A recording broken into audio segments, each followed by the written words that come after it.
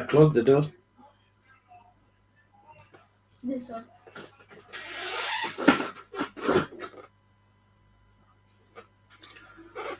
Good evening, ladies and gentlemen. We are glad you are watching. Thank you so much for making time to join us on Tembe TV and your favorite program on Open Forum, where we are discussing what is the latest on our political front. Things are happening and are happening so fast. Well, today we saw the youth of Jubilee regrouping, and it's like Jubilee is rising up again very strongly. Well, the Kenya Kwanza Alliance under the leadership of the Deputy President William Ruto were in Nakuru today, and he claims early lead in the election. He says he's going to win this thing early in the morning. What do you think about his claim?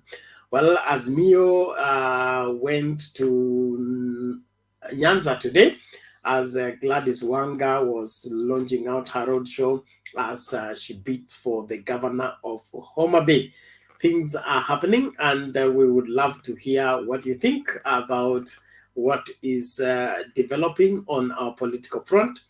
The link to use to get in the studio is right there in the comment section. You click on it and allow StreamYard to have full control over your camera as well as your audio, and you will be able to be added to the studio.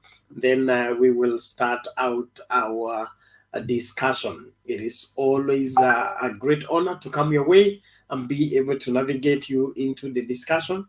And we allow each and everyone to air their views as pertains the country called Kenya and the current happenings on our political front. We need a country that is stable, a country that is trustworthy, a country that we can hand over to generations yet unborn while we are still here, in the sense that whatever policies we push for now will determine what becomes of this country many, many years hereafter. And so even as we get into the elections, it is important that you watch out. Who do you entrust with your life and the life of your family for the rest of the 5 years before you have an opportunity to recall or change whoever you placed in office? Thank you, all of you that are coming in fast and furious. Let us keep the conversation going. Thank you so much, Kengo Omwangu on board from Nairobi. Thank you so much. We appreciate you for your continued support.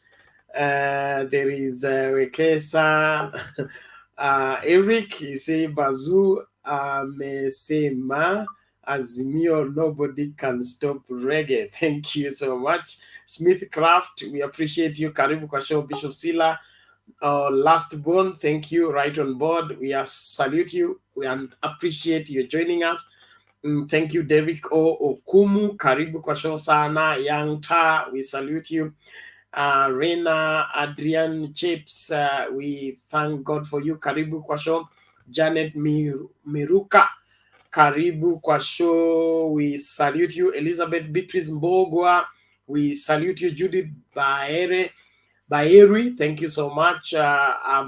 Ambasiko, karibu kwa show. Kuna Nyagoa ni Nyagoa, karibu kwa show. Thank you so much. James Nyandiga, we salute you. Gladys Sean Jr., we're glad that you're watching. Please, let's keep the conversation going on the comment section. Let's comment. What do you think? Jubilee rejuvenating. What does it mean for UDA and the rest of the country's politics? That is what we need to look at. William Ruto claims he's far ahead in every aspect. He should not be underrated. He claims by himself with his own mouth. What do you think on the same? Let us keep the conversation going. Bakiz Mohammed, thank you very much. Karibu kwa show. Patel Seboka Manyi, karibu kwa show sana. Tuendelee kujumuika pamoja, alafu tusonge mbele. Thank you, those of you joining me in the studio. Please keep your mic mute until it's your turn to speak. Thank you so much. Okay, David Odera, your device seems to have issues. If I can't mute it from here, it has issues. Please, I think you will reconnect again. Make sure that you allow StreamYard to have full control over your camera as well as your audio. That is the only way you'll be able to be added to the studio without issues. Yes, Mr. Wangira, habari leo? Mi niko tu. Nacheka tu nikicheka. Halo? Uko unachekea? Niko Nairobi, tunacheka tu mimi. Ruto anasema anamalizana na watu wa AZIMIO mapema asubuhi. Haya. Nilikuambia juzi Ruto alisema bring it on. Nikakuelezea kwamba come baby come. Na kweli tunaona ni come baby come. Yes. Umeona mkutano wa rais uliokuwa katika ikulu ya Nairobi. Yes. Rais kwanza zile nyimbo zilizoimbwa kule ni nyimbo za ni nyimbo za kujitayarisha kwenda vitani, sio vita za kupigana kwa mkuki, lakini vita za kisiasa. Because wameimba wimbo kama Nobody Can Stop Reggae, wimbo ule baba yetu Raila anaoupenda, Nobody Can Stop Reggae. Wakaimba tena wakasema yote inawezekana bila Ruto. Nilipomsikiliza Mheshimiwa Rais amesema kwamba wakati wa siasa umefika na sasa tunaelekea kwenye uwanja wa siasa. Imagine amesema wakati wa siasa umefika, tunaelekea kwenye uwanja wa siasa. Tunaelekea kwenye uwanja wa siasa. Alafu akasema AZIMIO inatuleta pamoja, which means kwamba tayari amesema kwamba anamuunga mkono Mheshimiwa Raila Amolo Odinga. Na kama umemsikiliza rais vizuri na kama umeangalia ile body language yake leo vizuri, utaona kwamba rais yuko tayari kwa chochote kile katika huu uchaguzi kuhakikisha kwamba Raila Odinga anachaguliwa kuwa rais wa 5 wa Jamhuri ya Kenya. Ataweka kama ni rasilimali yake, ataweka kama ni kuweka kila kitu, ataweka ile tunaita bet yake ni kwa Raila Odinga, na atahakikisha kwamba Raila Odinga atakuwa ni rais wa 5 wa Jamhuri ya Kenya. Na nikimwangalia naibu wa rais William Ruto, nikimwangalia kwa ukaribu, ni jamaa ambaye ameanza kupanic because anaona maneno sio rais vile alikuwa nadhani kwamba ni rais. Sasa kila anajipatia ni ile kwamba consolation, kwamba consolation, sijui kwa Kiswahili consolation ni nini, lakini anajaribu kujiconsole na kujipa moyo kwamba hii vita tutaenda mpaka mwisho, lakini anajua kwamba chances zake za kwenda vitani na kutoka kama mshindi tarehe 9 mwezi Agosti ni kama 0 So tukiangalia tayari Mheshimiwa Rais kitu ya kwanza amemprovoke Ruto, which means ulisema bring it on, mimi nimesema come baby come. Nimekuprovoke, sasa mimi niko tayari na nimesema twende uwanjani. Na nakwambia hii vita ya kisiasa itakuwa ni ile vita, itakuwa vita kali sana. Nikisema kali simaanishi kwamba watu wanaenda kupigana, lakini nasema ukali wake, yani kwa kisiasa itakuwa ni vita kali sana. Na mimi naona mwishowe mwenye kupoteza katika hizi vita itimiapo tarehe 9 mwezi Agosti atakuwa ni Mheshimiwa William Ruto. Wacha niwachie hapo, nipatie wengine nafasi pia kuchangia. Asante. Okay, asante sana Bwana Wangira kwa udadisi wako. Tunaendelea katika mjadala wa leo. Jubilee imefufuka, iko imara, si kama vile tuliambiwa imekufa. alafu William Ruto anadai kwamba yeye ako mbele kwa akili, ako mbele kwa maarifa, ako mbele kwa mipango, hakuna vile atashindwa katika uchaguzi huu. David Odera, unaonaje ya maneno? Unmute and speak.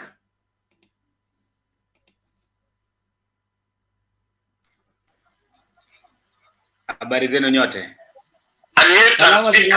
Habari zenu nyote. Salama, vipi? Mko salama? Salama, vipi? Mko salama, nashukuru. Niko salama sana, nashukuru. Kwa maoni yangu ya leo nataka kusema jambo tatu peke yake. Tukianza na maneno ya Mheshimiwa Rais. Rais aliambia Ruto kwamba wakati wa siasa umefika,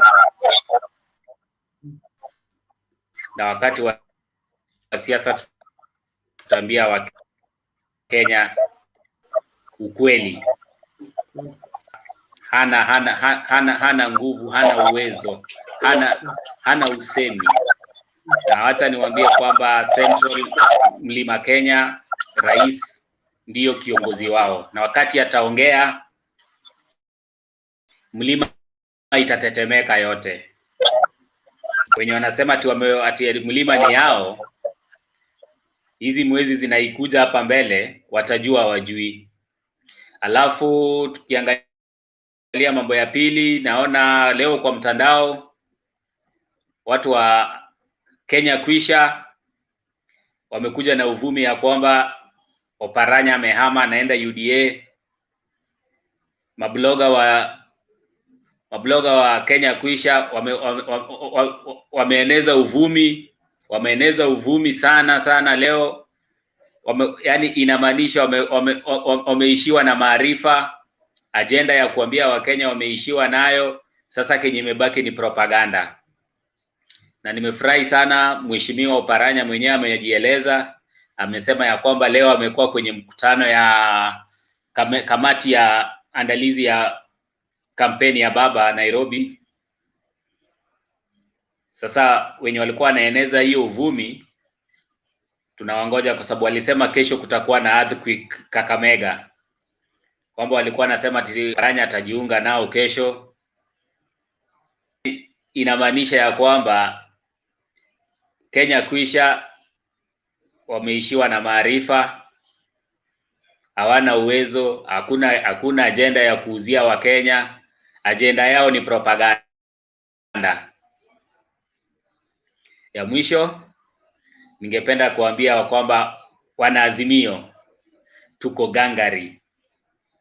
Kenya imefika sasa wakati wa kuikomboa, na kiongozi wa kukomboa nchi ni Mheshimiwa Raila Amolo Odinga.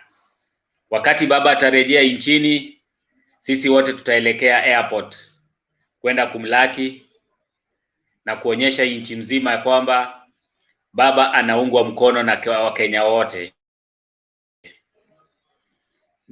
Nashukuru, wacha niwachie wenzangu pia watoe maoni yao kidogo, nitarejea baadaye. Okay, asante sana Bwana David Odera kwa maoni yako, tunashukuru sana. Asante sana. Tuendelee kuwa pamoja. Bwana Omari, hali vipi leo? Hali ya Ijumaa leo ni kuzuri, nimetoka kuswali Ijumaa. Aha. Leo Friday, unajua ni siku yetu.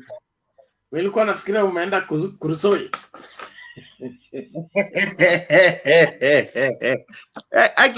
Aki wewe Bernard unanienjoy saa zingine.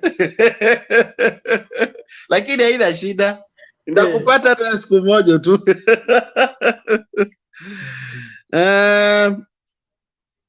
Leo mambo ilikuwa sio haya,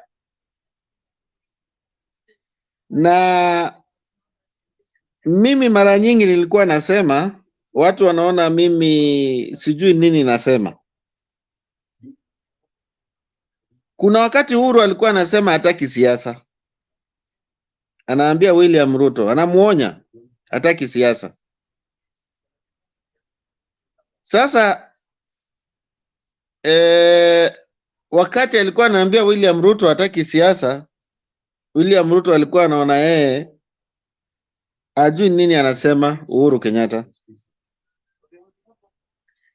Saa hii haswa leo kukuja, hata nimefurahi sana katika hiyo mkutano. Nimeona ule mama anaitwa Ngirishi kwa hiyo mkutano. Ina mean Ngirishi atasimama na Jubilee Azimio kumwangusha Waiguru. Hii tactic inaenda Central. Mi naona kuna mtu namuonea huruma, anaitwa William Ruto.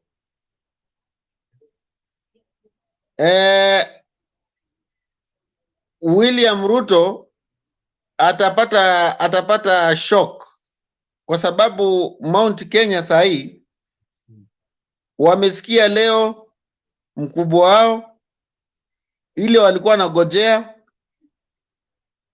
breaking news, mwelekeo ya Central walikuwa wanagojea Uhuru Muigai Kenyatta. Leo ametoka waziwazi, amesema anaunga Azimio mkono, na hao mayouth wengi ni wa kutoka Mount Kenya. Mtu asikwambia au mayouth ati wengi ni wa kutoka Nairobi. Mayouth wengi, ilikuwa mkutano leo, ni kutoka Mount Kenya. Hao mayouth wengi kutoka Mount Kenya, watu wanajipanga leo. Uhuru Kenyatta ameambia Mount Kenya mwelekeo yake, signal imesha directiwa Mount Kenya. Uhuru amesema yuko Azimio, ina mean anaunga mzee mkono. Hiyo ni battle kwa Ruto. Na kitu ingine, hii tactic ya president, nimesikia Peter Kenneth anasema kuanzia MCA, MP, women rep, governor, senate, Moranga ikianza siasa, tuseme Central yote itafunikwa. Alafu kuna speech ingine ilikuwa namsikia mtu aitwa Waiguru, ati anawaambia atamteach lesson Uhuru Kenyatta kumuignore Uhuru Kenyatta, William Ruto. Waiguru ni nani kwa Ruto, kwa Uhuru Kenyatta? Uhuru Kenyatta ndo amemjenga Waiguru. Sasa leo imeonyesha Ngirishi yuko kwa hiyo mkutano. Ngirishi atasimama na Jubilee na Jubilee Azimio. Hiyo Waiguru ajue kiti atakosa Kirinyaga. Hiyo kiti inaenda kwa Ngirishi totally. Aswa hata hiyo Ngirishi alikuwa anagojea signal ya leader wao aseme hadharani, na already leo Kenya mzima hata nchi za nje wameona mwelekeo ya Uhuru Kenyatta ni Azimio kumuunga Mheshimiwa Raila Amolo Odinga. Na nimefurahi sana hii siasa wameanza, ni ile president ni kama ameambia watu wa Azimio hakuna kulala. Kama president yuko ndio anaongoza hiyo campaign kila kona za Kenya, wasigojee mzee wacha amalize shida zake huko. Ile mambo imempeleka nchi za nje, mzee akikuja apate kila kitu imeshakuwa flat, yeye tu ni kumalizia. Hiyo tu ndio nilikuwa na maoni yangu ya leo. Okay, thank you Bwana Omar. Naomba tusonge mbele. Young millionaire George, is it George? Yes. Yeah, I'm George, young millionaire. Habari ya jioni. Mimi kitu nitasema ambia watu wa UDA kuja polepole, kwa sababu kila mtu akona freedom of speech.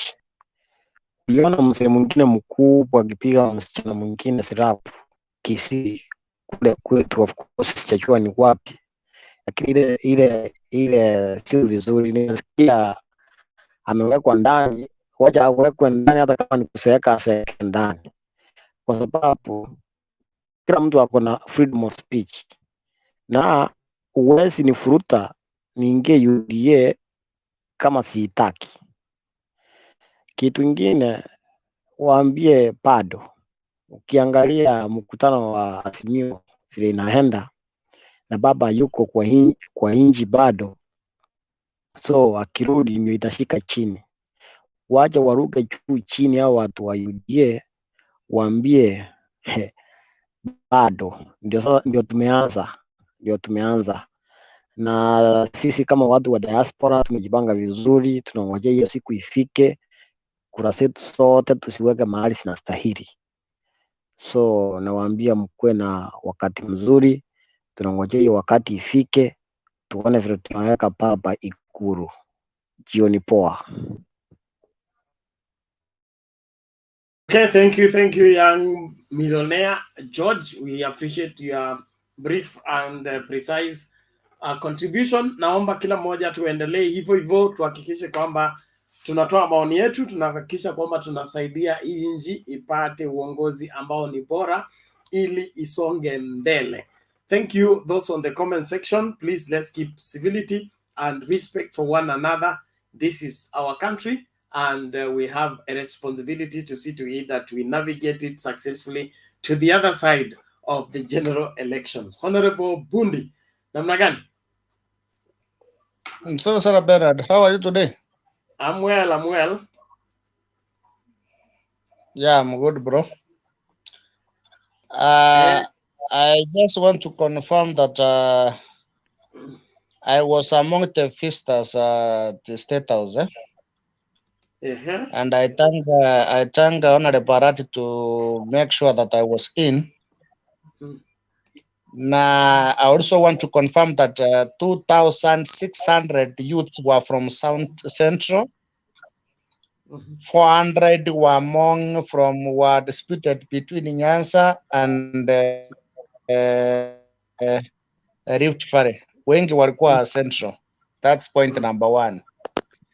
I was happy that one of the agenda before we started the meeting, close before the cameras came in, is to make sure that the person, because when you come to ukikuja kuuza sela yako, si lazima kila mtu akubali ile mambo unaongea.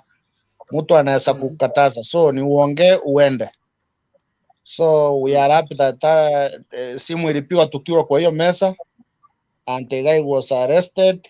Tunataka wetu wa simu, especially wa simu wa mama, hata kama ni pipi yako, mkono isaidii. There is a way you can solve.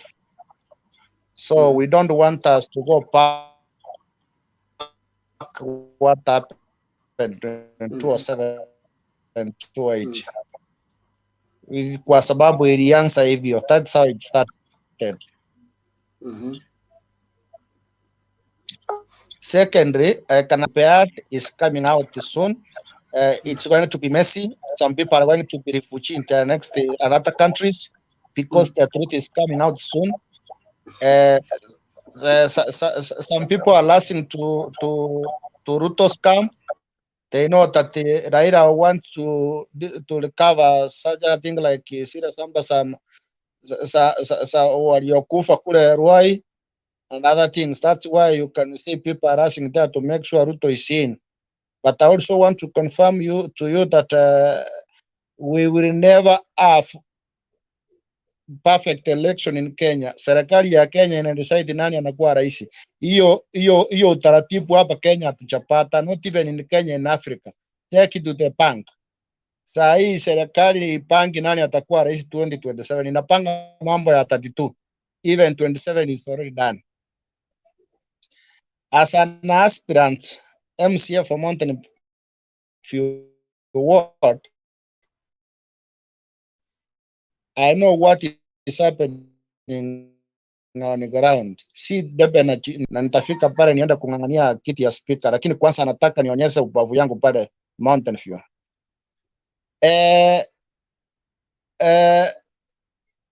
Uhuru is very clear. Uhuru knows who is Ruto. This is somebody they started a campaign together. They went egg together. Alianza kukasirika na vile witnesses walikufa. And that is a person you want to give power. He knows what is happening in terms of development, tenders. And since we all know that all business, government business are being done at deputy president office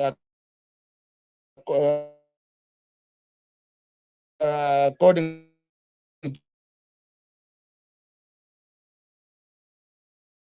to Honorable, wifi yako ina fail.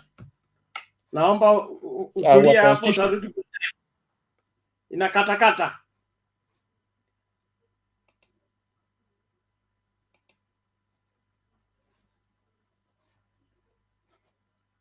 Okay, Bwana Murunga. Karibu, namna gani? Mzuri sana, habari ya jioni. Salama. Afurahi kuona wewe. Asante sana, niko bado, sisi tuko tunang'ang'ana na kazi ya kujenga taifa. Nimefurahi kuona ndugu yangu Joram pale. Nilienda region yake Siopot nikakosa yeye. Lakini nimesema ndarudi huko tu, ndampata huko. Wewe ukienda huko samaki yangu usikuje bila. Lakini nilikaribishwa na rafiki yake mmoja mzuri sana. Hapo karibu na kwa mheshimiwa Babu. Nilikaribishwa sana. Alafu wacha niseme hivi. Tumefurahi sana vile rais amechukua mkondo mpya na aweze kuweza kurudisha chama imara, chama kiwe imara. Na sisi watu wa upande wa mkoa wa Magharibi, wacha niite Magharibi kama Papa Atuoli, sisi tumejipanga ndani ya Azimio na tutingiziki.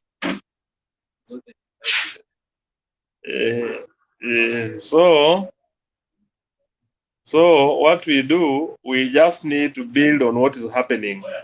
Secondly, there was propaganda going around that Oparanya was headed to inaitwa namna gani ile inaitwa, hata jina imenishinda kupronounce. Nini? Kenya Kwisha. UDA. But I've seen him actually has disputed that. But of course, that was a propaganda that was generated by, I'll tell you this. Robert Alai is trying to cause chaos within our ranks. That is by, starting wars that are not there. Because I saw something that was posted by him yesterday, and I was like, honestly, somebody of Paranya's stature cannot do such a thing. And akasema he was trying to sabotage the AZIMIO rally or the AZIMIO programming yesterday. Something that, of course, some of us who are in AZIMIO would not actually agree to. But we are saying this.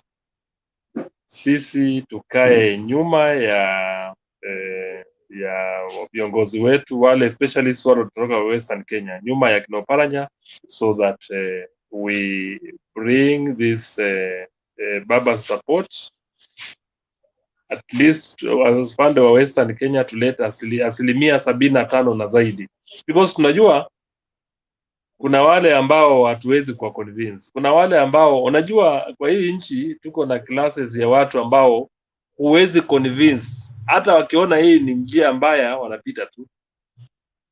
Na hiyo kuna ile watu walio usema ya kwamba shawali yako, what you have, wale yani kitu mai kula. Na unajua jana yetu pia upande mwingine, unajua anatoa kitu, na kuna wale watu ambao wanajua ya kwamba ile kitu imefika pale kwa mkono yao, ndio hawa wanaamini pia. That's why we are saying we must insist on getting at least 75% of the Western Kenya. I'm happy that Busia is locked, Kakamega is equally locked, but though for few areas, Bungoma is still, I know Bernard will be able to tell us that it's a bit shaky.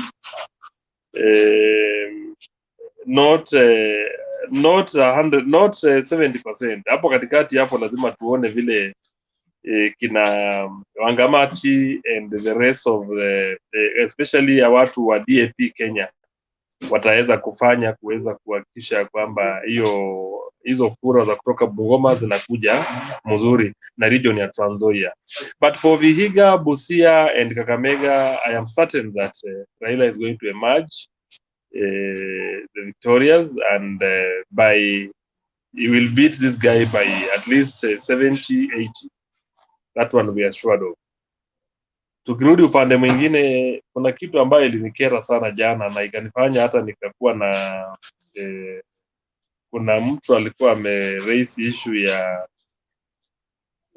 I don't know who it was, but there was an issue about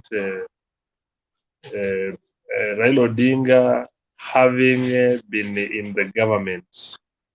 I think that's a debate that Bernard picked up very well, and this is something people must be reminded.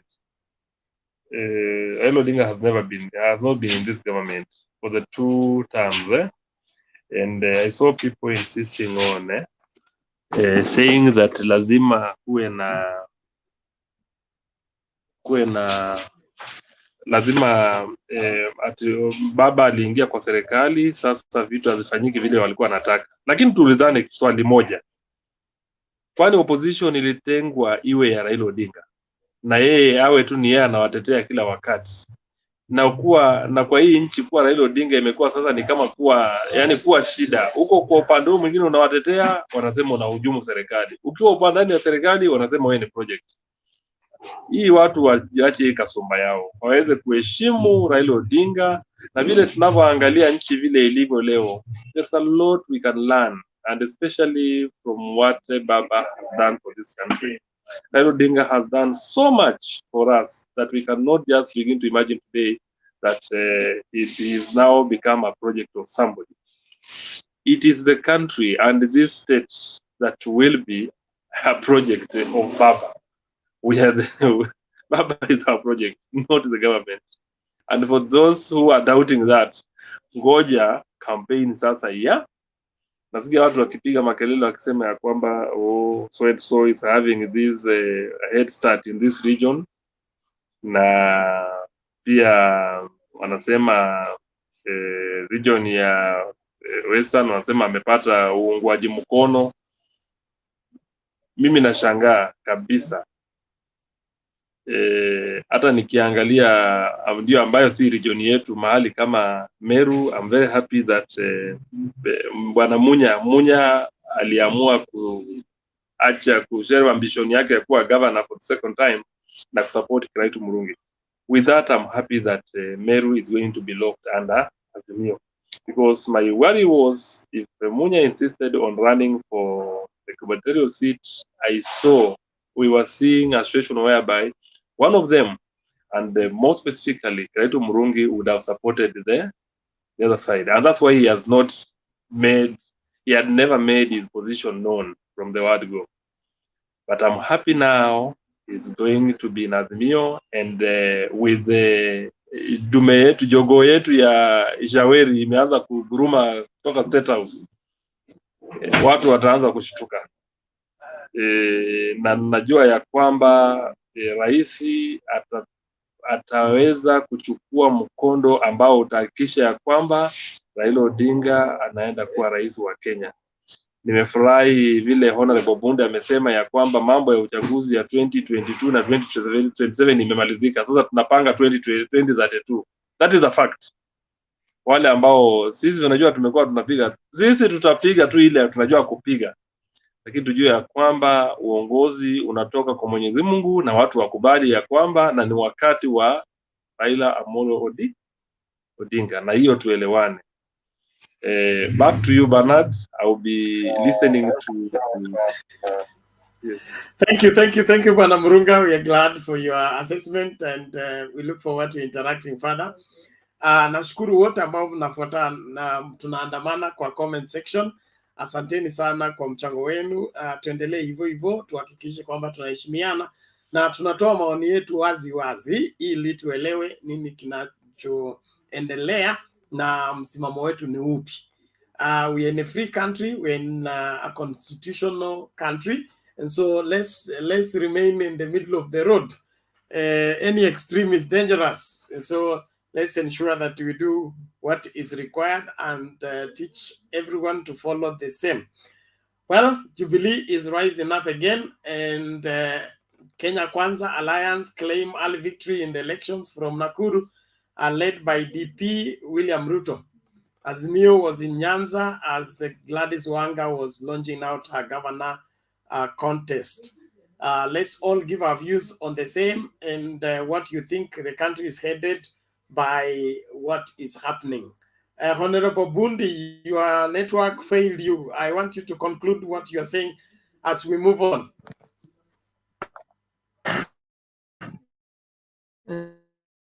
Yeah. Thank you.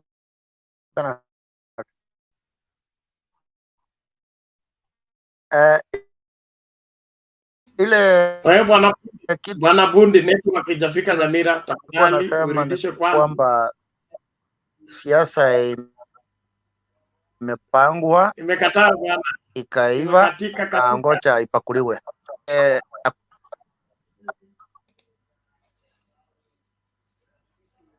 This man did not fix this thing. Okay, get back, fix the audio and then it will work.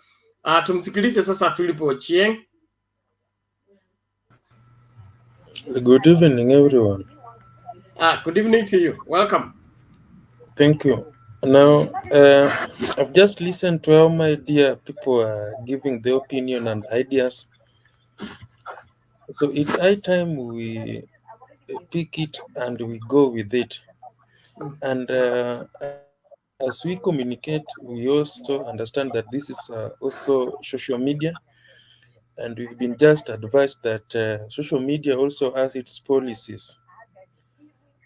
Now, we have rules and governance that control everyone within the country. We are in a free country that we have freedom to speak. So now that we have freedom to speak, we are liable to give our views, and everybody can at least understand us. Now, to leave that one aside, let us get to politics. When you look at the politics of today, it's a bit different with the politics of yesterday. What do I mean by the politics of yesterday? The politics of 2013 and the politics of 2017. Totally different. Now, when you look at our able deputy, he has been campaigning all over. But now, look at recently the pollout that was established. Somebody who has been campaigning from 2017 up to now. If you compare him with Raila can only hold a rally once, and then everything is okay. So it's high time you start understanding and you be favorite with your president. AZIMIO all through.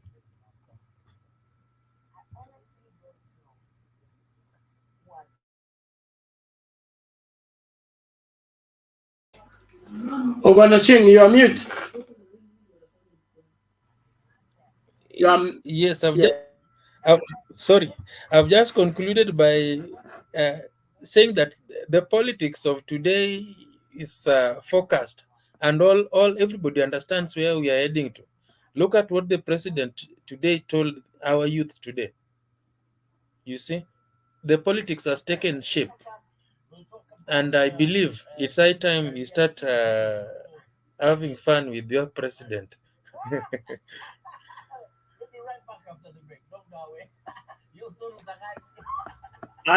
Thank you. I think I guess you're done so that we can listen to this video as we move on. Okay, proceed as well.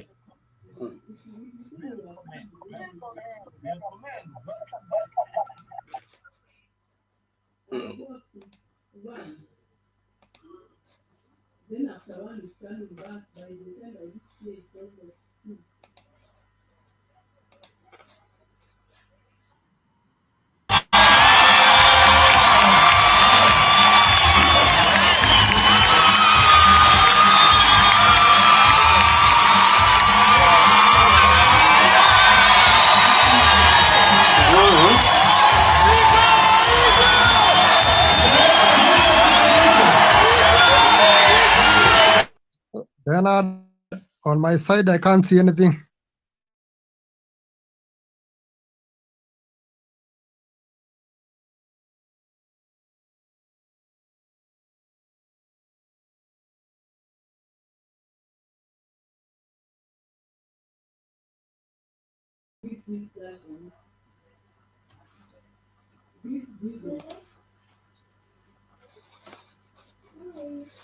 Sorry, the video seems to have issues.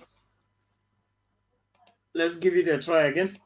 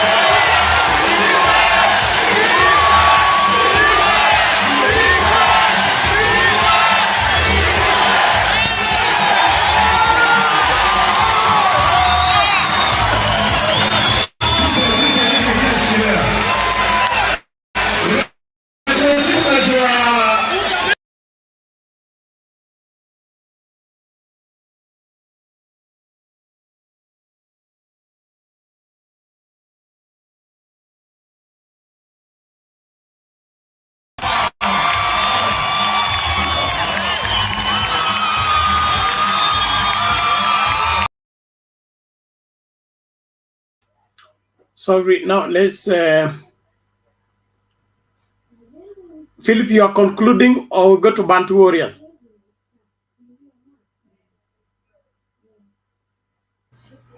It's fine. You can move. Then there's something I will just speak over when it's concluded.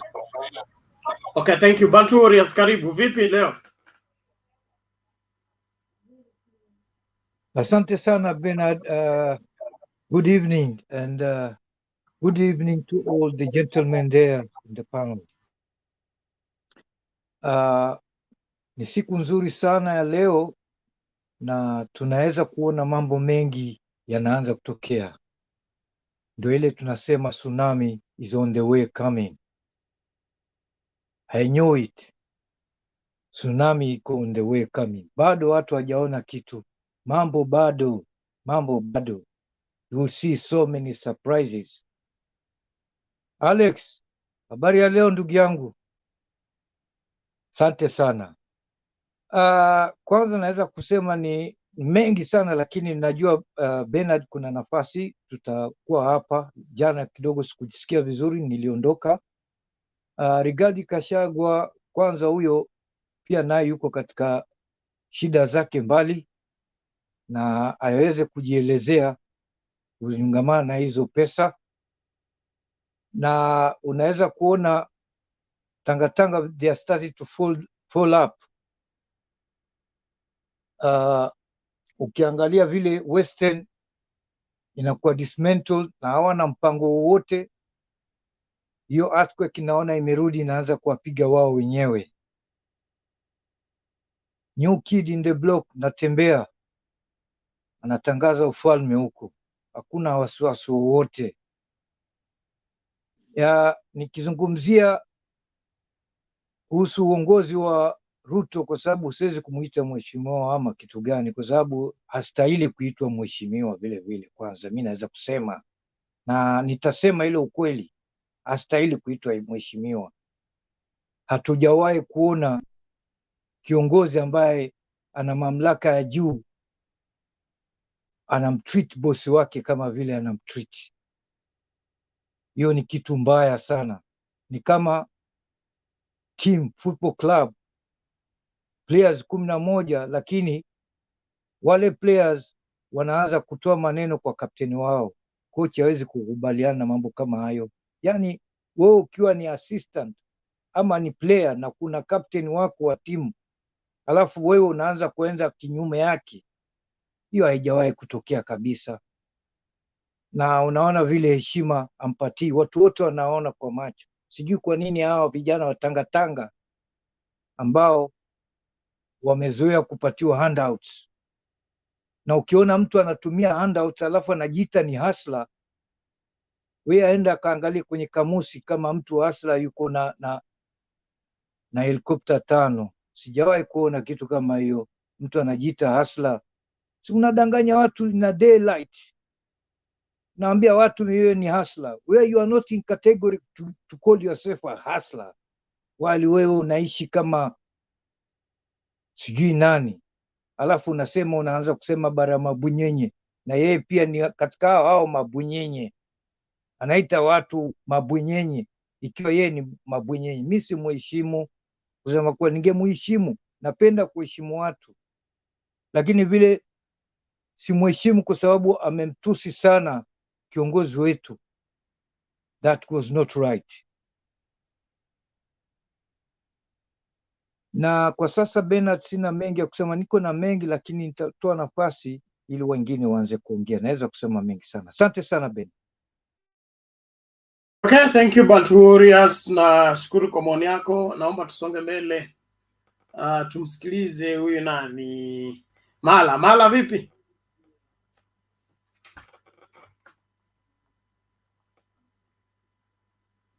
Mala upo? Okay.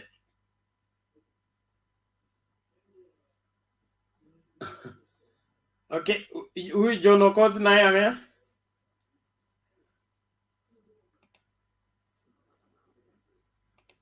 Oh, guys asleep or something. Ephraim, hebu sema kitu kabla tuende kwa Yakob. Good evening. Good evening to you. Habari ya masiku? Salama tu. Namna gani? Sina ubaya, nashukuru kuwakuta. Bantu, Alex, nashukuru kuwakuta. Tuliachana last year.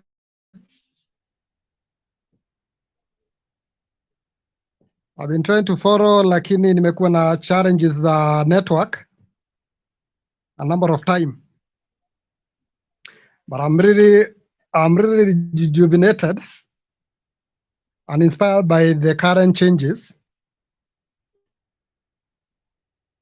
I think I like the shape our politics is taking,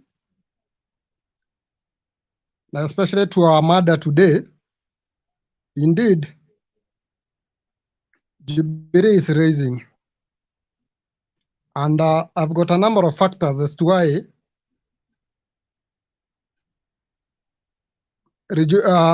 Jubilee is rising back. One of it, our president promised to fund a number of aspirants. And I believe that's one thing that is going to inspire people, one, to stick with Jubilee. And those that had left, they'll have a good reason as to why they should come back.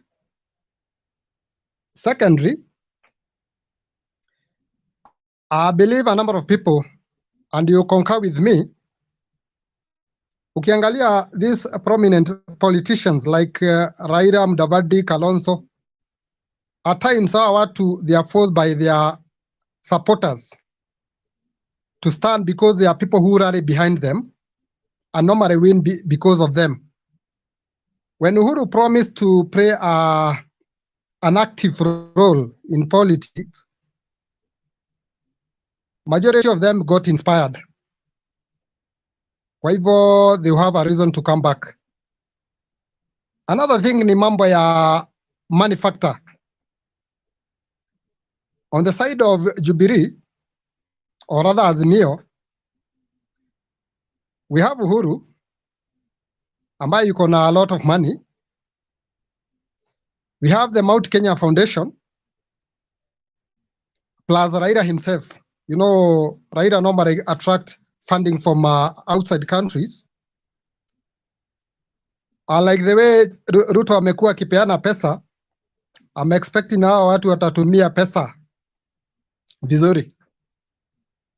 Na hiyo ni jambo moja ambayo itakuwa, ni jambo moja ambayo itafanya actually the Azimio team claim the victory. Saidi ya Ruto ni kweli ame poison people, ame radicalize watu, particularly in Mount Kenya. Even at the moment, he's enjoying around 65%, 60 to 65% of Mount Kenya are behind him. That's a fact. But the good thing about it, his hope is on a quicksand. Kwa sababu,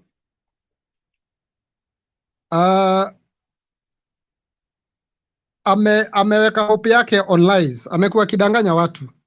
Sio mambo ya ukweli. Amekuwa kidepend na mambo ya narrative. And as you can see, he's changed his narrative. You know, he started with the narrative ya dynasty versus Hasra. From there, amekuja mambo ya bottom up. And currently, kuna jambo amejaribu, there is a narrative that is trying to drive across ya mambo ya kufanya Raila appear like a project. And I think it's not selling. So, mi sioni the kind of victory they are claiming, sioni kama wanaelekea anywhere. For now, nataka niachie hapo. Thank you. Okay, asante sana bwana Ephraim. Jacob Awol. Jacob upo? Yes, Bennett. Namna gani? Mzuri bana. Aya basi toa maoni yako. Niko na call kidogo, so I uni excuse, I'll listen. Sawa, thank you. Okay. Bwana Wala, namna gani?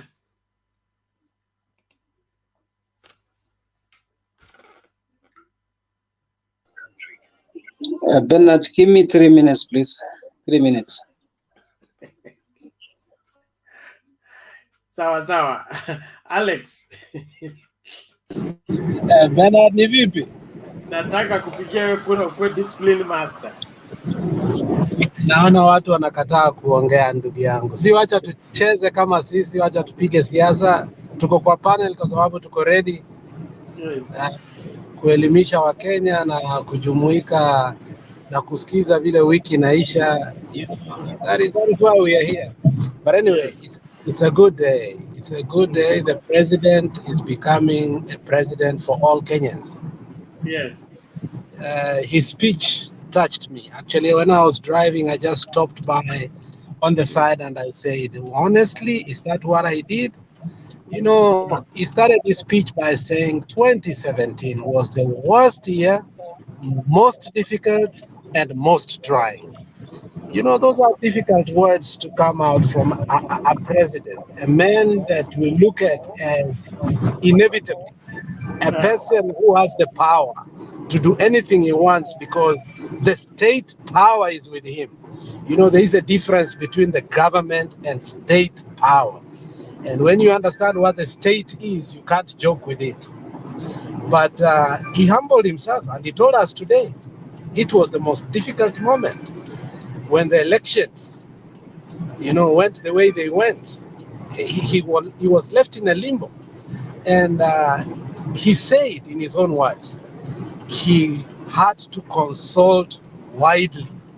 He did not even stop there. He said he consulted Wamama, he consulted the old people, he consulted the youths, and he had to make hard decisions, and the decisions that made sure, and at some point they had to part with his friends.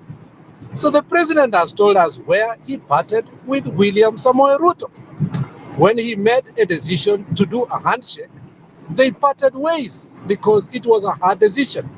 But because he was elected to be the president of the Republic of Kenya, you know, and I've always said here, the only problem I have with Ruto is one.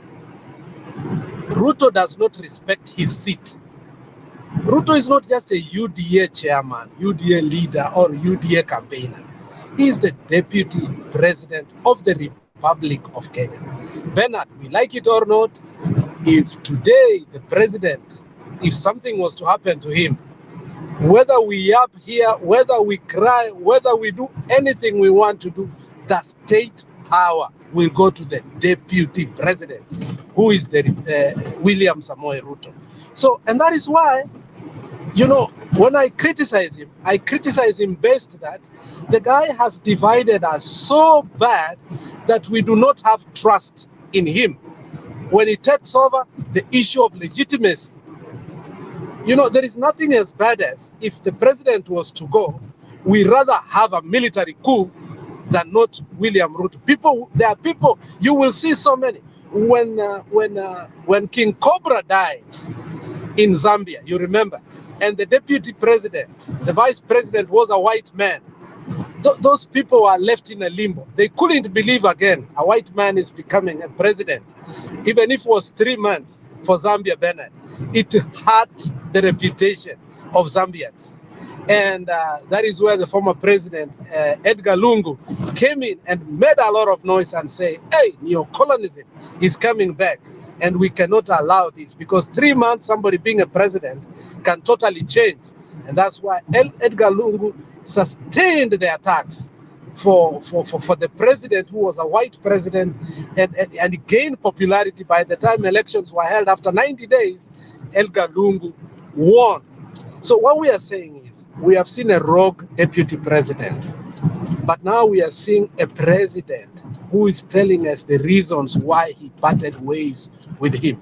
He's the deputy who did not want us to be united, because remember, the election was after they were nullified. We were left united. We were left with the idea of secession that was brought by one David Ndii.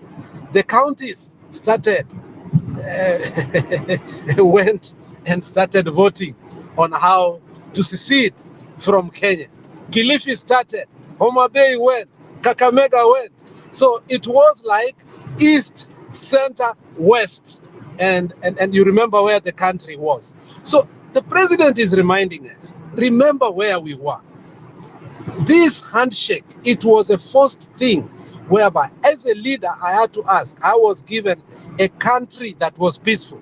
The reason I became a president is because there was exchange of power from a peaceful president to me.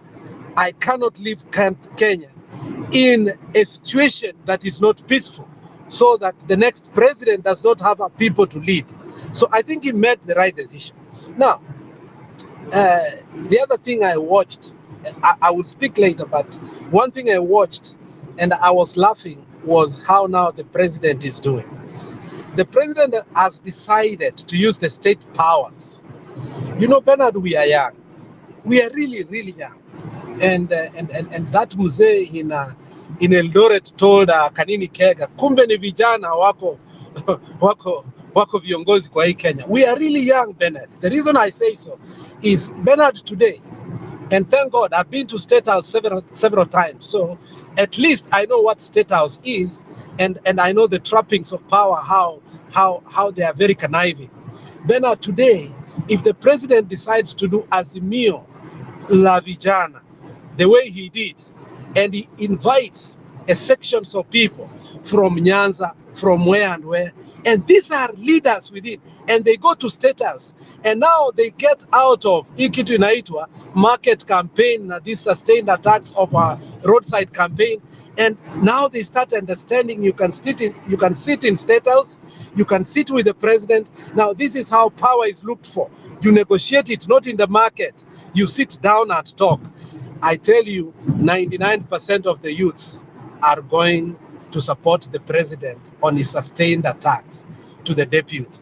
So if I was Ruto, I'll be very careful, because the few young people Who went there?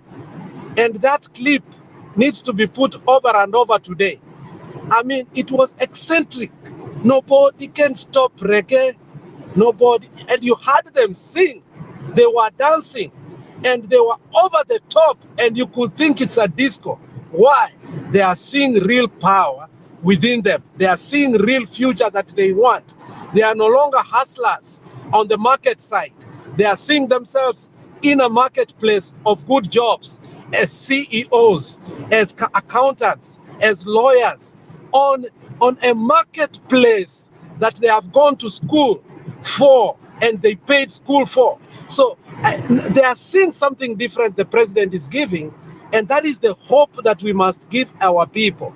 Not on the marketplace kuambia watu nyinyi ni hustlers, munaanza kupea watu pesa kidogo kidogo kidogo mnawadanganya. So if Uhuru decides to use the state power that I'm seeing now he's going to use to show Kenyans, especially the youths, that there is a better way, and that better way is this one's. Ruto is going to lose these youths. He better change his narrative now, because I have seen something that I didn't think that is going to be very quick, and that is the way the youths are singing. No one can stop reggae. That is reminding us of BBI. You cannot sing that way and forget about BBI. William Samoei Ruto should be very careful on how he started this campaign. Thank you so much. Alex, tsunami is on the way. So Okay, Bernard, thank you, Bernard. Thank you, Bernard, for giving us the elaborate summary of the events today and your understanding of the same. We are glad. Let us listen to, I think, Mala, you got your 3 minutes. Are you still not ready? Katwe, karibu. Philip Ochieng, ukikaa nyuma ya curtain tunakung'oa. Of the same, we are glad. Let us listen to Mala, you got your 3 minutes. Are you still not ready? All right, thank you so much. Katwe, karibu. Thank you so much. Philip, mute your mic. Philip, mute your mic. Mute your mic because of the echo. Thank you so much. First of all, I will want to wish all the Adventists a happy Sabbath. It has already started.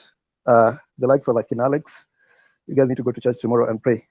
I would like to kickstart my conversation today with a verse from the Bible, and it is a story from the king Belshazzar of the kingdom of Babylon. So what that dreamt, and he dreamt about thing, and when he dreamt, there was a writing. He dreamt about a very huge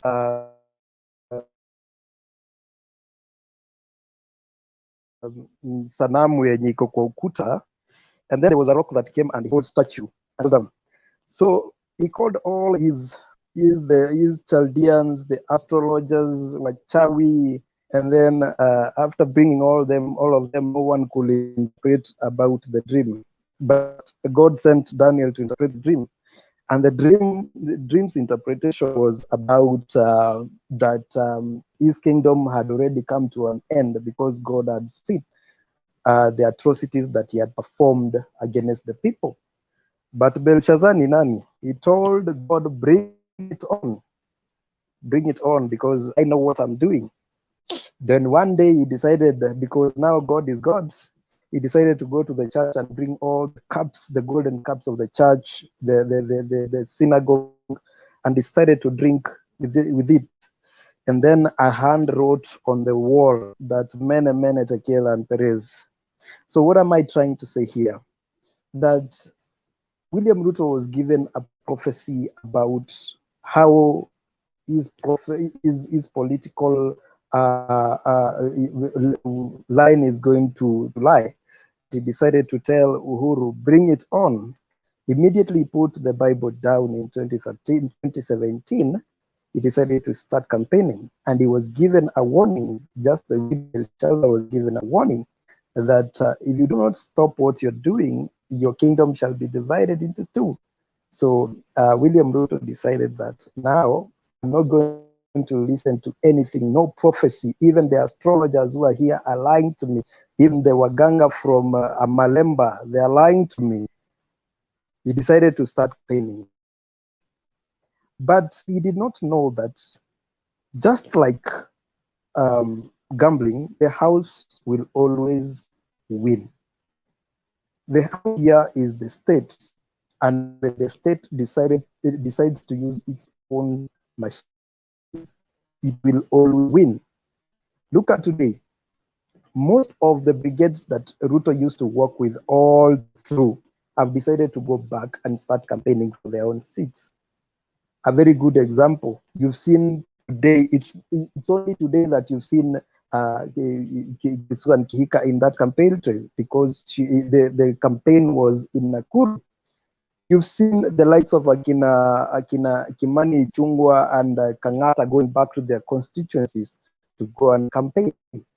But have you asked yourself, have you seen the AZIMIO La UMOJA brigade splitting? They are not splitting, and if at all they are splitting, they are going to campaign for AZIMIO La UMOJA, and in that they are benefiting from AZIMIO La UMOJA to be re-elected. So today, the master of the doublespeak today decided that because I messed up the other day and telling the president, bring it on, he decided to correct himself and say, please respect our president, because the president did not steal any election. He was pricked to get angry. And remember this, Uhuru Kenyatta has been with William Ruto from 2002. He was with William Ruto 2013. He was with William Ruto 2017. So whatever that Uhuru Kenyatta will tell about the character of William Ruto, it is very true. And one of the biggest weapons that AZIMIO is using right now, courtesy of the Jubilee brigades like the master, who is Uhuru Kenyatta, is that they're capitalizing on the short temper of William Ruto. You prick him a little bit, you provoke him a little bit, diarrheas, and then he cannot take back his diarrhea. That is what they're trying to do.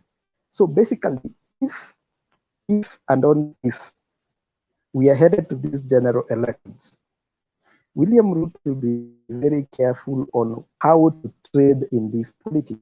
Because at the end of the day, I'm seeing William Ruto standing alone. Somebody was saying that one day William Ruto will stand at that secretariat office and invite himself as a new member in UDA. Atatoka hapo nje, ajivalishe kofia na aseme, karibu sana kiongozi, tumekukubali sana, wewe ni kiongozi mzuri sana, karibu UDA.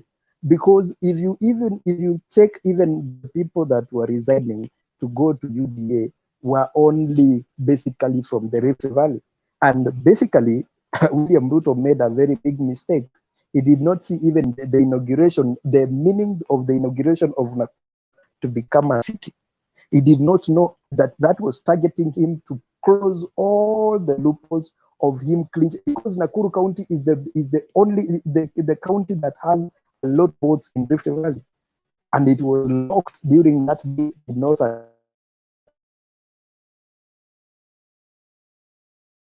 that. He has been making a lot of mistakes, a lot of political mistakes, but he does not know how to come back. A very good player will tell you that when you are in the pitch, first of all, learn the weakness of your opponent. And I will tell you this, like the game of Liverpool and Barcelona. Liverpool knew that Barcelona loves arguing so much with the referee. And this is what we are capitalizing. That mistake kidogo ikifanyika, they rush to the referee. Mistake kidogo ikifanyika, they rush to the referee. There was one goal that was scored kama wamesimama na wajui wanafanya nini. And that is what William Ruto is doing right now. He is arguing a lot. He is going to the street arguing a lot, not knowing that the card that he's playing right now, I said yesterday, the card that he's playing right now is 2007, 2013, 2017 of Raila Amolo Odinga. But what is the end game of Ruto? In my opinion and in my analysis, I don't think Ruto wants or is thinking that he's going to win this election. William Ruto, just the way he has been seeing Baba in the previous elections, Ruto is counting on the serikali ya nusu mkate. That if and only if I'm going to lose this election, of which it is something that is inevitable, is going to lose terribly, that is going to marshal forces and force for nusu mkate. But does he have the numbers to force that? Does he have the cities to force that? Can he bring the economic sabotage? Can he bring the mandate tear gas? The answer is no, because most of the supporters hawako town. Nakuru sio yake, Nairobi sio yake, Mombasa is not his. Let's not talk about the purgatory Kisumu. It is never going to be as easy as it thinks. So basically, my own opinion, he should desist and check on the people that he's inviting to his camp. Like the way he rushed inviting Moses Wetangula and Mudavadi, thinking that he was winning. He lost terribly time he invited Mudavadi and Wetangula. People that are not from the same ideology are like poison to you, because the minute he stands and says the government has, for example, achieved this, Mudavadi will stand and say the government has overborrowed. That's a plus or minus one integer, which is zero. So the whole campaign trail becomes useless. And if you've seen, people have been making deliberate mistakes. Like the MP for Nambale, that wasn't a mistake that it wasn't a mistake. It was something that was Wetangula's slip of the tongue of AZIMIO. I don't think that was a mistake. Is either his heart is still with his ex. You know, there's a way you can date someone and then you get into her so much that ukikutana msichana mgeni unamuita Rose na yeye ni Nancy. Unaona? It's either the two. It's either you are doing it deliberately to tell this woman that another woman who was very nice more than you, or you are glued to X and you are delusional, and maybe you're thinking about your ex too much. Either you are even dreaming about it, even the wanaume ushiko usiku. So basically, the way William Ruto has been inviting anyone, any person, we did that in 2007, and we saw our nomination stand out. You remember the men in black, the way they much inevitable that the presidency is going to go to none other than Raila Amolo Odinga. So for tonight, people should sit down. In fact, if you are somewhere, just enda tafuta magunia ya popcorns, get your wine, sit back, relax, and wait for the presidency. Thank you.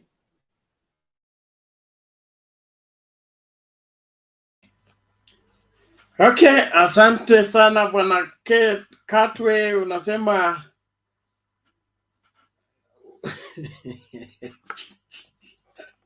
the heart is still with the ex, even when you are still with the current. And so you tend to call wrong names to wrong people. All the same. Thank you. That is Kenya politics. Wale watu wote mko nyuma ya curtain, operation fagia wote. Because the screen must light up. Honorable Bundi, 1.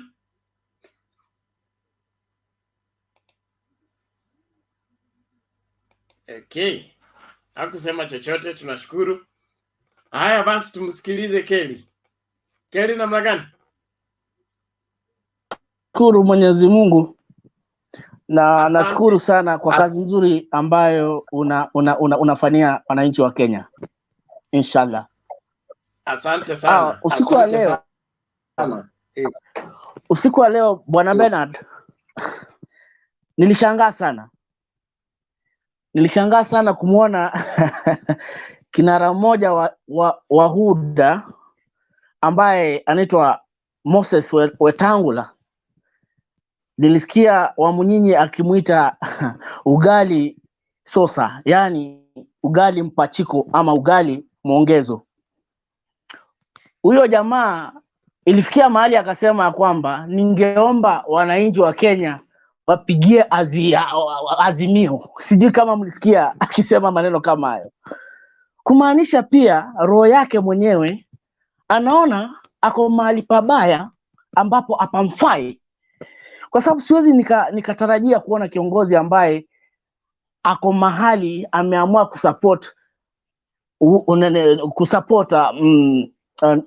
kusapota Ruto na roho moja na ulingo wake wote na mwili wake wote, afikie mahali katika speech yake aseme ningeomba wa Kenya wachague Azimio, alafu after that akatwist maneno yake akasema wasupport UDA. Nilicheka sana. That was funny for me. Kitu kingine upande wa rais wetu mpendwa Uhuru Muigai Kenyatta, kwanza namshukuru kwa yale yote ambayo anaifanyia nchi yetu ya Kenya. Tukiangalia maneno ya infrastructure, amejaribu kabisa, mabarabara amejenga. Tukiangalia upande wa kumanage hii nchi yetu ya Kenya, kutoka handshake wakati baba alimsalimia, tumeona ya kwamba inafikia mahali hata akiwa katika sherehe kubwa kama Uhuru Day, kama kusherehekea madaraka yetu, tumeona sisi wananchi akimpatia mkono wa buriani akisema kwamba kama ingekuwa mzee huyu ambaye anaitwa Raila Amolo Odinga, atungefikia kufanikisha yale mambo ambayo tumefanya katika hii nchi yetu ya Kenya. Sijui kama ulisikia wakati alikuwa upande wa Uhuru Garden, nilikuwa ni ya Uhuru Garden pale wakati wa kusherehekea sikukuu, na akambisha akasema akabreak his protocol na akasema ni lazima Raila Amolo Odinga ahutubie wananchi wa Kenya. Kitu kingine naweza kumshukuru ni na kumwambia asante kwa kuendelea kumsupport mzee wetu baba na kuendelea kumshikilia, ni kwa sababu ameonelea kwa kweli huyu mzee vile nilikuwa namuonelea hapo mbeleni sivyo. Unajua kuna kasumba kalikuwa kamewekwa. Nakumbuka katika Azimio ambayo ilifanyika Kasarani, David Murathe akisema kwamba walikuwa wanatumika wao wenyewe au viongozi wakubwa kwenda katika vijiji za Central na kueneza ubaya wa mzee wetu Raila Amolo Odinga, wakisema kwamba ni mzee mbaya.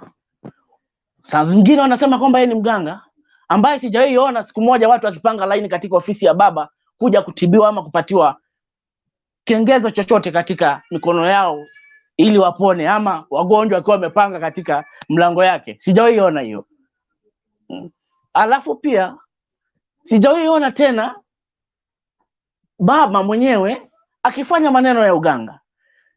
Tangu nimjue baba ni mtu mcha Mungu, tangu nifanye research yangu mwenyewe kama Kelly, nimejua ya kwamba baba ni mcha Mungu, ni mtu ambaye anaogopa Mungu zaidi, na pia anahimizanga vijana wote washikilie uungu katika nchi yetu ya Kenya. Pia naweza sema kwamba Murathe alisema vile walikuwa wanafanya, akapatiana historia vile walikuwa wanasema, na akaambia watu wa Central, viongozi vigogo wa Central, ya kwamba tutabidi tuende tena pale tuelezee kwa kweli tulikuwa tunawadanganya hao wananchi wetu, watu wetu wa Central. Na tumeona kwamba kwa kweli wamefanya kazi. Ukiangalia saa hizi Bernard, kazi imefanywa Central.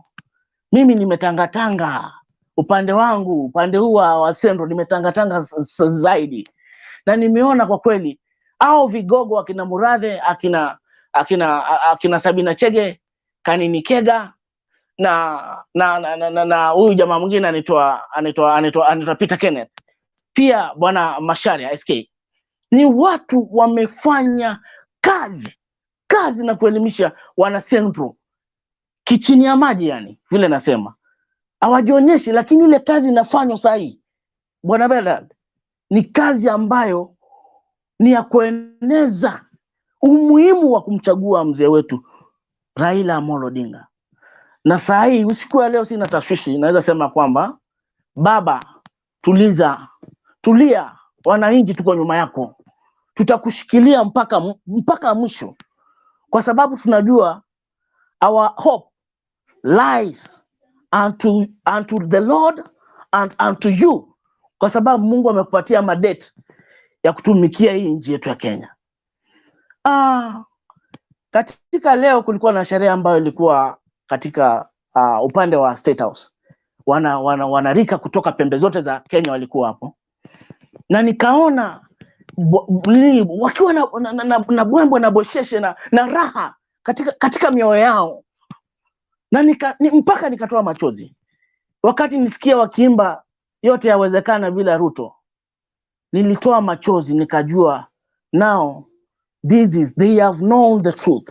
Wanarika wamejua ukweli wa mambo, na ningependa niwaambie wanarika wote ambao wana support timu ambayo haina agenda, timu ambayo ni ya matusi, wanaongea vitu ambazo hata haziwezi zikasikilizwa na watoto.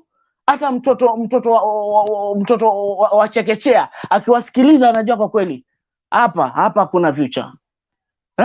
Hakuna future kabisa. Niliona pia katika mkutano wa Ruto leo mama mwingine akisema azimio, Ruto akiongea anasema azimio. Nikaona mzee akimpiga kofi mbaya sana ya shingo. Nikauliza, na Ruto ako hapa tu nyuma yake, hawezi akasema ya kwamba wacha usipige. Kombea baba wakati alikuwa dhika, wakati yule kijana ambaye alikuwa analeta barua akitaka kusukumwa na maaskari wake wakitaka kumpiga, ni nini kilifanyika? Baba aliacha speech yake immediately na akaambia hao maaskari na wale ambao walikuwa wanasukuma huyo kijana, tafadhali usijaribu kuguza huyo kijana, ni mwana Kenya, achana naye, niletee hiyo barua na kukatulia. Na after that tukaonelea kwamba baba alienda akasoma ile barua, akarudi tena, kumbe alikuwa ameshamuita mpaka kwa ofisi yake kijana, na saizi kijana anafanya kazi na baba. Kwa nini Ruto akuchukua the same manto ambayo mzee alifanya kutetea yule mama ambaye alipigwa kofi ya shingo? Ni aibu gani? Tunafunza nini watu wetu wa Kenya? Ni fujo tunauzia watu? Ni uoga tunauzia watu, ama ni nini? Kwa hivyo ningependa watu wa UDA ambao wako mrengo wa UDA warekebishe, tutimize demokrasia yetu ambayo huyu mzee baba alifaitia. Wakati wa Moi ulikuwa saizi Bernard, kama ingekuwa ni wakati wa Moi sahi, uko na hii kikundi ambayo ni yako iko hapa sahi, tungeona umekujua mahali huko sahi, tukiwa hapa hivi, ushikwe uwekwe kwa Range Rover na Bernard apotee. Wakati wa Moi kulikuwa namna hiyo, lakini demokrasi ambayo ilifaitiwa na baba ndio inatufanya mpaka umeunda kikosi ambacho kinatuelimisha. Umeleta vijana wote, naona wazee katika hii group ambao pia kuna kile pia napata katika upande wao, na pia kuna kile ambacho napata kinaniwezesha kuendelea ustahimili katika hii nchi yetu ya Kenya. Na nakushukuru sana kwa sababu mzee Bernard unafanya kazi nzuri. Usichoke. Usidhani ya kwamba hatukuombei.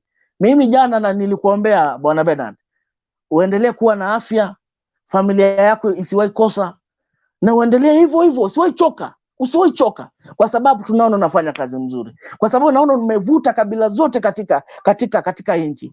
Naona Mkisii, naona Waluya, naona Wakamba, naona kila kabila, Wakikuyu naona hapo ndani, na hiyo ni kazi nzuri, na tuendelee hivyo. Na nikimalizia, ningependa tuendelee kueneza amani katika nchi yetu. Kile tunakiona upande wa UDA, tusikubali kabisa, tusikubali. Mungu abariki. Okay, thank you Bwana Kelly. Tunashukuru kwa maombi yako, maoni yako na mapendekezo yako kwa nchi hii. Naomba tusonge mbele. Nani huyu? Bwana Mamo, vipi? Mzuri sana Mr. Bernard. Sikumbuki tuko kwa area. Tuletea habari ya leo. Tuko wazima, tunashukuru. Hata sisi tuko wazima. Siku mbili nilikuwa nimepotea kidogo. Nimerudi. Mimi naona mambo ya Azimio inaendelea vizuri. Hii timu yetu ya Panelist mnaona wako wazima. Kitu ya kwanza na wasalamu nyinyi wote. So nikirudi kwa mada sasa, mimi naona mambo ya Azimio inaendelea kubamba moto. Kwa sababu gani? Kama baba mwenyewe hayuko area na inabamba hivi, sembuse mzee akirudi, mimi nafikiri sasa itarudi ile kitu inaitwanga baba while you are away. Mambo itakuwa maajabu kweli. Sasa ile ingine naona kama Sabina sasa ni ile ameconfess, kumbe kuna tuvitu wa zamani inafanywa. So nafikiri hiyo kusema kwake labda watu wataitafsiri vibaya tu, lakini nafikiri hiyo ni kama kujibu tu wenye vile UDA watu walikuwa wanasema ati unakuta Ruto anasema kuna siku kura zangu zitaibiwa. Sasa unashindwa nani amesema kura zitaibiwa? Nafikiri hiyo kitu ni kujibu tu Ruto ya kwamba hata ukifikiria mambo ya kura hiyo chochote inaweza fanyi.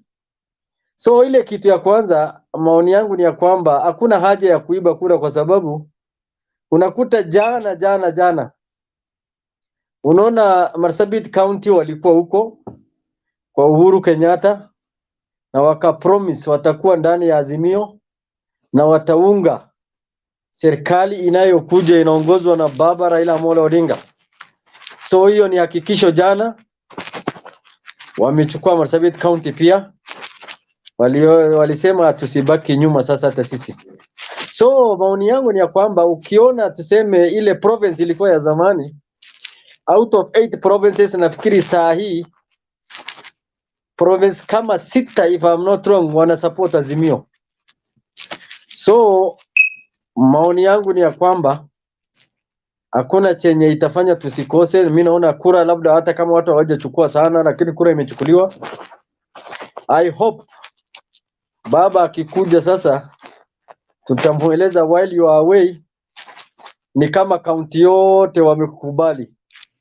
Sasa we ni kidogo kidogo tu ukitembea ndani. Asante sana kwa hiyo muda yenu. Mr. Bernard, nashukuru sana kunipatia hiyo fursa. Thank you. Okay, thank you Bwana Mamo. Tunashukuru kwa maoni yako. Tuendelee hivyo hivyo kuhakikisha kwamba tunachangia kuendeleza mazungumzo ya nchi hii na kuijenga ipasavyo. Eric Raymond, how are you?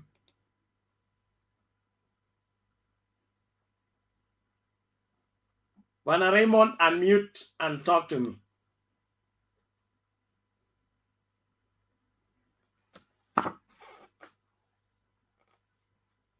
Raymond, umechoma nyama.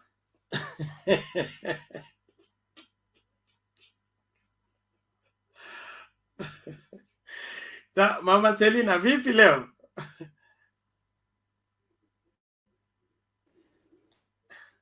Salama sana, salama. Asante kwa Thank you. kunipa Karibu nafasi. kwa show. Nilikuwa nafikiria, nilikuwa nakaa kwa gari nikisikiza nikisema I wish angenipatia nafasi kabla niingie job. Bernard, nafikiri sijui tunasema nini. Sisi wale tuko mrengo wa baba, nafikiri tuko na furaha tele. Moja, mkutano ya State House, mkutano ya Eugene Wamalwa Bungoma, mkutano ya Olekenta, CS Kiriako, Topiko and others. So ya kwamba kama baba vile nimesikia wenzangu wamesema sahi Azimio wako in 3, Nairobi, Bungoma and Narok. So na kesho nasikia wanaendelea.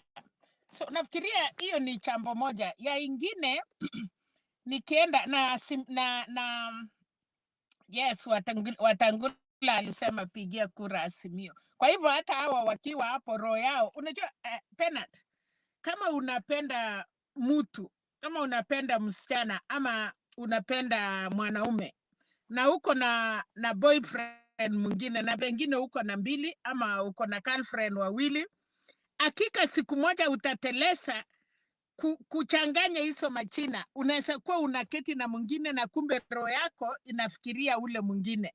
So nafikiria vile Watangula amefanya si kutelesa, wamejua kila mahali ni Azimio, lakini hiyo pesa hata kama wanakula ya Ruto, roho yake anajua Western. Sasa alitelesa tu, lakini sio kutelesa. Nyinyi mnajua kama unapenda watu wawili, at least lazima utachanganya, alafu useme oh, hapana ule ni fulani. Hiyo ikatosha, lakini hasira ni mingi Penat. Alafu sasa hawa wenyewe Ruto alisema kura zake iwezi ipiwa. Mbeleni si kama kabla Sabina Cheka ajaongea. Sabina Cheka aliwauliza, kama mnasema kura zenyu haitaipiwa ama mnasema tuliipa kura, kwani hata hii itatushinda aje? Kwa nini wanasikia uchungu? Kama hiyo mambo Sabina Cheke alisema, ukweli ni kwamba hawajui. Unakuta kila mtu anasema afungwe, mwingine anasema aitwe, wengine anasema hata kura tutapiga. Kama unajua utapiga kura gani? After all hawana watu. Lakini Penat, hao watu wako na hasira mingi sana. Naona vile walikuwa Nakuru na wanalazimisha watu waongee, na watu wanamwangalia, wamevaa ma-t-shirt, hiyo ni mzuri, maritati, makofia, watu wanataka. Lakini yale mambo yote walikuwa nauliza watu ni kuona tu.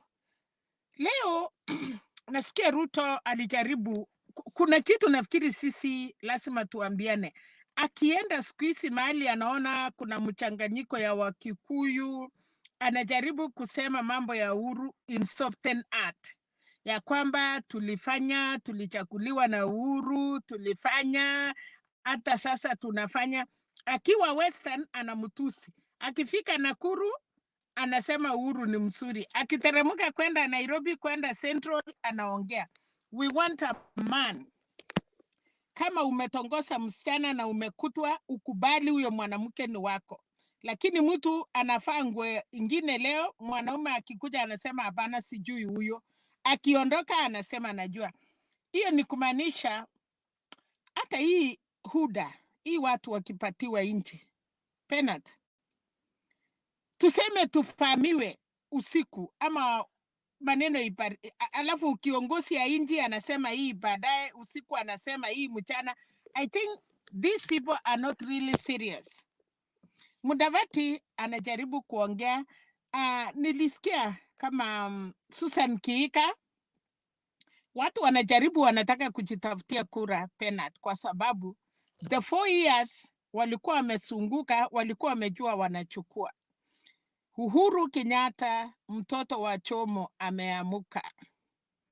Na vile mtoto ya Chomo ametoka nje, sasa watu wamechaa maji na sasa leo amewaonyesha yote yawezekana bila Ruto. Na watu wakaongea reke. Sasa His Excellency the President kitambo afike Central, na kuambia hakika kampeni ya Ruto tumemaliza, tunangoja tu kuapisha baba. Na hata hiyo chama, hata Rift Valley unless apate kura za Wakale peke yake, sidhani Masai wamesema Azimio, Turkana, Pokot Azimio. Na hata sisi huko hatutakubali kwenda opposition peke yetu. So tuone hii chama itakuwa na members of parliament wachache sana, na saa hii hata mtu yote atasimama. Unajua nani anataka kukaa opposition? Utachukua hiyo kiti kwa hiyo chama inachukua, alafu unaenda ungana na watu huko. Wesi enda kaa baridi, au unaenda ingia group ya baba na muna negotiate, kwa sababu tunataka amani. Ile kitu tunashukuru ni amani. Amesema haitakuwa na vita. I hope wanasema na roho safi. I hope wanaambia Wakenya Nakuru hatutapigana, na tunakubali, tunataka tusipigane, lakini asira. Na hakuna kura inaipiwa, wasiokope. Baba anapita, unaenda kuipa kura gani? Saa hii Uhuru wameongezea baba kura. Ile yake yote alikuwa naye milioni 6. Hii ingine wanasema wataipa ni gani? Uhuru analete hiyo yake yote milioni 4 ama hata milioni 3. Sasa ni gani itaibiwa hapo? Wakubali kwamba baba kwa hiyo miaka yote. Sasa Ruto ako enzi ile ya baba ya 97 vile alikuwa naanza kutafuta kura. Sasa hata yeye ataanguka 2-3 ndiye akuwe rais. Kibaki alijaribu mara 2-3. Mungu akapatia ya mwisho. Huwezi kuja tu ati sasa wewe unakuja, wewe ni mwerevu, wewe ni baba, mama mboga, wewe baba ya bodaboda, ati sasa mimi huko chini huku ndio unachukua kiti ya nani? Unachukua nani? Anakupatia. Hata sisi wa ng'ombe, hata sisi wenye tuko na ng'ombe hatuna mali, hatuwezi andika mtu anaenda kuchukua ng'ombe yetu na anakataa kupatia nyasi. So Kenya, nashukuru wa Kenya wamekuwa na akili, na tunataka kumwambia baba asante. Hata yeye ile kazi amefigania Kenya, wacha atutengenezee nchi. Na Wakenya vijana, nashukuru wale vijana wamekuwa na rais, kwa sababu nchi ni yenyu vijana. Mkicheza na maisha ya watoto yenyu, hakuna mtu atakuja kuwasaidia. Hii watu wengine ni wasee, si tunakula parsisi pamoja na baba. Ni baba yetu, na sisi sasa tunakaribia, hatuna hasara.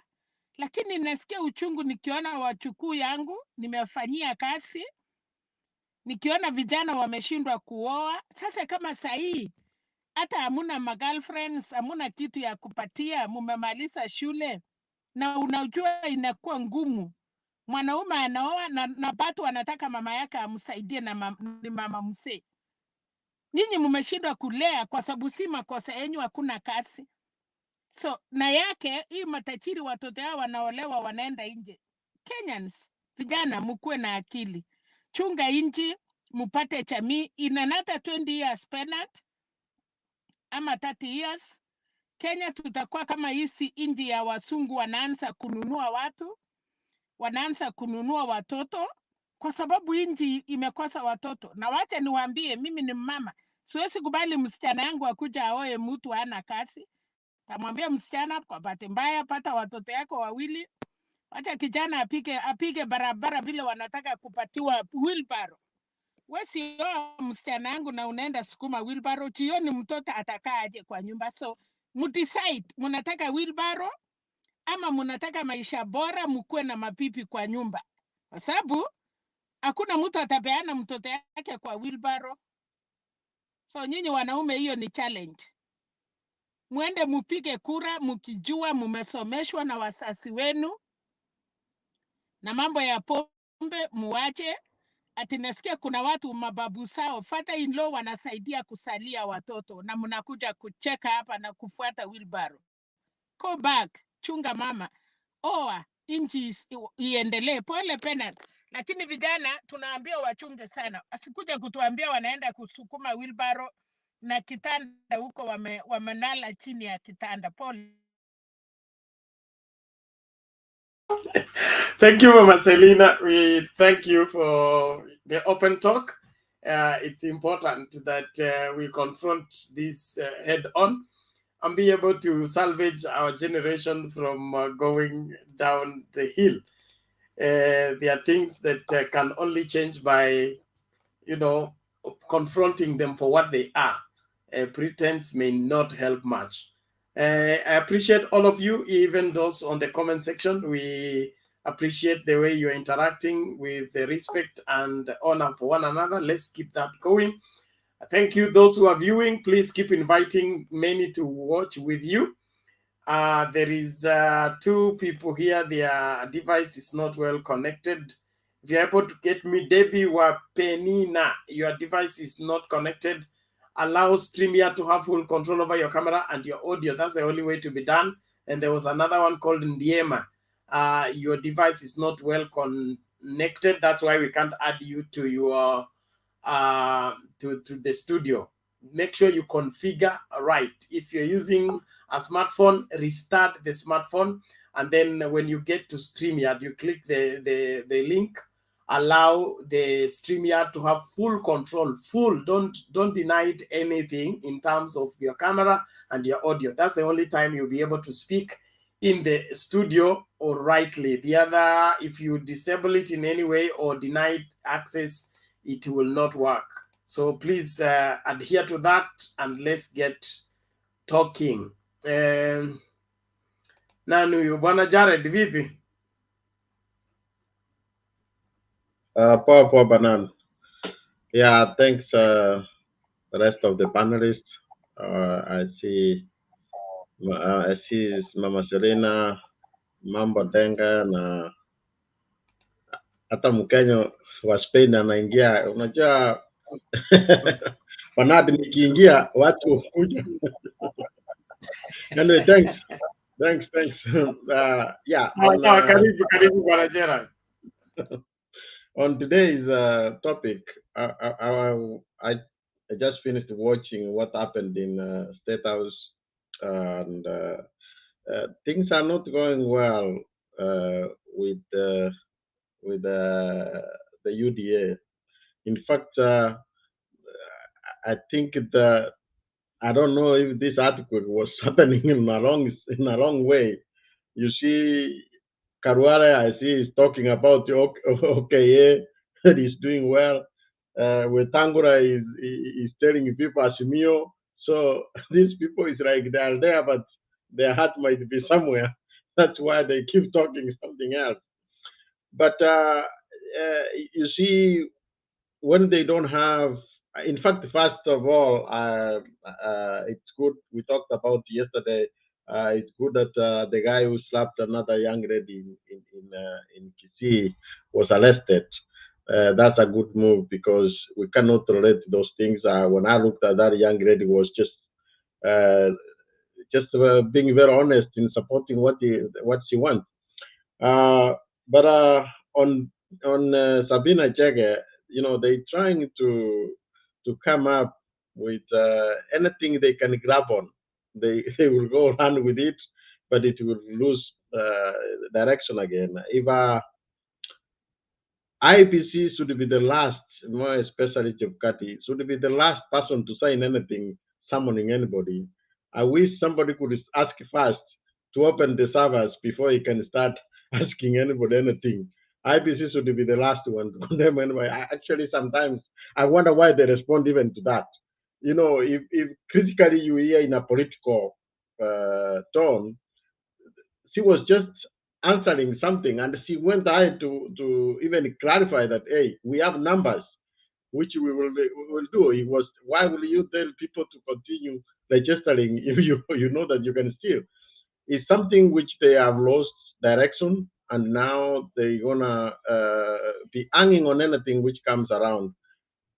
I am I don't know if we see by the time we get to April, May, things might be so bad. I told yesterday what happened to Simon Nyajai in 2002.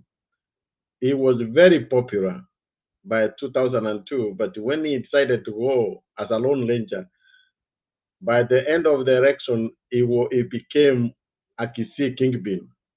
Ruto is going to remain with UDA as a Kalenjin leader, and he actually, even the prospects of 2027 and other ones will be more in parallel to go. So that he should have watched that, because if you lose so terribly, like Mudavat, you know, And that's even Caruso. That's what happens when you remain into your own path. It's hard now to be seen as a national leader. And I see his politics. He thought that he has everybody, but I'm not seeing. People are quiet. Those people who are very upfront now, they are very quiet. He's a one-man show. Now he's running around a one-man show. I still keep asking, what is Weta and Mudavadi doing in Nakuru? Why would they not even be concentrating even in Western, so that at least they can bring something on the table? I still don't understand the strategy, but it's gonna to be rough. It's gonna to be rough. I think that this will be a lesson for us young people, that hey, you don't last to anything. You try to follow the history cannot be overwritten. You cannot abandon history. History is there to teach us what can happen in the future. Thank you. Thank you, Jared. Thank you. We appreciate your perspective and brief submission. Let's move on. Mkenya wa Spain, namna gani? Hello, good evening everyone. Hope mko poa. Good. Karibu kwa show. First, before NYANZA, I want to congratulate all ladies here. Today we were celebrating World Women Science, How Women in Science. Congratulations. I hope Kenya tufike mahali kama hapo eh. I know many people hata wa nchi kama today was a very special day for the women.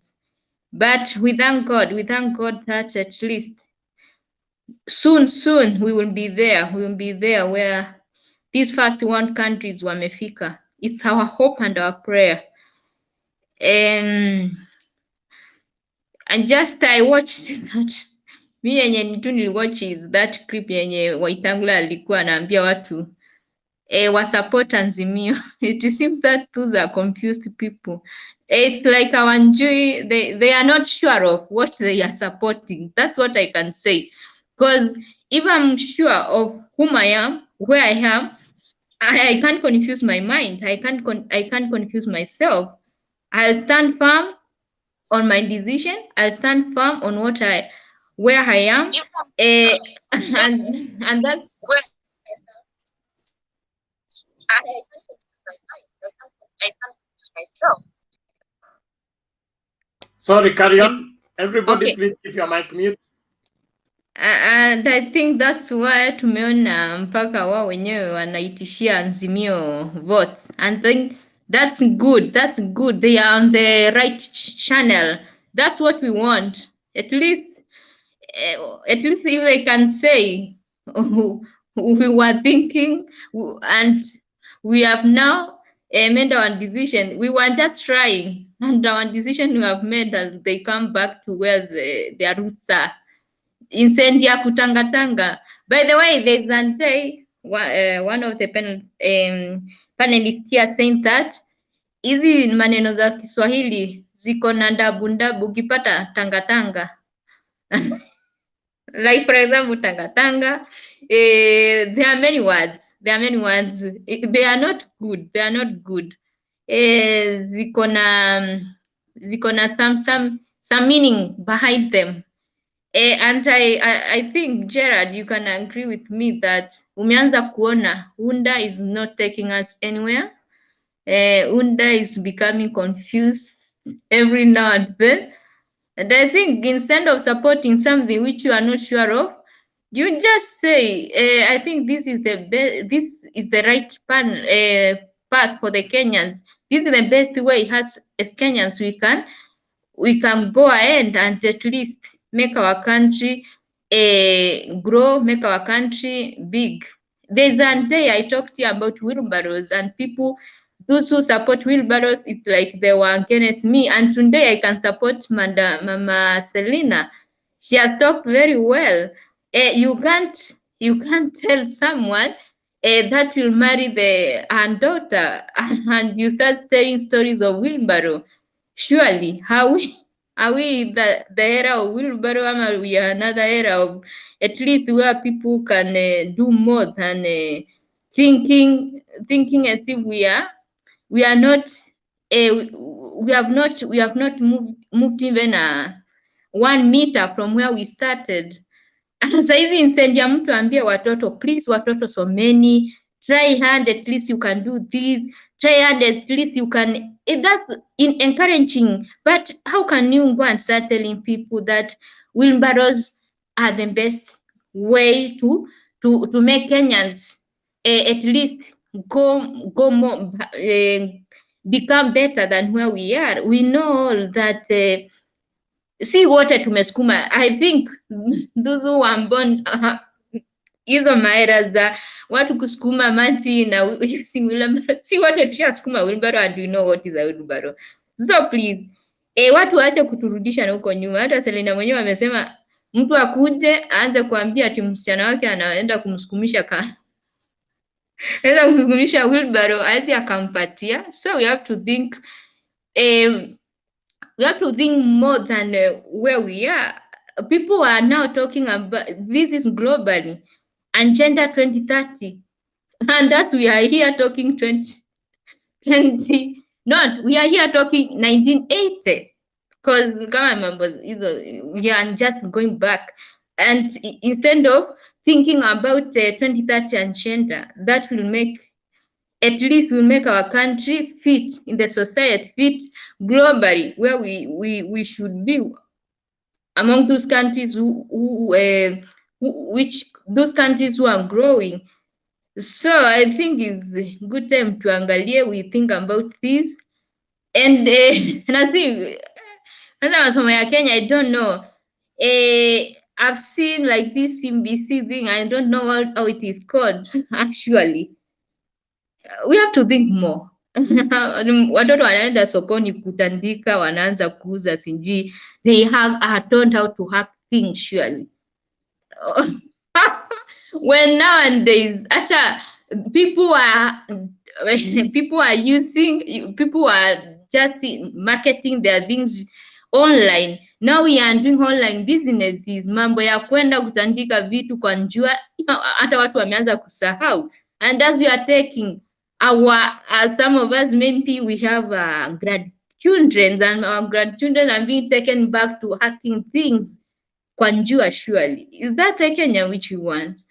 We have to think outside box. Si ati mambo kila saa. I know maybe watu wanaanza kusema unasema hivyo njuu you are in diaspora. Hapana, sometimes si lazima ati njuu uwe in diaspora you can think outside your box. As Kenyans, we have to think about 2030. What will happen to our grandchildren?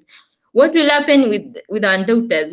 What will happen with our sons? What will happen, so that we can at least make the right choice now? We can even there's a day I saw Raila was looking at those CBC, I think inaitangwa the CBC something program ya education, and like alikuwa anaangalia ni kama ako confused. I think aliangalia akasema what is this surely. I think aliangalia mpaka yeye mwenyewe hakuelewa what it is. Kama si wenyewe atuelewi, those who are teaching it, how come mtu mwenyewe hata anjui ni nini, hata wazazi wenyewe? Surely we have to think more than what we know, because we have to think about that, because globally all countries are heading to the agenda 2030, and it won't be that easy. Thank you for the chance, Bernard, and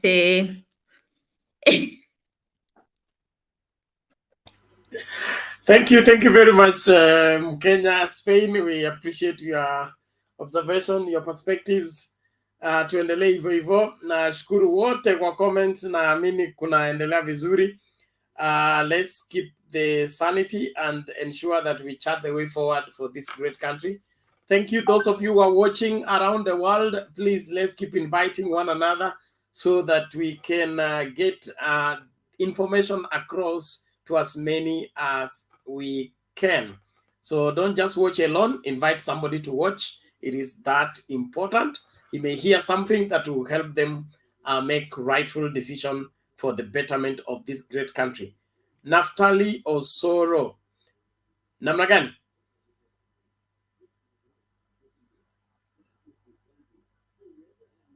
Naftali Osero, sorry. Unmute and speak.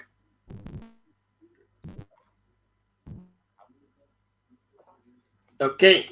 Na wapi Naftali iko nini? Unmute mara moja tu alafu ongee.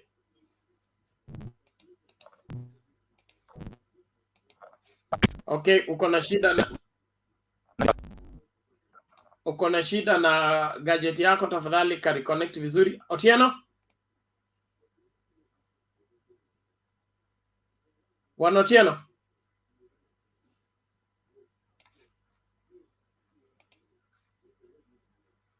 Okay, inaonekana huyo pia hayupo. Ni muhimu kama unaondoka unang'atuka, alafu kukaa nyuma ya curtain ni kinyume ya sheria, kwa sababu watazamaji wana complain kwamba mnafunika nini. You make the whole screen to be dark and it becomes very difficult to follow what is going on. Okay, thank you all of you. Naomba tumsikilize Mkenya sasa. Mkenya upo? Mkenya pia ametuachia screen eh? Yes, I can hear you, though my net inasumbua. I'm sorting it out. Just a minute, so you need more time to sort, or yeah, the next you can make your submission after the next speaker, after the next speaker. All right. Asante. Honorable Bundi. Yes, Bernard. Haya, tamatisha story yako kwa sababu neti yako imekubali sasa hivi. Yeah. So wacha niwasalimie tena wale wamekucha wageni. Habari ya jioni. Viti. Sasa vile nilikuwa nimewaambia jana, for the first time nilikojoa State House na nikatoka na mambo. Ati ulifanya nini State House? Wewe mama, wachia hapo. Unataka arudie tena? Wachia hapo tafadhali. Honorable, endelea na. Yeah, kusema kweli State House ndio nilijua kwa nini watu wanang'ang'ania State House. Ile ni nchi nyingine. Honestly, it was the first day na yonanga hapo kwa gate nikipita, but yesterday I was in. As I was saying, those leaders were actually 75% were from Central Kenya, and the agenda was very straightforward. Everybody was sent to participate pale mashinani and to tell the people why they diverse. Now the information is out, and what ile kitu nilipata kule, nilisikia kwamba siasa kamili inaanza tarehe 25 na tarehe 26 this month, when the maga between ODM and Jubilee, because watakuwa KCC wataenda kukutana pale stadium kuungana pamoja. Sasa hiyo ndio siku amesema ataongea yote na msururu wa siasa itaanza. That is our president atajoin Raila Amolo Odinga. So itakuwa Raila Amolo Odinga, Uhuru na versus Mudavadi and Ruto. In fact, president alituhakikishia hivi, I'm still the president of the Republic of Kenya mpaka tarehe 9, na mpaka watu kama hata Supreme Court wenye wataenda watoke, mpaka Supreme Court yamue ndio nipeane hii uongozi.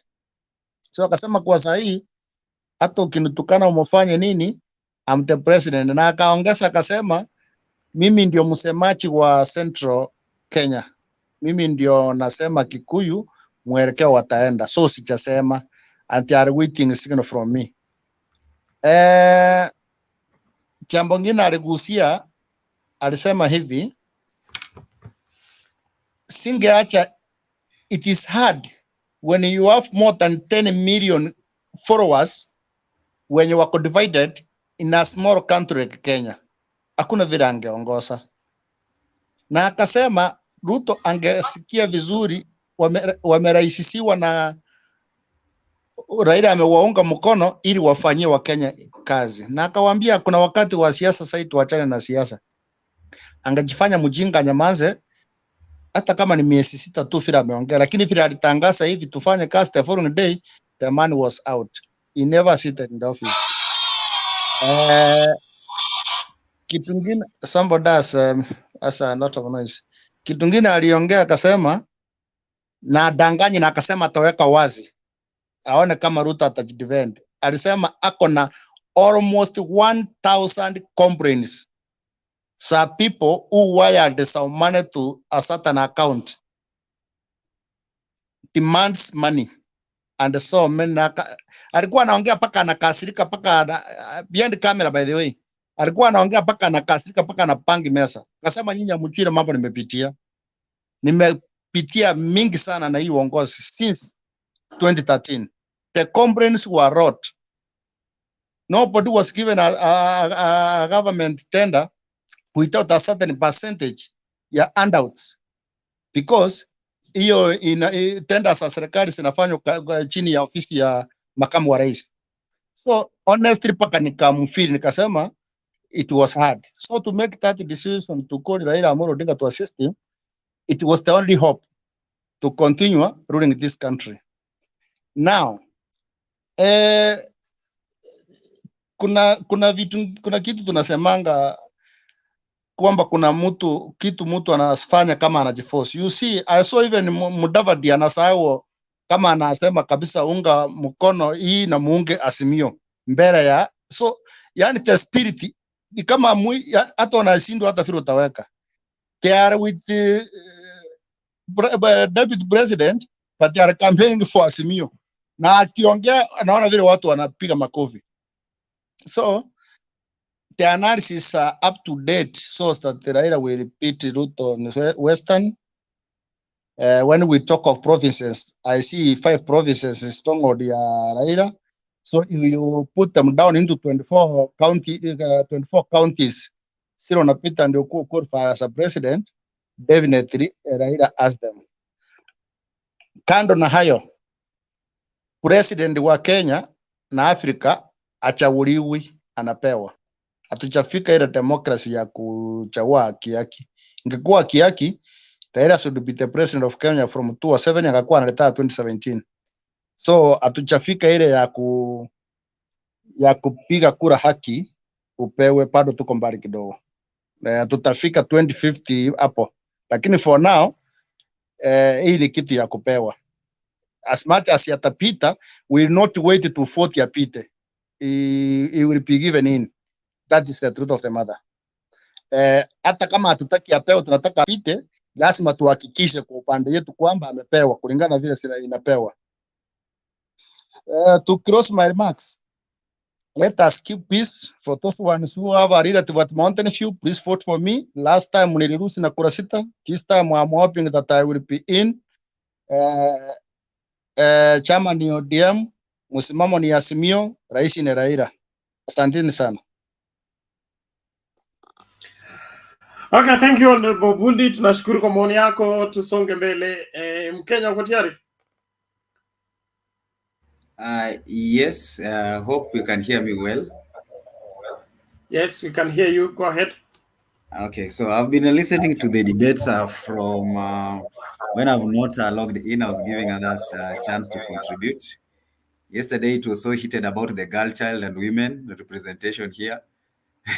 Today the youths have been advised accordingly with the Mama Selina Sego. So I've been following. So mine is just to say jump and do some observation. One, I will start from State House. There is where the president said sisi tusukume Azimio pamoja. So that is as good as endorsement.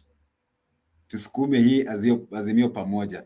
Akasema candidate tunaye na uwezo tunao. That's very telling.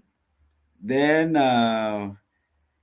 there is a claiming projects. When he said the roads and the things that he have done, he said that hizi mimi naweza sema kusema ukweli wa roho yangu, hizi ni mimi naweza sema ni mimi ndo nimefanya, lakini kuna wengine wanaongea huko. Anyway, hiyo ndio ongelea wakati mwingine. So let's embrace for people now claiming the projects. The president will come out clearly and say these projects that the second in command has been claiming, he'll be coming out to lay it out clearly. And remember, this is a government and this is the president talking. So when he'll be coming to with evidence, not just propaganda. So maybe he has his fact right on the table and just waiting for the right moment. Then my attention was also drawn to Uhuru's big men not resigning from cabinet, the likes of Munya, Wamalwa, Musheru, and so on. So you see, such like people, you know, when the government, the reign of government is always coming to an end, you always fear, what's your next fate? So if you're confident the government will be in the power, then you always try to remain there. So these cabinet secretaries are very sure that come next time they will be in the government. Those who are not sure on the other side of the second in command, they're the one who left the train. And then my number 4 is there is a card being played here. And you know, I was always being told not to rectify your opponent when they're doing mistake. Right now, we've seen Jubilee, they have come out clearly and saying they're recruiting bloggers. So if you're a blogger, come in. Now, there is a card which, you know, when you're recruiting blogger, you never go public. So I think there is a game which is being played here. So either they want to take these bloggers, then they want to force other side to come with bloggers. So I suspect the president and the Jubilee has a hidden card in this blogging. So maybe they have a very prominent company, very, very prominent company. Like the last time I'm told they use a Cambridge Analytica. So maybe they're also trying to make the opponent to come with the counter bloggers so that waongee yao, waropokwe yao, then they know what is it that these people have. Then number 5 is countering the DP. We've seen the DAP very active in Central. So when Ruto lives there, the DAP is there. And of course, Joho comes in. And I think Joho knows his politics and that of DP matches. So word for word, very, very competent. So I wish not to speak so much on Joho. You know, in Africa, ama in real sense, hata kama umeibiwa na mwizi, akianza kupigwa wewe unamhurumia. Unasema muacheni jamani, muacheni, imetosha. So hapo ndio niko Bernard. Ukiona mwizi anagongwa sana, pia uzidi kumgonga, utafika mahali unasema acha tumhurumie kidogo. So I will not hit so much on that. Then Sabina Chege saying the IEBC, it could be a mistake or it could be intentional. If it's a mistake, let's go and explain. If it's intentional, let's say 2017, who was the agent of Jubilee at Bomas of Kenya? It was someone with Davis Chirchir. Who appointed this person? Did NASA complain? Yes, they complained. And they said that us were being fed in the system. So what could be the reason?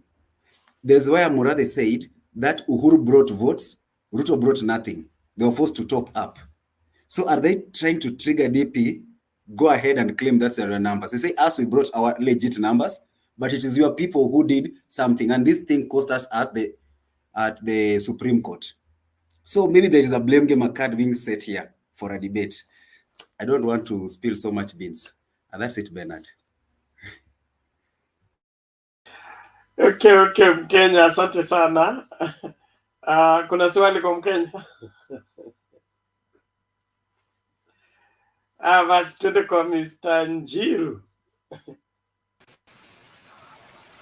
Okay. Bwana Bernard, can you hear me? We can hear you, but there is noise from your end. What is it? Even now? Is there noise? Quite. Okay. It's like you're on transit or there is a waterfall behind you. No, I'm just in the house. Let me change my location a little bit. Okay. Sort out your audio issues, then you come back later. Let's have Mr. Kama.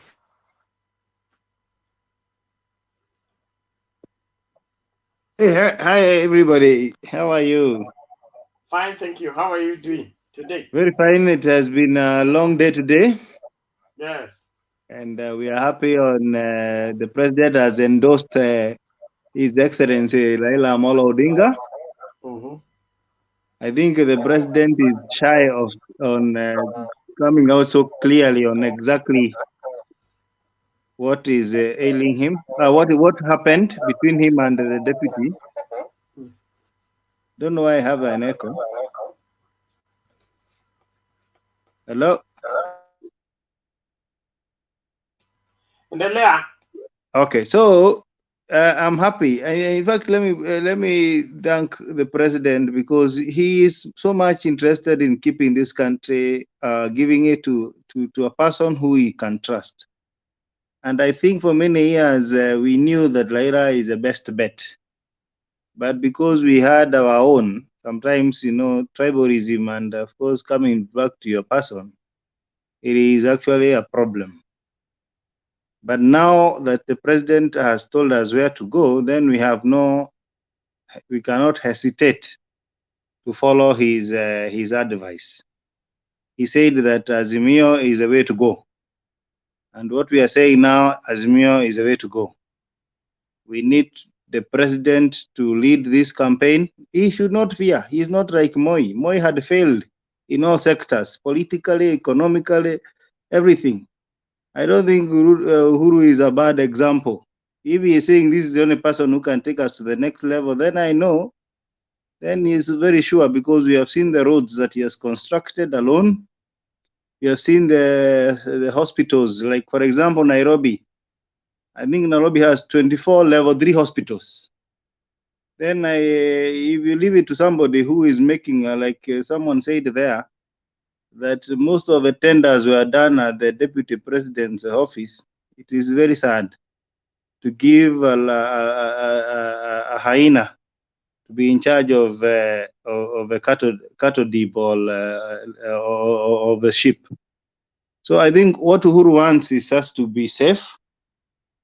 We might have our own problems, like many people. Like when I listened to another guy yesterday, he talked of businesses being closed in Yamakema. And I wanted to ask him a question. Why are your business being closed? Because I still go to Nyamakema and find very good businesses continuing. They are closed because you are importing fake things. And that is not the way to go. You have to import legit items. Because this country, we have to change the way we think. I usually listen to Rigathi Gachagua and I feel like vomiting. Because he keeps telling people that the president has amebomoa huko Embakasi, amebomoa barabara, amefukuza, amechoma vitu za watu. Nashindwa kunauliza, hii barabara mnajenganga, is it legally? Siko hapo temporarily. You know that you're in the road temporarily. Yes, you're Kikuyu like me. I'm also having a kiosk somewhere.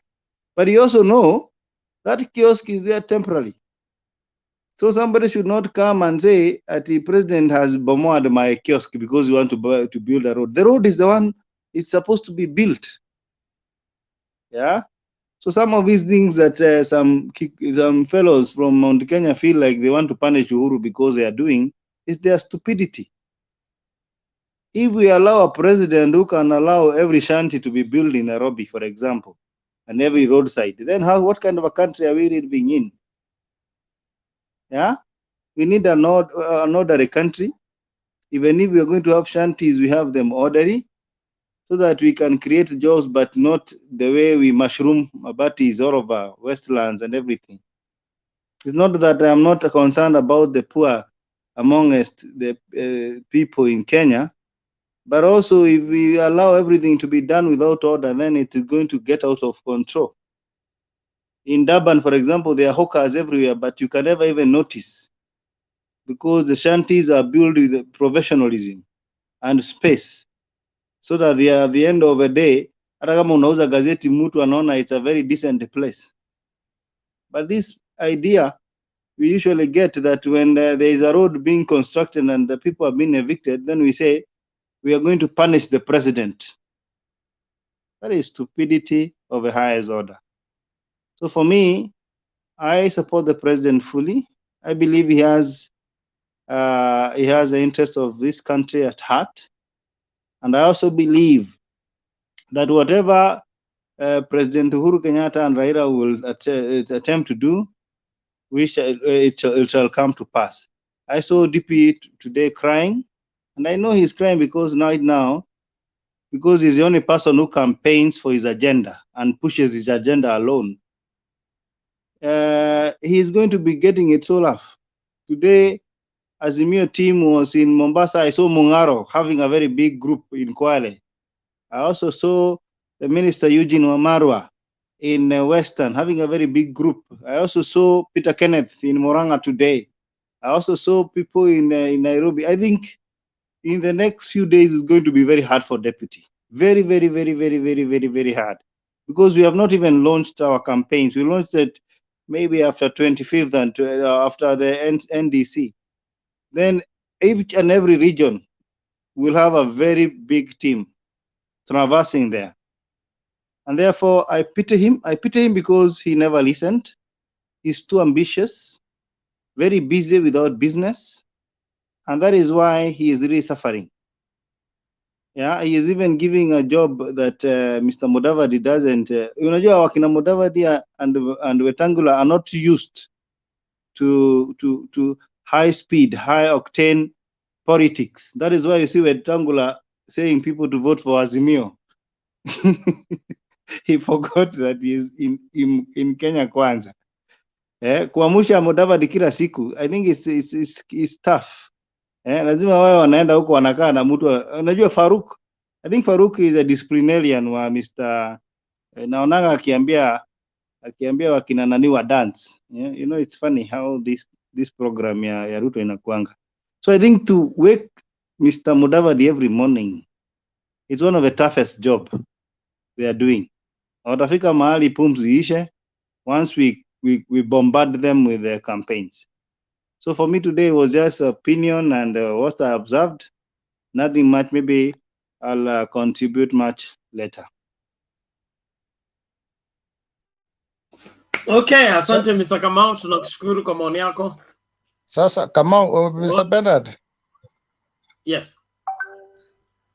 Kitu moja tu, sekunde moja nilikuwa naambia Kamau kama ako rafiki ya Ruto Twitter, amwambie hiyo machozi alisavu vizuri aliye tarehe 9 asilie saa hii juu itaisha. Hiyo amjakata miti.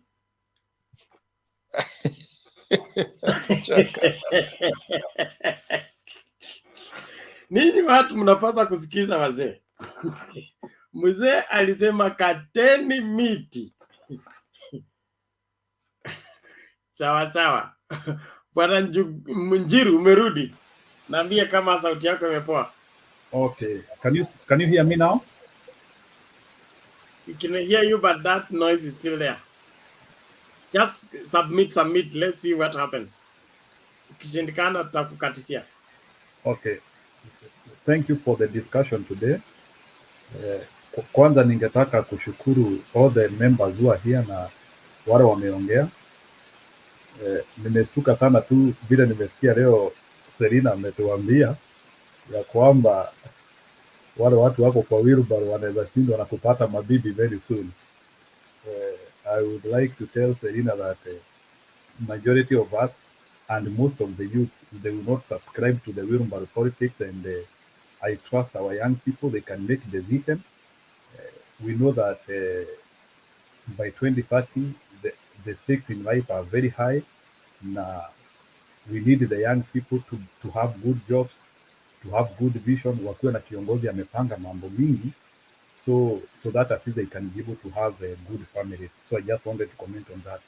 So I want to thank everyone here. So let me first of all and what Bwana Honorable Bundi saying, alafu sasa niweke comment yangu.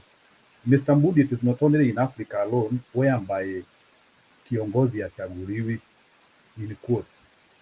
Even in the developed countries, what happens, every country, nikipeana like in a rough draft, in every country, we have like 50 guys, wanaitangwa like the owners of the country. We have like the 50 guys Na watu ile kazi wanafanyanga, you see what happens is that for you to become a president of any country by age 45 unakuanga umedevelop hizo qualities za kukuwa kiongozi. So what these people do is that before every election cycle wanakuanga wameshortlist watu kama watano. Ile kazi sasa wanakuanga wakifanya sasa, they now monitor the mistakes which these people are making, and then kazi yao ni to earn the support or to remove their support depending in the way the waves are building. So I will tell you, it's not only Africa alone, it is global. We have the crowds which determine the people who become the president because of their interest.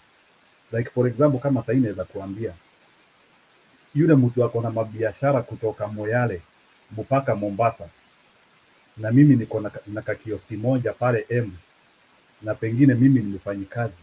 Our interests in the same country are different. You realize huyu mtu ambaye ako na so much interest, huyu ambaye ako na risk mingi spread all over the country, they will have more stakes and more influence in whatever will happen to the country. Not because they want to isolate the country, but it is because that is how politics operates. Because the more the interest you have, the more the power you have. That was just an addition to what Mr. Mbudi said. Now, let me add 2 verses of the Bible so that I can be able to build my story. Na leo ningetaka kusoma Matthew 20:26, and also I would also like to read the Proverbs 11:14. So Matthew 20:26 says, "But among you, it will be different. Whoever wants to be a leader must be a servant." That is from Matthew. Then from Proverbs 11:14, "Where there is no guidance, the people fall. But in abundance of counsel, there is victory." So today, let me comment about how people win elections, or how different people in Kenya have won elections. How was Moi able to win 1992 and 1997 election?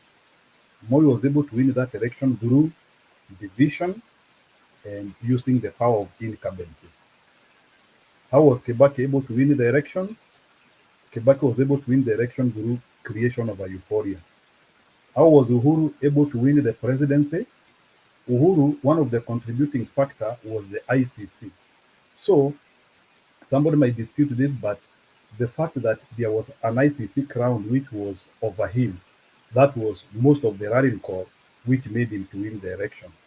So in 2022, what will be the rallying call? Number one,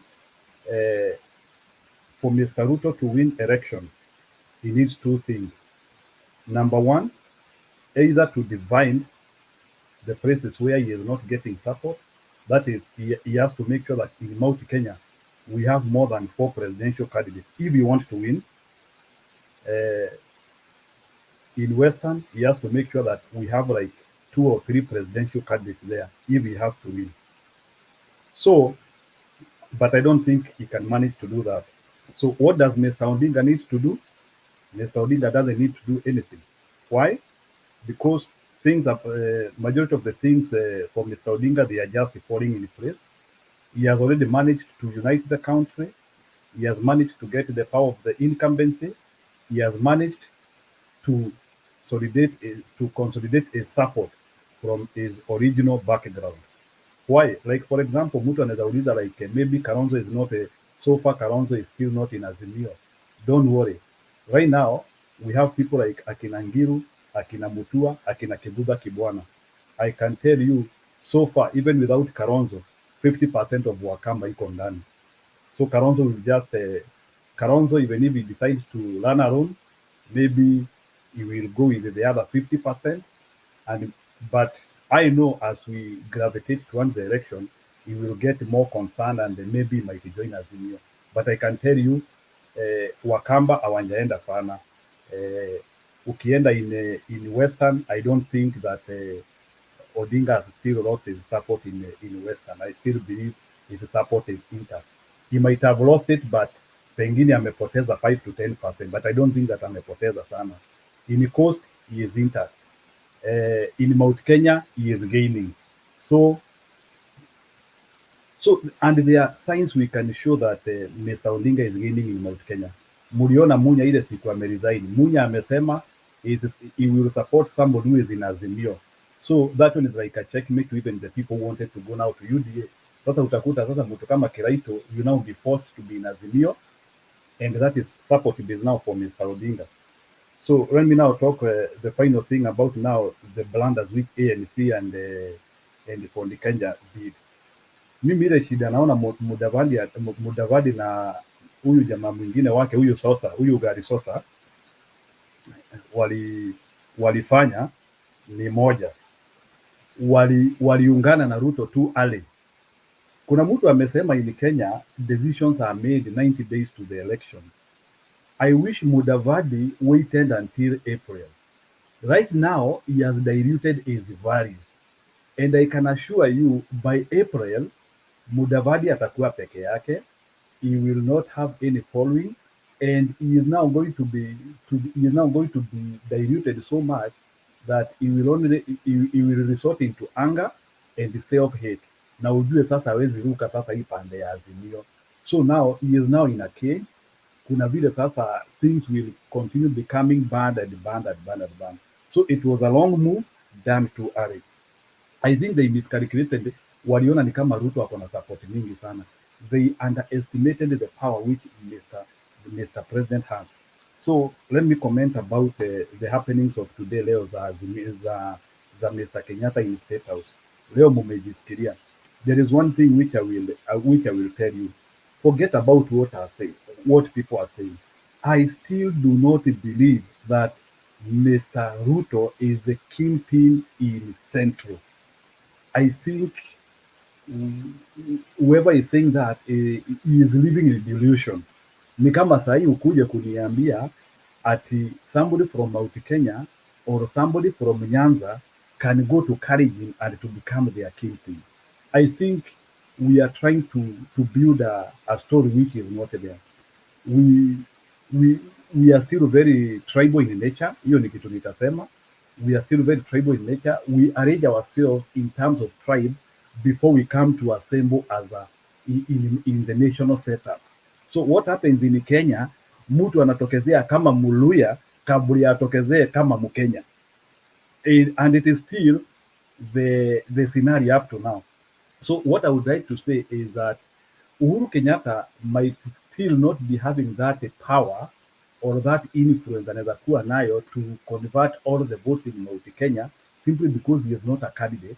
But I can tell you the influence which Mr. Uhuru Kenyatta and the few people, hiyo kura yake moja anasema, hiyo support ako nayo, it is enough to create a difference. And that is what matters. Remember that Mr. Odinga has been, either to reportiwa na IBC kila saa, he was getting around 45%. So I can tell you, hii balance Mr. Odinga amekuwa akikosa ya 6%. Mr. Kenyatta can even give him without even going to Mount Kenya comfortably. Lastly, hii story ya huyu mama sasa, hii inasemekana ya kuiba kura. So let me tell you, I think watu wa UDA wameingia box haraka. Historically, kunasemekana ama ukiangalia siasa yote, yule mtu ambaye anakujanga, if you do your politics in defense, I think ni box wameingizwa na wakujua. Unaona, if you are running for presidency and you run on the event that utaibiwa kura, those people always lose. So unaona sasa hii story ya Sabina Chege imemanage kushift the narrative on one thing. It is now building confidence kwa watu wa Azimio. Why? Sababu sasa watu wa UDA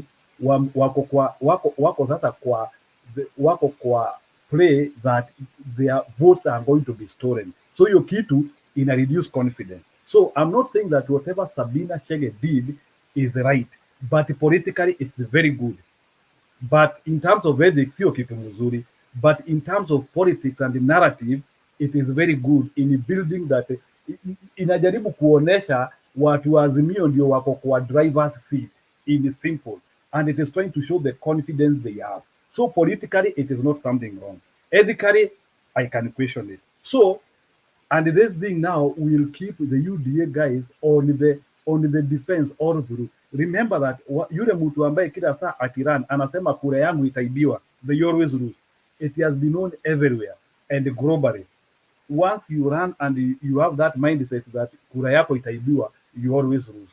That is my submission and thank you. Okay, asante Bwana Njiru. Ni nani huyu? Brian.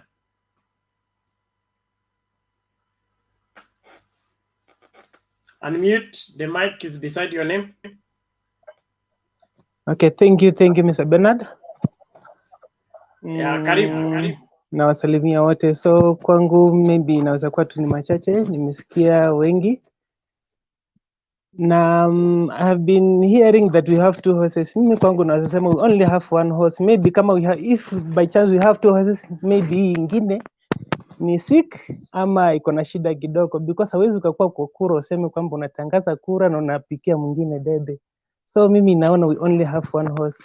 Na maybe kwa hii maoni yangu ningesema tu a father remains a father. Unaweza kuwa strong but you cannot be better than a father. Yeah, hata unaweza kuwa maybe clever but still you need father's blessings. So mimi kwangu nasema kuna mmoja ambaye alikosea juu hawezi ukasema maybe una hate father and you want maybe kusonga mbele. So in simple terms yenye mimi nasema ni kwamba kuna watu wanajidanganya. Now okay, by now since 2017 nimekuwa Central, na hapo hivyo ndio nimekuwa hata kwa zile kura zenye zilikuwa huko tulikuwa tunasimamia kidogo. By then hungesikia maybe useme baba amefanya nini, baba maybe unasema baba, hiyo haingewezekana. Lakini saa hizi unasikia watu wawili wakisema wako kwa UDA, wawili wako kwa Azimio. Sasa mimi naona obviously kiti baba atachukua kabisa na atachukua. So ni hayo tu Mr. Bernard, na wasalimia wote.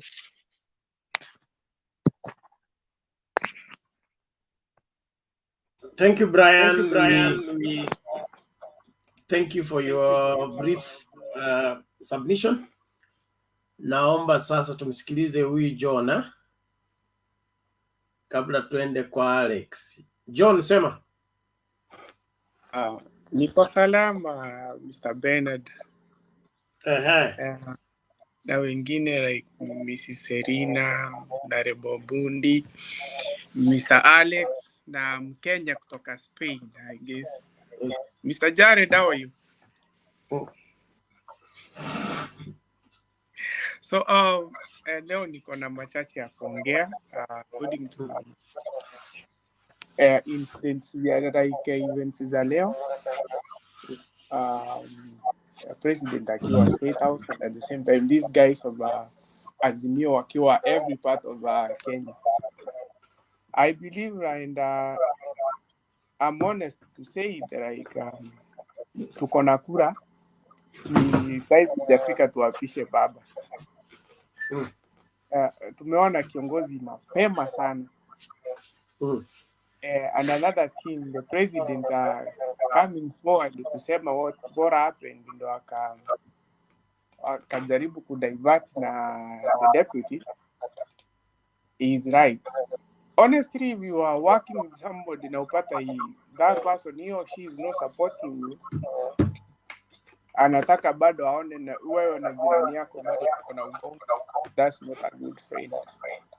You better avoid that person so that you can get another direction to deal now. Friendship is good than to create enmity. I think that's what the president did. And actually, by that time, nilikuwa Kenya, handshake happened. So I thought like kwenye tulikuwa tunakaa walikuwa washaanza vituko wakituambia ikifika 2022 you need to get out of this place, this is not your place. And like kulikuwa na tension, right? Si kama saa hii everything is good. The handshake of Baba and Uhuru gonna so many benefits to the common Kenyan. Saizi tungekuwa na vitu zingine tunaongelelea Kenya because baba alikuwa na is trying to move to this side, the government is moving to this side, so we had tension among us. So it will result to another thing of which the president aliona mapema akaona so that the country is greater than me and Mr. Odinga. Can we come together and resolve what is in between us and we move the country forward? That's the best move. Another thing, Mr. Bernard, I need to ask you something, a request, please. There is a clip ilikuwa viral like a week ago, 2 weeks, ya Oscar Sudi akiwa Dubai. Can I get that clip or utaicheza later? You want it played here, or you want it for your private use? No, Appa. I need to explain something about that thing. That was Please. too crazy. I don't think we can play it here. I don't know. Well, let me consult. So, because kama kuna mtu aliona, let me explain this. Like everything that he was admiring, he was like ako kwa kioo anaangalia Dubai the way it is. If Dubai had no good leaders who sat down and said, no, we need to develop this country, we need to get something from nothing. You see, if it were not those good leaders who had the people in their hearts, atungekuwa na Dubai. So it means whatever he was admiring, those are genuine minds and corrupt minds who sat down, sahi wakaleta Dubai yuko. The same case as another scenario of which, wow, they are teaming up in a way like they need to benefit more than the common mwananchi. That's what actually they are teaming up. Like, let's support this guy. Najua akifika huko akituambia weka hapa, nikiba hapa na ule akiba huko na huyo akiba, we are benefiting. They don't need. They are not thinking about the common mwananchi. That's why I needed to like ungeicheza niwaambie angekuwa anafikiria venye alikuwa na admire those buildings, those roads the way they are. Au wenye walikaa chini wakadevelop that idea, hawakuwa na corrupt mind, wali choose a leader who had a vision. The way Kenya, we need to choose Baba to be a foundation of a developing country as from 2022 onwards, to kind of good educational institutions. We have heritage yenye iko sawa, roads ziko available, jobs. That is what we need as AZIMIO. For now, I thank you so much kwa kunipea nafasi, and nawashukuru nyi wote. All in all, let's remain one. We are Kenyans. Peace. Hata ingawa hizo kura zitakuja, let's remain as a country. A country is greater than the individuals wenye tunazozana. Let's keep unity as we are headed to the general elections. Okay, thank you, Bwana John. We will find the clip, but if it is what I saw, it had only somebody wondering about what he's seeing. So I don't know how we can play it here. Haikuwa na sauti, so it's a bit complicated, but we'll see. Let's before Jared comes back, let's hear I think Mr. President shortly.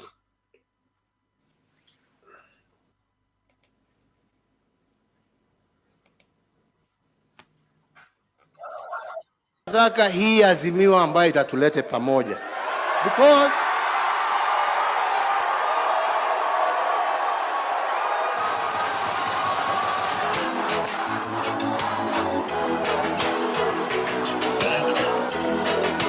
reggae in the bathroom, reggae in the bedroom, reggae everywhere.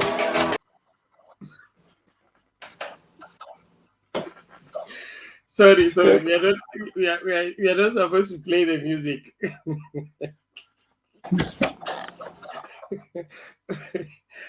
But I think we'll play it elsewhere. We can't have that song playing here. Itatuletea shida. But at least you have heard what Mr. President said. Alex.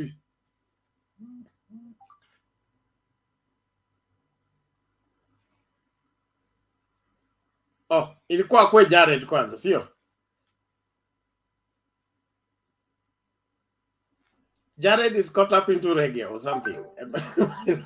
Sasa tena wachana maneno ya Jared. Jared atakuja baadaye, ni kama ako kazini. Jared, uko kazini? Sawa Alex, endelea tafadhali. The broadcast is allergic to silence. Yeah, I mean, I don't know why wanakataa hiyo music in the background, but I think so far hapo ndio ilinifurahisha sana. I mean, the way people were happy that moment, and you could see the revival of BBI, the 40% revenue to the counties. Alex, ongea Kisungu kama Mkisii.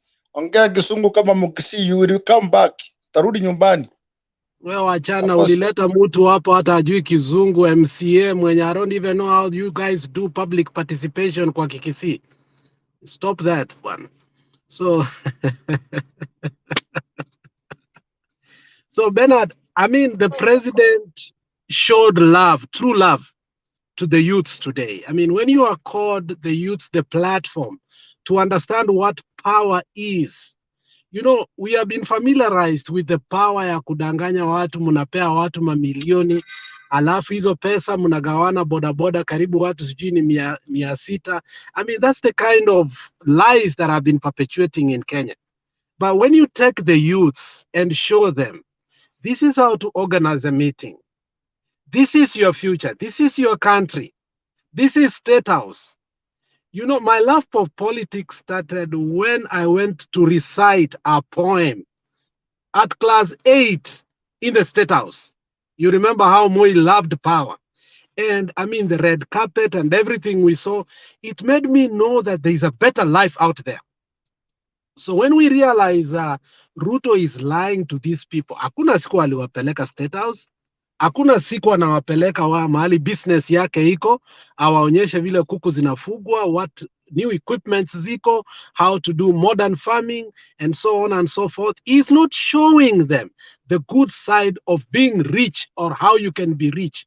He's throwing them by giving them just handouts, and Kenya has become a country of handouts. So I appreciate so much what the president did today, and we need to do that more. When you see parties that have stayed longer in power, like ANC, like Chama cha Mapinduzi, they have strong caucuses. They have strong youth wing, they have strong women league, they have strong disability groups, and I think that is what we must build. If only the youth wing in our parties was so strong, I mean, our country could not have a vacuum of leadership. Through merits, somebody grows. Anybody remember the guy called Magerer? Magerer was even at some point a secretary general for ODM. But how they chased that guy today is in oblivion. But when you have strong parties and movements like AZIMIO, you cannot just wish somebody away. They have to go through disciplinary, they will be given maybe suspension, they will come back, and they will grow through merits. And that is the space that the youths must fight for. So I don't know, Bernard, why you should fear playing that clip. You should play that whole clip and the speech of the president, because today the president showed the reason yeye na Ruto wamekosana. Now, let me come to a question Stone PK aliuliza hapa jana. I made sure I followed it personally. And I'm not saying it was my singular effort. It was an effort of many, many, many people. But we made a little bit effort. There is a man ambaye alipiga mwanamke fulani huko Kisii akisema AZIMIO. And we said here, we will follow it up. We will follow it up. Mnanisikia? Can you hear me, Bernard? Yes, we can hear you. Go ahead. So we said we are going to follow it up. And for sure, I made a few calls and we made sure huyo mtu ametoka wapi. And by that time, the officers in charge said, nyinyi watu muko America nini mbaya na nyinyi? Do you know how many calls I've received so this person can be looked for? Watu walichanga, wakatafuta mafuta, wakatafuta kila kitu. Necessary, even lawyers, to find this one person. This one person ambaye alipiga mwanamke amesema Azimio. And you saw there is a clip that man is today sleeping in the cold floor until Monday. And that is a strong message to the people who are perpetuating and thriving in violence. Walipiga Buzeki kule wapi? Kule Eldoret. Tukawacha tu Buzeki akaenda kutafuta P3 hakupata na tukaiacha tu hivyo. We are not going to allow it some places. Ukipiga mtu for exercising his, we will follow you. Na sisi from our place, we are not going to do that. We will give you your space. And that's why I said we are happy. Wacha Ruto alete pesa. Kama analeta, wacha akuja, wacha auze sera zake na aende. But anybody perpetuating violence, hata kama kwa Azimio, we are not going to allow it. But Bernard, I'm glad to say that man today is sleeping in the cold floor until Monday. He will be taken to court. Whatever it will be, kama ni assault, whatever it will be, kama ni hate, whatever it will be, let him be an example that there is freedom of expression. Kama Ruto ameongea vibaya ukasema Azimio, it's okay. Kwa sababu hata juzi ameenda mahali ameenda, one of his own people alisema tupigie Azimio. Leo Wetangula amesema Azimio. Mbona hawakumpiga? Because is it because he's a bigger man? So I think that's what I wanted to tell Stone PK, that what you asked for today, justice is going to be done, and we should not allow violence, whether it is from us or from without. We must deal with it decisively so that by the time we come to election, if we lose, let us lose by accepting. If they lose, wacha waanze kuzoea, lakini I think they are going to lose. Wacha wazoea mapema, wasilete vita. Asante Bernard. Thank you, Alex. Honorable Uliza. Alex. Yes, sir. I want to ask you a question. Go ahead. Did you make calls because this girl was beaten in because he was supporting AZIMIO, or you made calls because it was a woman who was beaten? First of all, she was very helpless when she was beaten. You could see that she's a person who did not have any means and there is no place she could be. The person who did that looked like a person who had real power and a person who was controlling whatever that was around. So when I looked at that clip, that woman was really helpless. It hurt me. You know, let me tell you, justice what love looks in public, and tenderness is what love looks in private. That lady needed justice for us to see that we love her. And I've said it, whether be our side or not, we must make calls when it's necessary. But because we were challenged here by Stone PK, that what should be done to this lady, I went back and looked at the clip several times. So the reason I made it, first of all, is because Stone PK raised the alarm core. This is wrong. No, it's not Stone PK. It was Jared, by the way. Sorry, Jared, for not taking the credit. It was Jared who said he was going out, but before we go, he said, please, there is something sad that happened. There is a lady that was beaten in there. And I watched it. It was Jared who raised that alarm. So that is the reason I called and we made the efforts. But secondly, the lady was helpless, my friend. You should go and see that clip.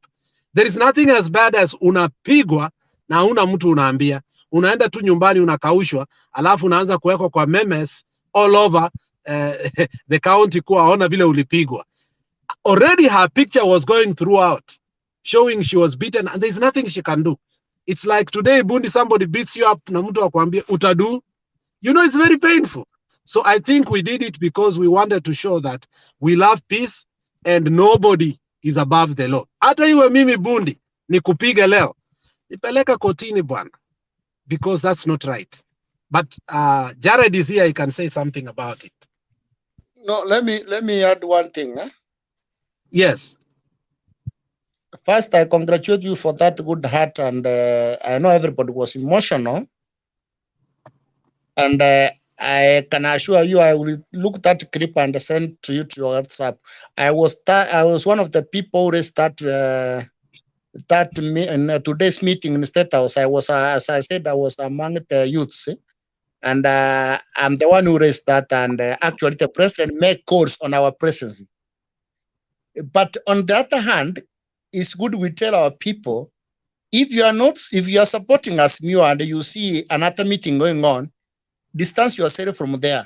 As much as, yes, we support what happened, and we were all fed bad, it's good you don't attend that meeting. That actually is so we have to, because you cannot make calls for everything which will happen, because we have almost 170 something days we shall witness this thing. If I'm for AZIMIO, I don't have a reason why I should attend Ruto Serari. If I'm for Ruto, why should I go for Raila Serari and start shouting AZIMIO at Ruto Serari? Let us also advise our youths and friends, if you don't love something, don't attend. As much as I'm very happy that man is in custody, yes, I've personally spoken to my friend who is working at CAD Kisi Centro. He told me that man is in custody. He will be aligned in court on Monday. Yes, we support that. We are behind that. But please, let also advise our youths not to attend where you are not supporting. Don't be used to go and shout. We never know. This person maybe this lady was given 50 shillings or 100 shillings to go and shout AZIMIO. As much you love AZIMIO the way you love, let us also not show that character. Thank you, Bundi, for saying that. But there is first thing you said, I wanted also to ask you a question. You said you went to State House today. I was in State House, bro. No, but you are not a youth. Who told you I'm a youth? Do you know messing? What do you messing on my ears? So you want to tell me? Wewe umemea nywele white bwana, mpaka huko chini bwana. Usiende State House tena bwana. Tafadhali wewe kaa na mimi hapa tupange vitu ya watu ya juu. Ya wasenzi na wagwende tote ya ira na kauri ya mabero ngainie. Okay, for both of you, you have been fined, each of you $100. Yeah? So, yes, you've been fined $100 each of you. Hata nilipia alienda State House leo bwana. Saa hiyo tumeomoka. Bernard. So, ebu muone Justice Odunga hapo nyuma. Yangu nangangana na kiti ya mountain, if you tell unataka kunipomoa 10,000, I can give 10 people in mountain if you for them to travel around to pray, to preach my name. Oh, preach your name. Why do you need your name preached? Jared ongea, wacha hii mtu inatuleteanga hapa MCA inatuaibisha. Jared ongea bwana. Mtu ya AZIMIO, the newest AZIMIO guy. Jared.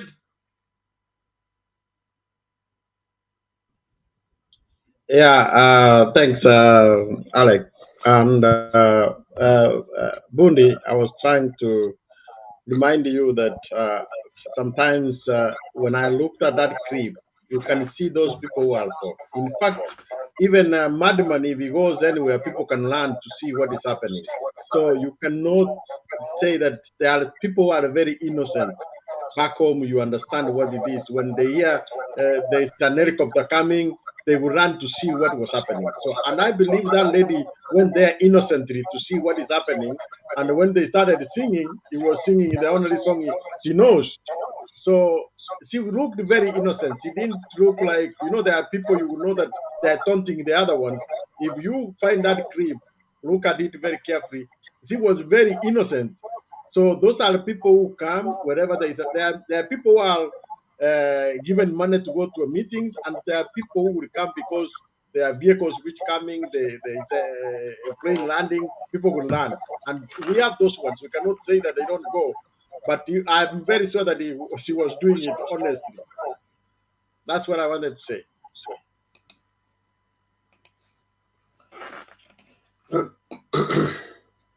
Okay. As we support civility and good behavior, the liberty of association, the liberty of expression is one of the strongest provision of our constitution.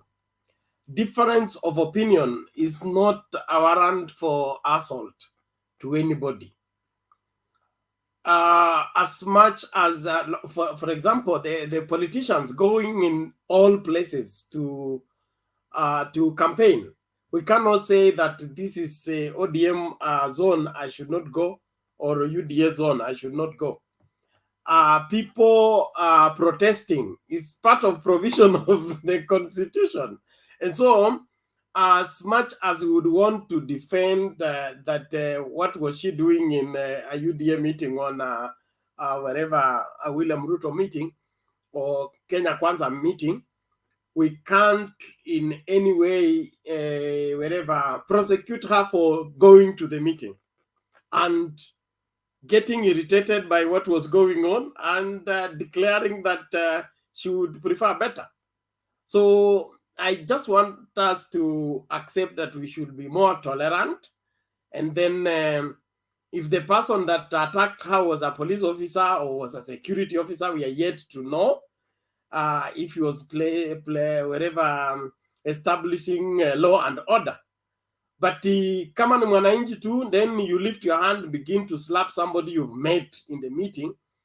That is unbecoming. It's bad manners, and it should be condemned in the highest order possible. Shouting AZIMIO doesn't warrant assault, in my opinion. And then the meeting is in an open-air market. Open-air market, everybody goes there. It is said on every market is a madman, so a mad person. So you cannot be doing meeting in my space and you want to control my breathing. It's without saying that you should go and provoke people and not expect to be beaten. I'm simply saying that people are free to express themselves in a free country, and nobody should be quick to run their hand in slapping anybody simply because what they said, you don't agree with it. Thank you very much. I hope that is enough rebut on that one. Unless Honorable Bundi anataka vita zingine. Mimi nilikuwa nataka sasa niongee kwa Kiswahili, na mimi nitakuwa na msimamo. Ni vibaya sana kupiga mtu mwenye ako na msimamo wake. Lakini ukiangalia yule msichana si msichana wa miaka 10 ama 10, ni mtu ambao amekuwa msichana amepita miaka 18.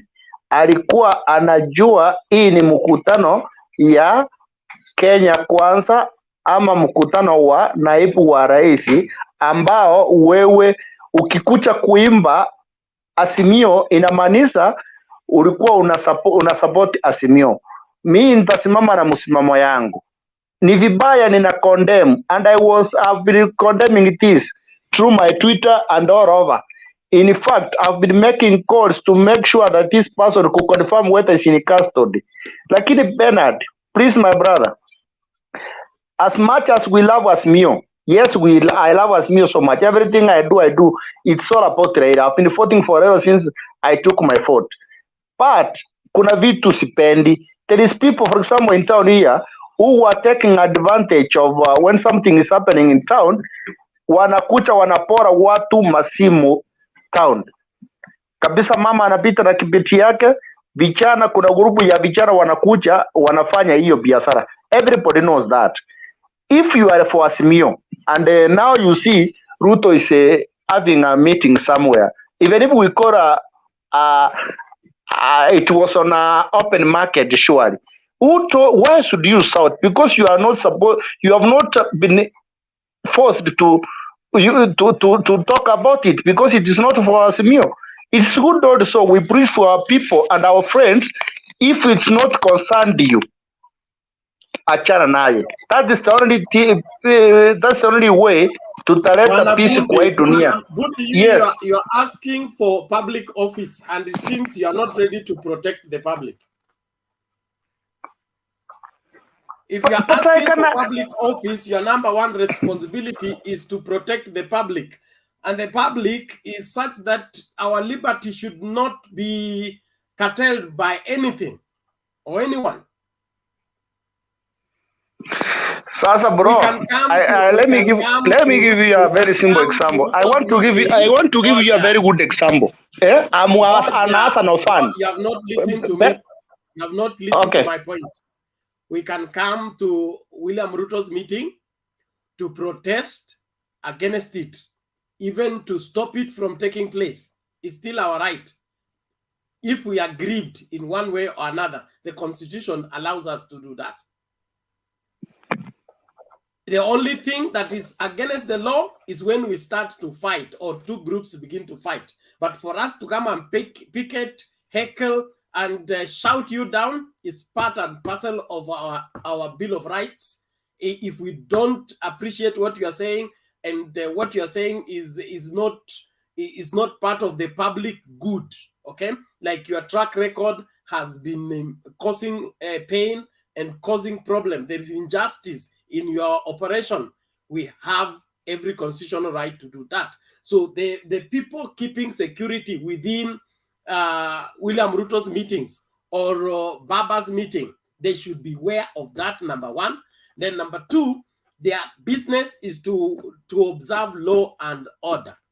That means they can either ask the lady to keep quiet or pull her aside. But lifting your hand to slap somebody simply because she's picketing, that is wrong, is against the law. And we cannot zone. Hiyo story ya KANU ya kitambo, ili ya kuzone areas na kusema this is KANU zone, nobody should go there, nobody should, opposition people should not come and campaign here.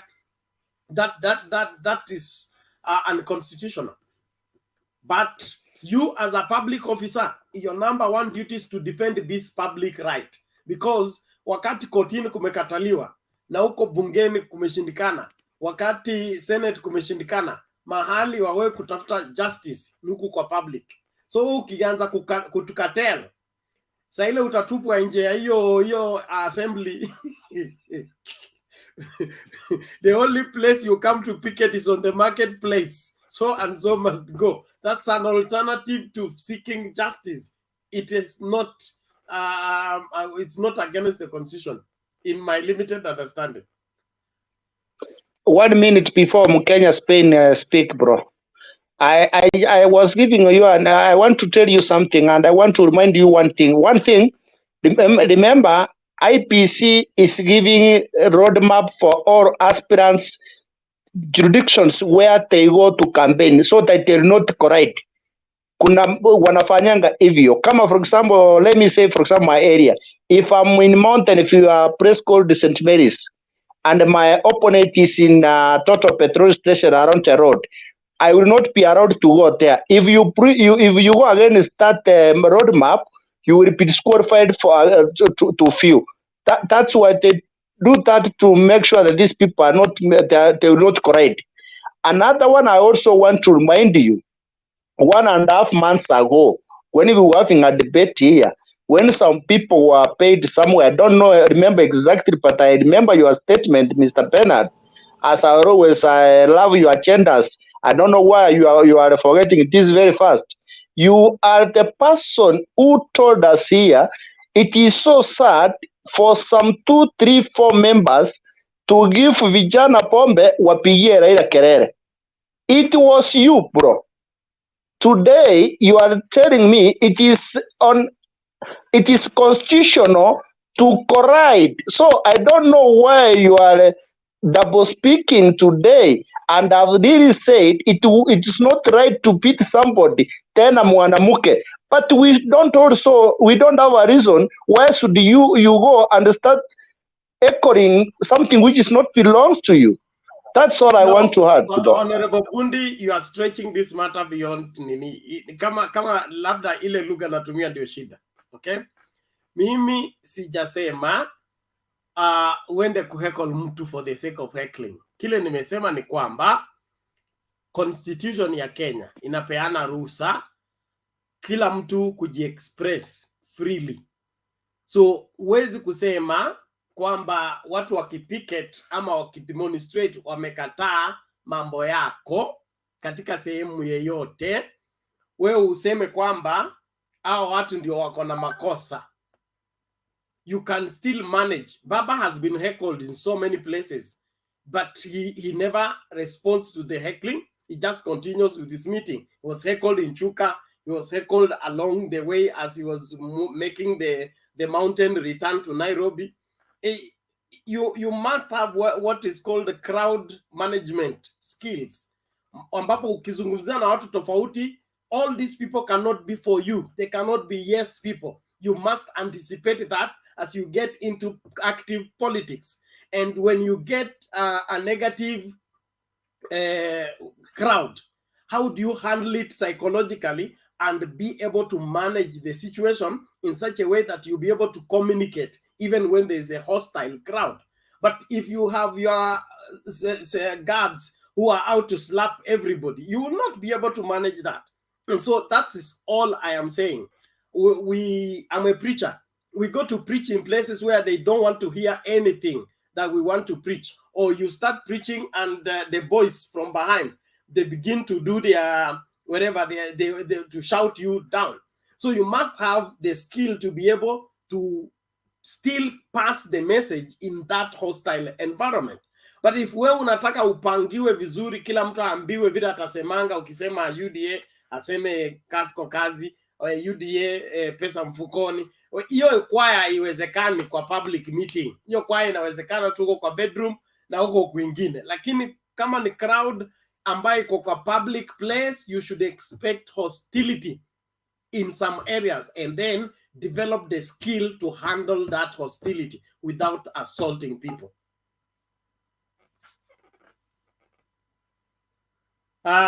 Naomba hilo swala tuachie hapo. Kama una swali uniulize, like ama objection unaruhusiwa tu.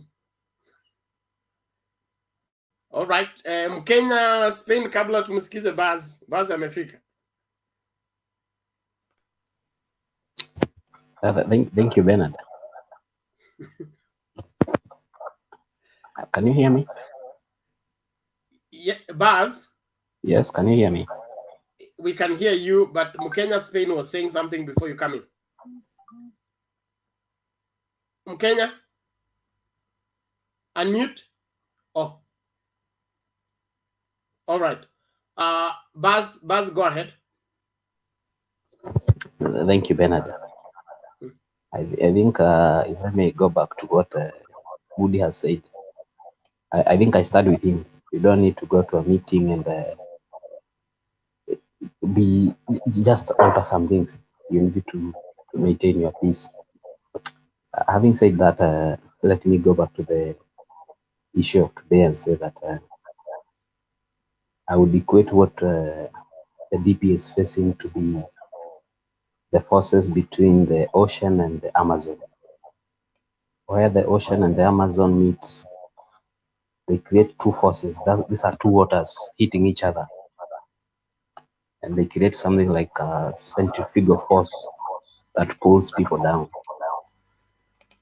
The only thing that Ruto must anchor on is a rock. An anchor will not be enough.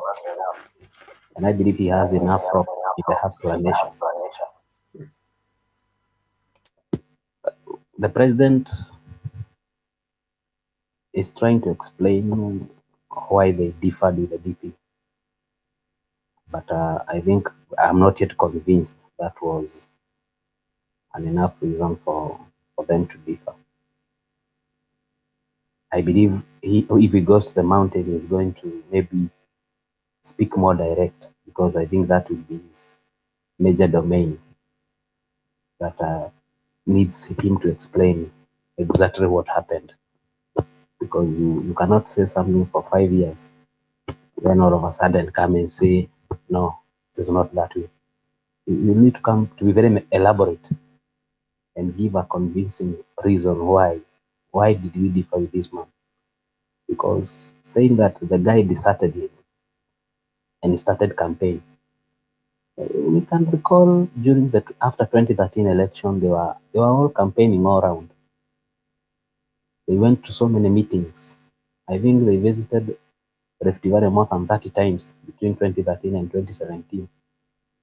Why should it be bad for him to visit to continue post 2017? So I don't think that is an enough reason. So I think today's meeting at State House, which Honorable Budi attended, we did not follow everything, but what happened there was for that constituent of the youth that were invited. And we are now looking forward to seeing His Excellency on the road, speaking to the masses, the unselected masses. And we want now to see what message he'll have. The message he had today was for a category of youth that had been selected. Now let us listen to his message when he hits the road. I think that will be the one that we will be able to measure him with, because at that moment, he cannot predict the reaction. Today, he could be able to measure, predict. The people who were invited at State House were well known. They were numbered. But in a public rally, it will be free for all. Where any statement he makes will be repeated and repeated again. It cannot be controlled. I think so far I can also add and say that I think the DP is doing very well. He has been consistent in his meeting. And what they're doing in the Nakuru today, the next move they go, I think they have been repeating the same mistake. But before I forget, Bernard, we would very much love to vote for Baba. But one thing that I still keep asking myself is, what has Baba done when he has been in office? He has done so many things when he has been out of office. Baba was fighting for multi-party democracy when he was out of office. He was not in office by then. In 1988, he was not an MP when he was fighting for multi-party democracy. But let us look at what he did when he was in office. Let us look at his tenure as Kibra MP. Let us look at his tenure as a PM. What actually can we recall? What actually can we, I quote, official, something administrative, can we recall and associate him to his office that he ever held? So we sometimes conclude and say, I think Baba is very good when he is unofficial. When he becomes official, we remember him for nothing. And that's why I say, for me, it is difficult. It's still difficult. I'm still not yet convinced. Thank you. Mr. Bass, you never cease to surprise me. Okay, it was official to save Mao, even at the expense of political suicide. He went all the way. Among the threats, and we still have Mao today. When he was Minister for Roads and Housing in the Kibaki government, that's when the roadmap for the superhighway, all the bypasses and all that map was drawn there, executed for that matter, against all odds, brought down houses of important people that Moi had given land to make sure that the country is up to speed as far as development is concerned. He was on the front line of fighting corruption, sacked ministers who are suspected for corruption when they were and then later on they were reinstated by the president. That was official.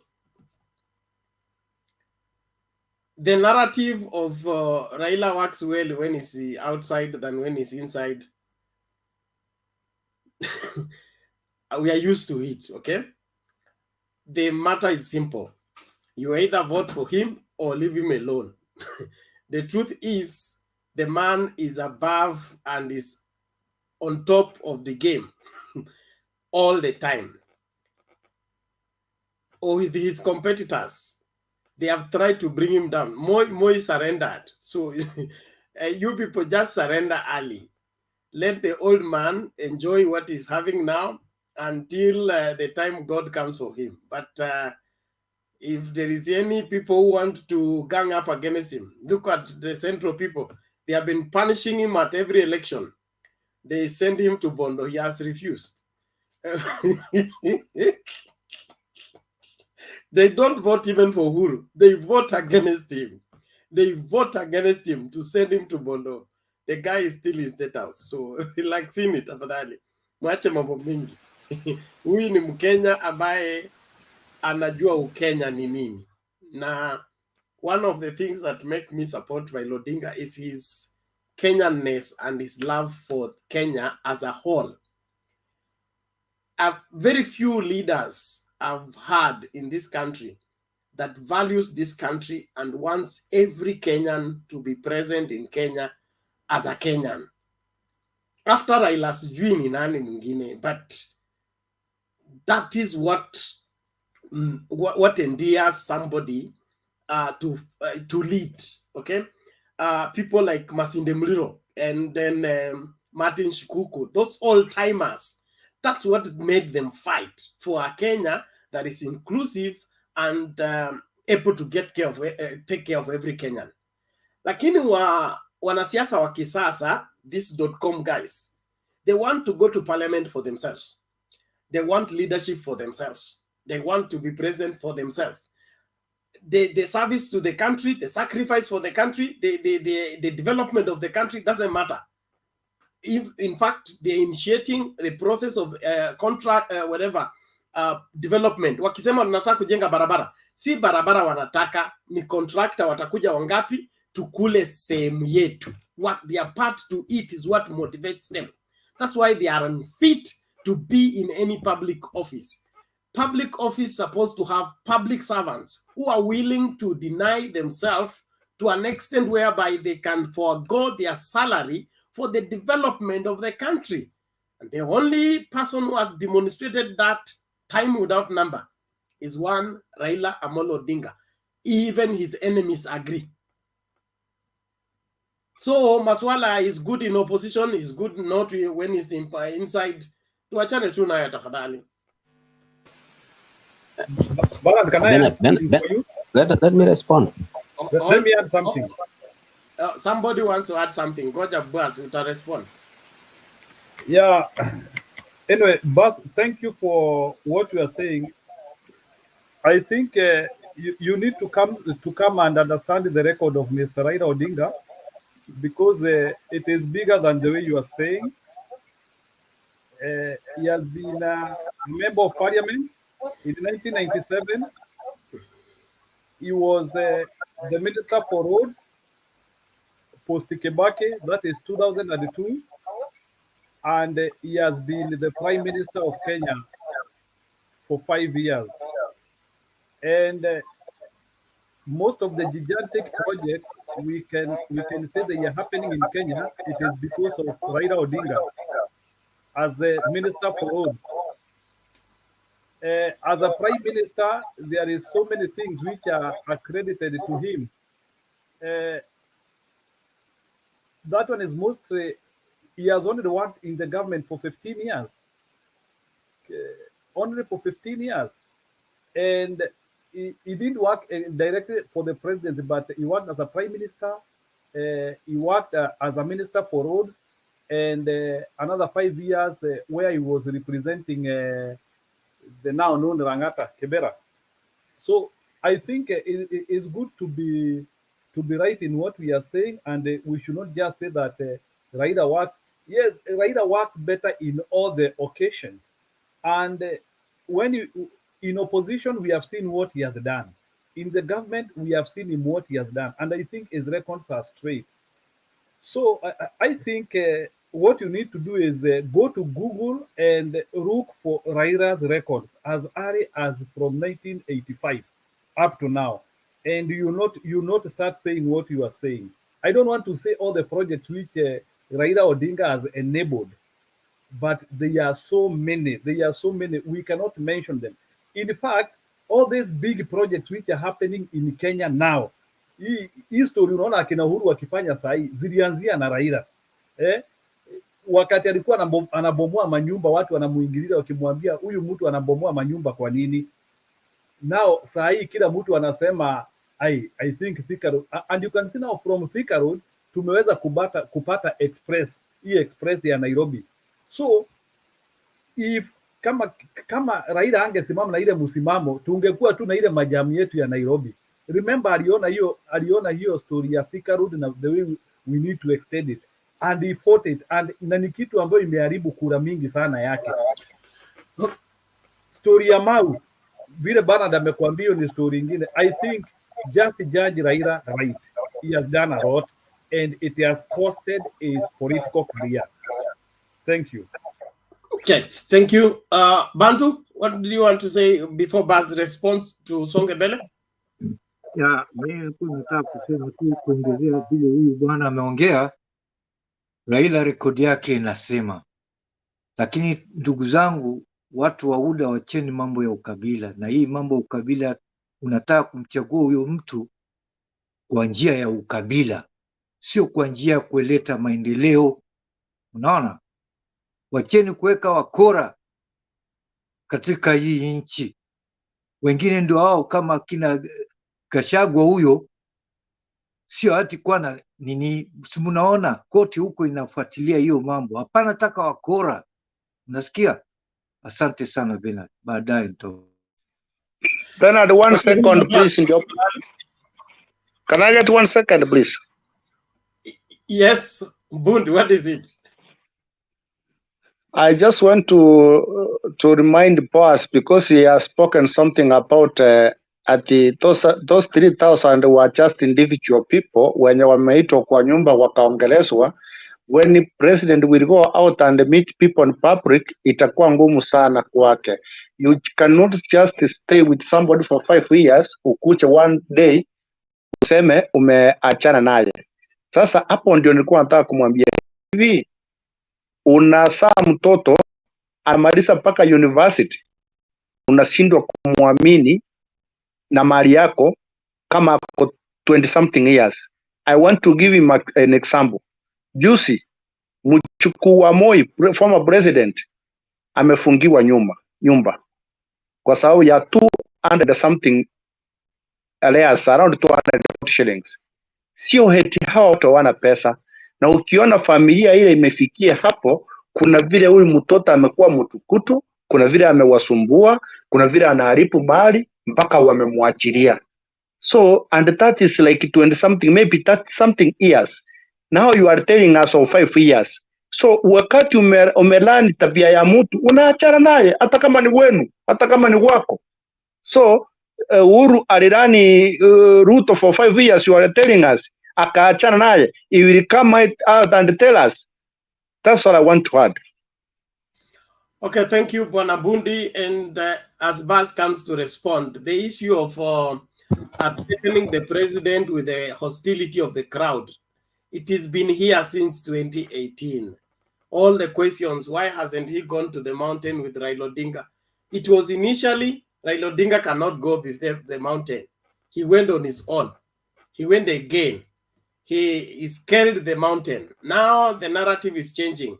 If the president still has command in the mountain, let him go and speak to open crowd, not selected members to go to State House. This is only beginning. You wait for the rallies to start.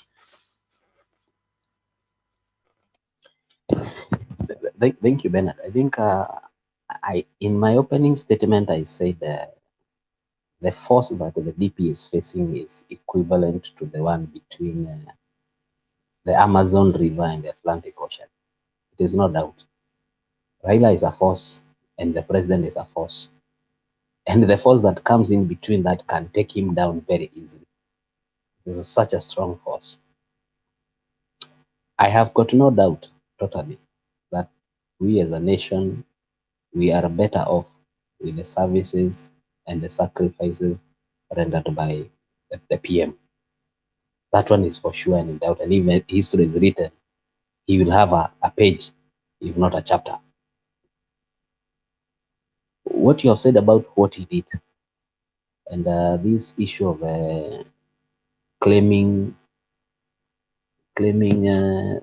success, I think this is the old act of, is it Columbus, who would claim success on everything, even if he arrived late. He would claim this was my meeting, whether he arrived late. This is what you are trying to practice here. Somebody cannot claim success of a project that happened in 2019 when he was last in government in 2013. That must be a very old project for one to claim responsibility. I think what we are saying is about the president coming to the mountain is not that he cannot come to with Raila Odinga. Everyone is free to visit any place.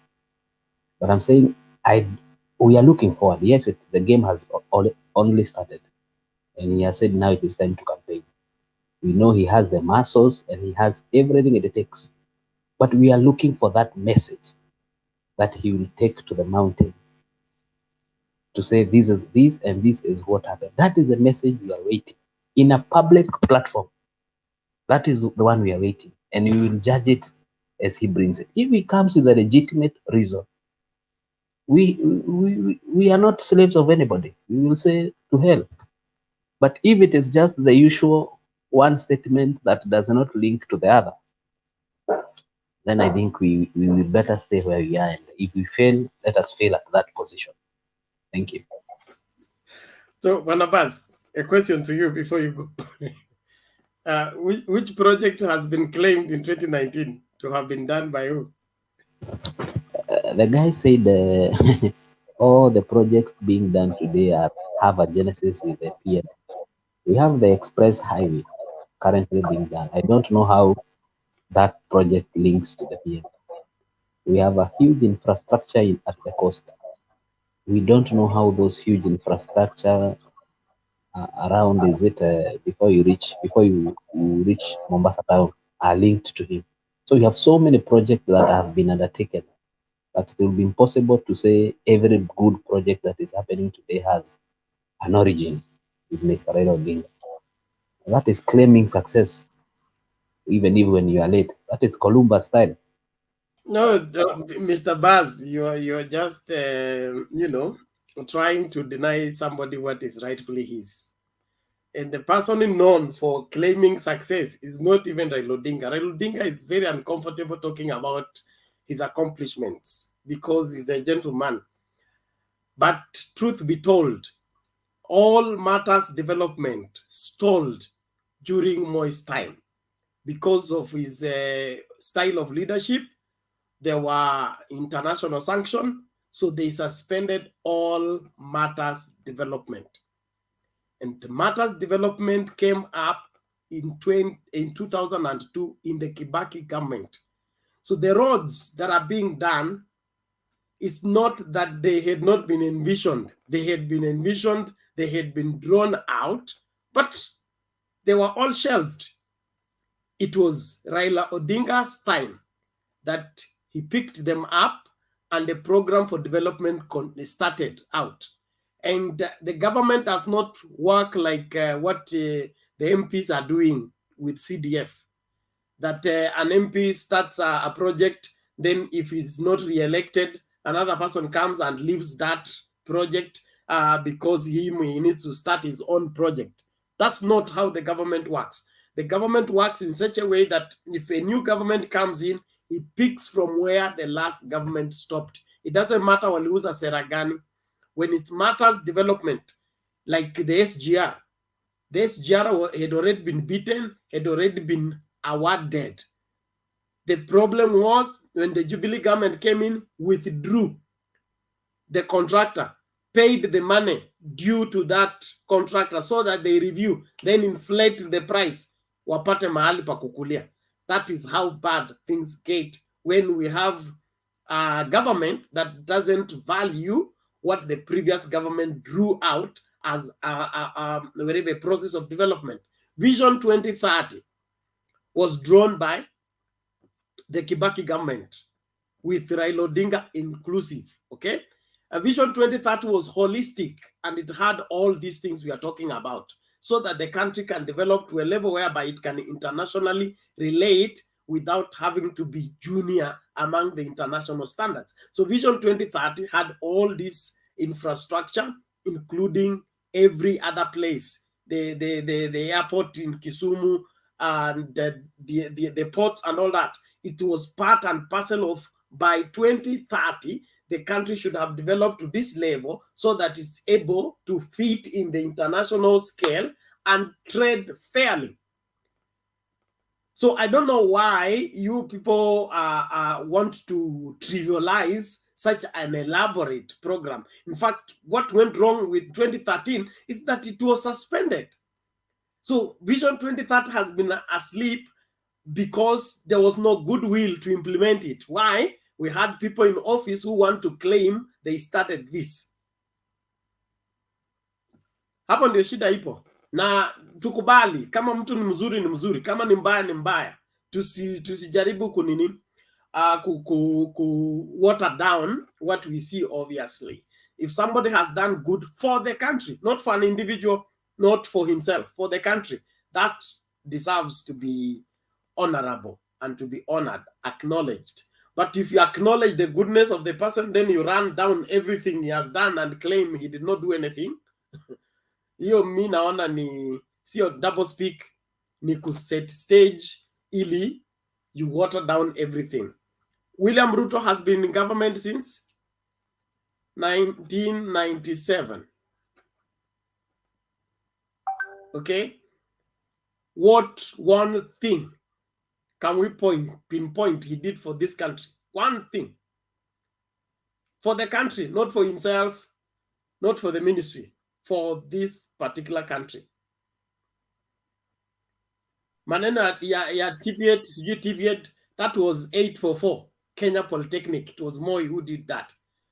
He just improved on it by multiplying the polytechnics and changed the name of the polytechnic to TVET. What else? But can I support you? That is different. Maybe the only thing we could thank the Jubilee government for that is new is called Huduma centers and the devolution of Huduma centers, making it easy to register the dead, register the living, and register the born and getting government services. That is for Jubilee. Nobody can deny it. It wasn't there. Previously, everybody needed to go to Sharia house to do everything. Lakini kama kuna kitu ingine mnionyeshe. Bernard, can I respond? Can I support you? Shortly ndio basi aongee alafu tusonge mbele tafadhali. Okay, sawa. So nilikuwa nikitaka kusema when a project inafanywa kuna kitu inaitangwa feasibility study, detailed design na implementation stage. Nairobi Express Highway feasibility study ilifanywa 2012. I know that details. Thika Super Highway detailed design ilifanywa by 2004, 2005. Mr. Raila Odinga sahi tunaongea, he is the AU ambassador for infrastructure. And one of the policy for the AU right now ni connecting all the African international highways. Na for us tuweze kuconnect hizo highway zote, hizi akina Nairobi Express Highway, akina Mombasa Road, hizi zote, hizi all the A roads ziko part of that policy paper. And Mr. Raila Odinga ndiye amekuwa akishughulika kwa hiyo with that experience. So I just want to tell my brother here about whatever the development you are seeing in Kenya is centrally square to Raila Odinga's experience in government and outside government.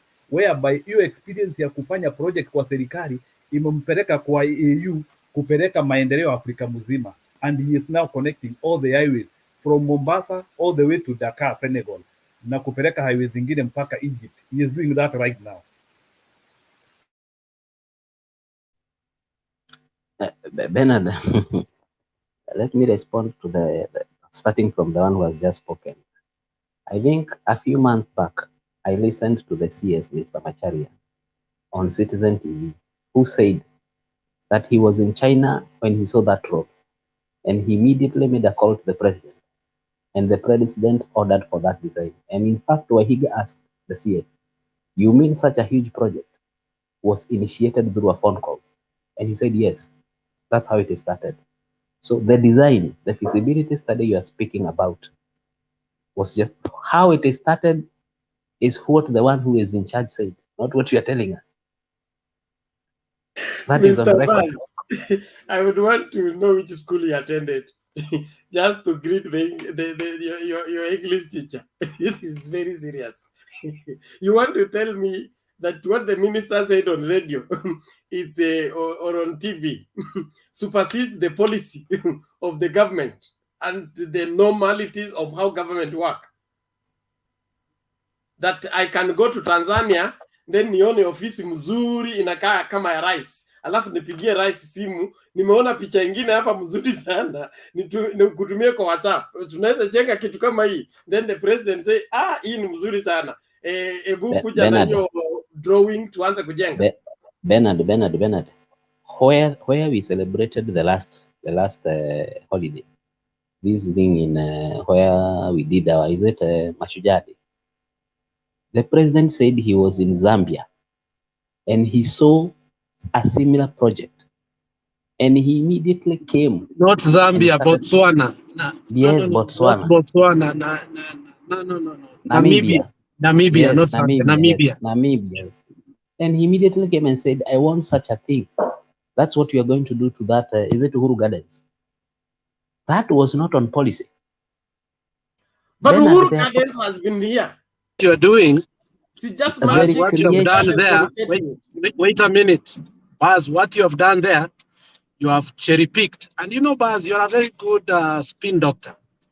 What the president said was, Raila approached me and said, let us honor our heroes in a manner that is befitting.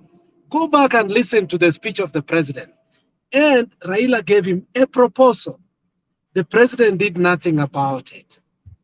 But in the mind, Raila gave him the outline of what he desired Kenyan heroes, including Dinard Kimathi, to be honored once and for all.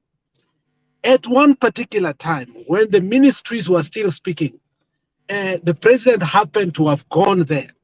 And when he saw the Hero Square, he asked his minister, and he realized that this is what we should be doing. So what you're saying is true, but partly also not true. The idea to build the Hero Square had been there. The money had been put on the side, and the president had different ideas on what to do. But when he saw this one, that is what happened. It superseded others. So it wasn't like aliona tu hivi mara moja na ikajengwa. No, what you forgot to say is that Raila approached him years earlier about it. Please be honest and authentic. Thank you, Bernard. You know, we only need to know when he was in Namibia, to know when that came into the mind, when it was conspectualized. We don't need to know about the stories they had been talking about. They have spoken so many things. That's the problem. Bernard, one thing I finish. One thing I finish. From the top. You cannot climb the tree from the top. You will need to hold the stem and climb slowly by slowly. Mwache history yenu ya kupeana half truths. Ndio mnashindwa. Hii mambo tukubali. Hii Kenya haiendi mahali kokote, tutakuwa hapa. Bernard, I finish. Let me finish. You asked a question and asked what can we associate the DP with. It is on record that since 2013, we have had huge electric connectivity in the country. What that has cost in economic terms is huge to be able to define. It has brought a lot of economic development. I would like to equate the DP to the current Chinese president, Xi Jinping. If he takes power, he is going to propel this country in the same manner Xi Jinping has propelled China. Thank you. Exactly what I was telling you. Exactly what I was telling you, climbing the tree from the top. The electricity expansion program is part and parcel of infrastructure program that was drawn by the Vision 2030. Okay? It's just plug in and play. We want something original that William Ruto slept and dreamed and came and what is it called? It came and brought to the cabinet. Okay? They went to parliament and they lobbied the members of parliament to pass it so that it is for the good of Kenya. One thing, for the 27 years plus he's been in government. Bernard, one thing, you are speaking something and you are forgetting to tell us. When the PM was demolishing houses to pave way for Thika Road, those houses had been built on public road that had been earmarked for roads since time, maybe in 1963. That means somebody in 1963 had planned that there will be a road in that area. So it was not a brainchild of the PM. What he did is just he implemented something that had been planned, just like they implemented what had been envisaged in 2030. Stop misleading us, bro. Stop misleading us and wasting time. 1963 kulikuwa na building gani Mombasa Road? Wewe wacha bwana. Kulikuwa na kichaka huko, mbuzi zinakimbia kwa na farasi. Let me ask you, Mr. Budi, when he was demolishing houses built on road reserves, meaning which road tell me one of the houses which was built in 1963. Okay, let's do that. Let's leave that alone. Unajua, it is they say you cannot do anything against the truth, but for the truth. That's a scriptural, I think it's in 1 Corinthians. You can't do anything against the truth, but always for the truth. The truth will always stand. It doesn't matter how many lies are propagated. Raila Odinga has broken record in his performance, and that is why he's trusted by Kenyans, trusted by the majority of Kenyans. Those who know him and those who don't know him, they feel safer in his care. You can compete against that, you can campaign against that, and there has been deployed campaign, smear him. People have been hired from abroad to smear him. But after all the smearing, he only say higher. Then it clears the air and everybody believes him. Let us give honor to whom honor is due. Naomba tumalizie hapo, tuende kwa nini Mkenya, hebu changia tukisonga mbele. Thank you, Bernard. But I wanted just to tell my brother, I'm not a land survey, but I think if you can go back and ask those people who plan and who, when they are marking a land, what they first do. First, they mark roads, because even you can't be given a title deed without a road marks, and that is a must. So stop telling us that people were planning Nairobi 1963, they had planned that Thika Road will be there. That's just propaganda. We know this is 2030 agenda, and it began with Raila. And you like it or you hate it, that is pure and clean truth, and you can't change that. So hata where you have built, nenda hapo utaona kwa map of the survey umewekewa mahali barabara inapaswa ipitie. That is a must. Hata huku kwenye tumeishi everywhere. When the land is being surveyed, the roads should be marked. Hata kuna vitu mingi, hata si umeona about schools. How many schools in Kenya they are being grafted? Saizi serikali iko na how many schools? Hata wewe mwenyewe unaweza sema like Nairobi, hata tusiende nje ya Nairobi, hapo tu Nairobi. We have primary schools in Kenya where they don't have fields. Why? Because they are being grafted. And that's what we want those cartels, at least. Our country too, the same way Mr. Ben understood you, they can't just to fit international in the trending. We can't be going back 1980s. We are moving forward, my brother. We are not looking how can we go and buy votes there in the villages with the cheating our old mothers that this and this was done 1980. No, you have to tell people the truth. You have to educate people. Stop taking people back. Just educate people what is proper for them, what will bring a good future for our youth. Stop telling us things will take us backwards. We want our country to grow. We want our country to develop. We are talking about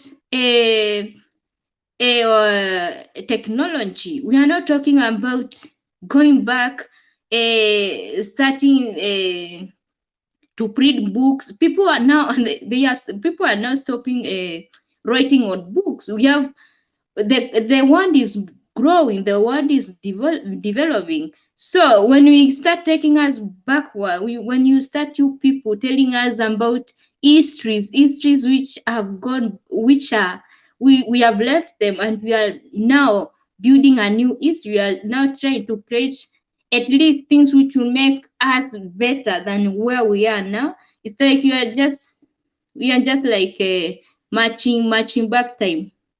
So just to tell people the truth, educate people.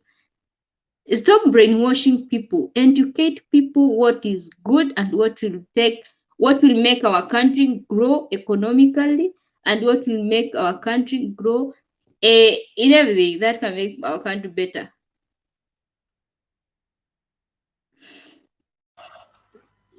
Yes, Buzz.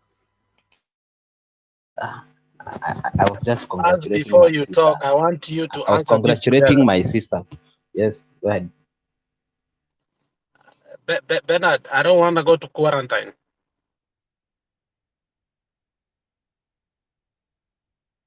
Ben, I don't want to go to quarantine. Can I speak?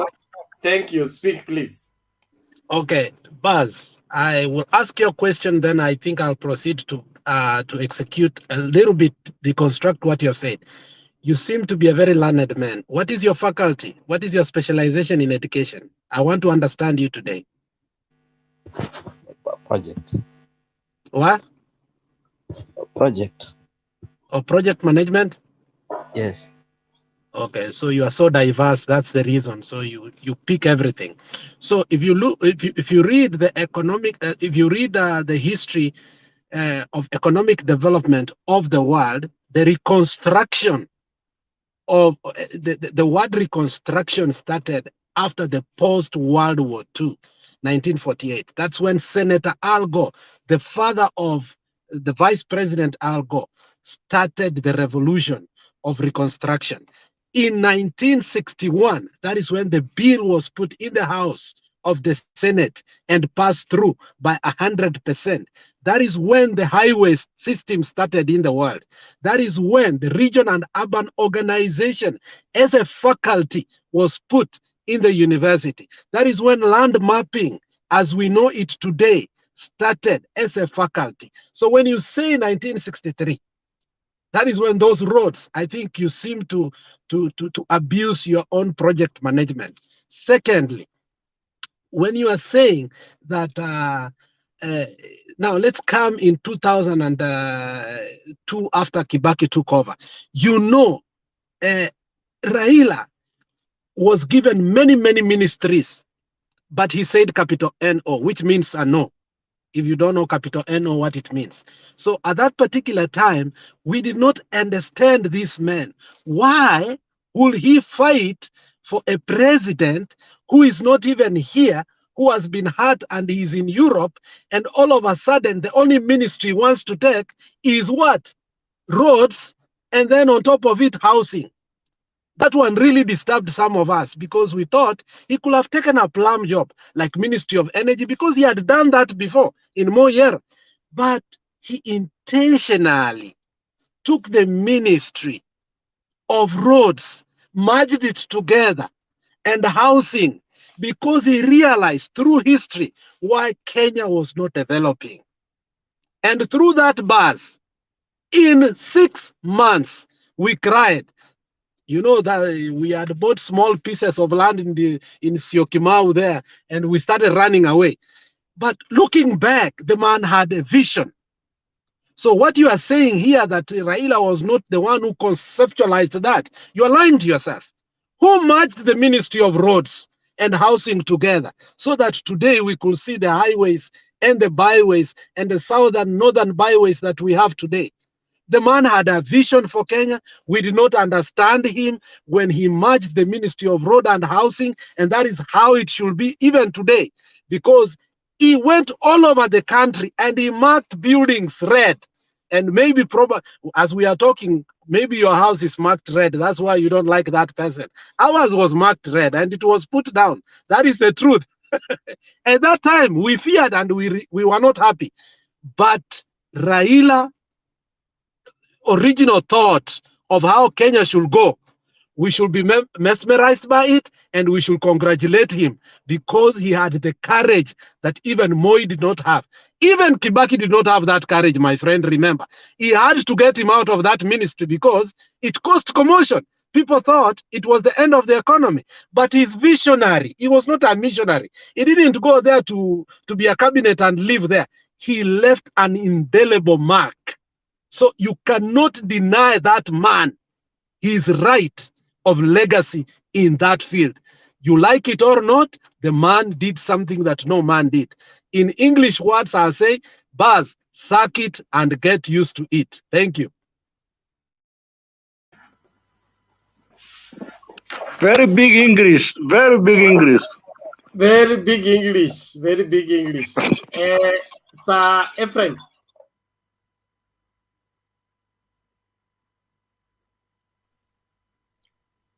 Thank you. I wanted to correct my friend Kidogo, Baz. I heard him give Ruto credit for rural electrification. Hello? Yes, carry on, please. Execute your question response. Nimesikia mwenzangu akisema jinsi ana congratulate Ruto kwa kazi ya mambo ya rural electrification, lakini nilikuwa nataka kumkosoa kidogo, nimwambia kwamba Uhuru has a bigger vision, and he realized for our economy to thrive, or rather for us to open the economy of the counties, because we need to open the counties for them to be able to exploit the natural resources. We needed energy and infrastructure. And he realized we've been over-relying on stima ambayo tulikuwa nanunua Uganda, na bado hii stima ya maji huku ambayo ilikuwanga unreliable. So diversify, tukaenda kwa geothermal, wind na solar na mambo ya what do you call it, current. But to his disappointment, Ruto amekuwa kisabotage the same thing. Kwa wakati alichukua hiyo ministry, I remember I had a company ya maziwa and I was doing quite well, na sikuwa nasumbuliwa na stima. Between 2014, 2016 na 2017 mwezi wa 10. Huyu mtu wa Ruto, the Ketela ambaye alitolewa juzi November, na aliresign juzi. Alipandisha stima from 16 shillings to 26 shillings. And you see huyu ni mtu wa Ruto. So I wonder why Buzz anaona huyu mtu akifanya vizuri, whereas on our side he's a saboteur. Angalia mambo ya stima pali ameiacha. Currently the government is trying to they are trying to wanajaribu kusaidia hii kampuni irejee. Na bado mambo ya energy, mambo ya mafuta bado tumeona vile wamemess. So nilikuwa nataka kumkosoa hapo kidogo. Okay, Buzz, respond to Songa Mbele. Oh. Can I talk before maybe Buzz responds? Quickly, please, in half a minute or one. Thank you. Yeah, I'll even take 1 minute. I want to congratulate Buzz, the way he's reasoning and the way he's debating. Maybe not supporting his sentiments, but at least he has a sober mind, very sober mind. Unlike other UDA supporters, they come here and shout and talk nothing. At least Buzz is supporting his sentiments with some things that some substance. But what I want to tell Buzz is, you see, the person who discovered electricity has got a bigger name than the people that have developed this electricity up to date. The person who discovered the telephony, Antonio Bell, I think so, has a bigger name than the people who are now doing these mobile phones. So you cannot take away what Raila did just because he didn't implement it or we didn't see it as it is now. We have to give it to him. You cannot take away that from him. That's what I want to say concerning the debate of what Raila did and what Ruto has done. Ruto has done a lot. If last mile electrification of villages and all these things, but with a self-interest, and all of us know it. Even in the energy sector, he has done a lot, or him and Uhuru has done a lot, but with a self-interest, because otherwise, where did he get all this money? And you see like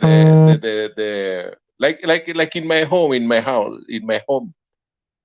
there are these poles. Waliweka kumi. I had to tell them to take them away, and I was wondering why should they bring these poles? Kwangu, 10 of them. I need only one. So there was somebody who was gaining out of this, poles being supplied everywhere. In fact, if you go to my home area, they are along the roadsides, unused. So he did this, yes, or they did this with Uhuru, yes, but with a self-interest. That's the difference between Ruto and Raila. Raila do it for the nation. Ruto has done some things with Uhuru, but for self-interest. That's what I wanted to put through on this current debate. Thank you, Joe. Buzz, please respond. Let me thank Joe for the very cool observation. And I think when he says the difference between the PM and the DP is one did something with something in mind, and the other one did it selflessly. Joe, I would like to refer you to Wikipedia. Just read the biography of the PM and why he joined he had a merger with Kanu. And I think you will be more informed why. Not my words, but a wide research by such an organization. Just go to the Wikipedia and study that. Alex gave a very elaborate substance that I will not mention or like to rebuttal. It is very correct. Ephraim, you talked about energy and power, the last mile your power going up, and associating what the Minister for Energy did, for electricity did to the power bills. I think if you lived in this country and you were there before 2013, you would realize that connection to electricity was very expensive, and yet it only came down after 2013 to a reasonable figure that people could be able to afford. About the bills, it's a complex issue, and I think if you have read the newspaper recently about why power bills were such high, it is not something that started yesterday. It is something that started way after KenGen was formed and other power producers. That was in the Grand Coalition government. I don't know how you associate that with Keter, who came in 2013. Now it is being cured. You can see what has happened to Kenya Power after an abrupt resolution to lower the bills. The KPLC now is in the red. It needs a bailout because the decision has been taken to save Kenyans at the expense of the company. Now it needs a bailout. It has not been cured, yes, but Kenyans have gotten the relief, but at the expense of the company. So you cannot wholly partition that blame to Keter. Though I'm not defending him, he may be having his own things. I'm not there with him, but that's my observation.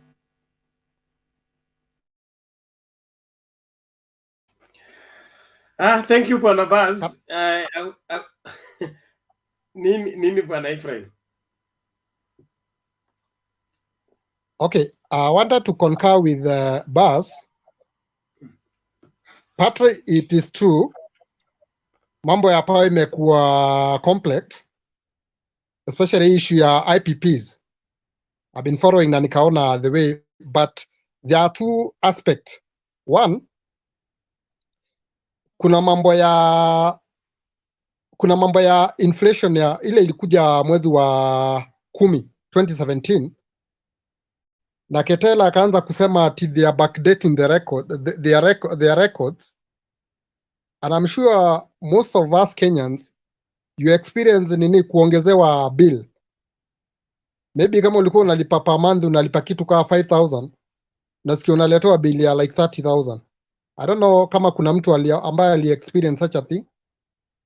Then the other issue was kulisemekana they were having, unajua kuna hii token number tunanunuanga hii ya 88880.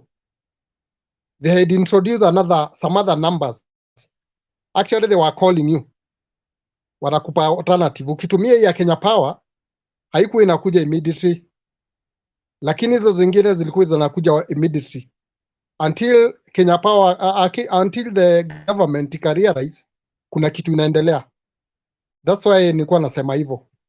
Though we cannot, as you say, Baz, I agree with you. It's a complex issue. Hatuwezi tukablame the whole thing, but he has played a role somewhere. Thank you.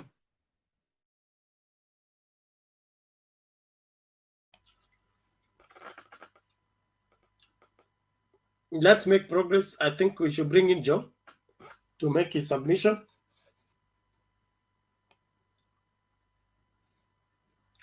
Joe, are you still there? Okay, Brian.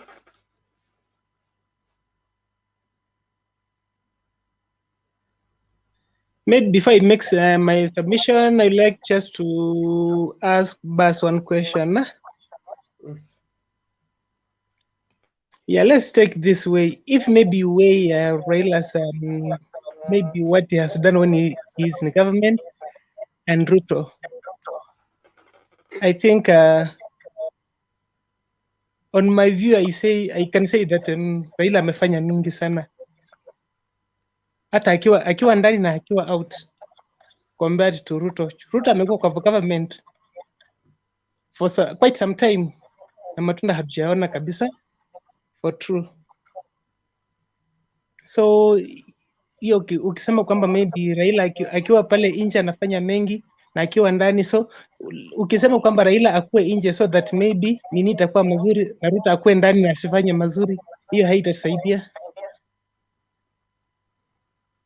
Na kitu moja tena ambayo ningependa kusema ni kwamba yeah, the country is big for anyone, na ni kubwa sana kuliko anything else. Tutakuwa na tena tutaiacha, kuna wengine watakuja waipate Kenya itakuwa. But now kitu important ni mtazamo venye tunaangalia the country venye itakuwa baadaye, si venye iko saizi, lakini venye itakuwa baadaye.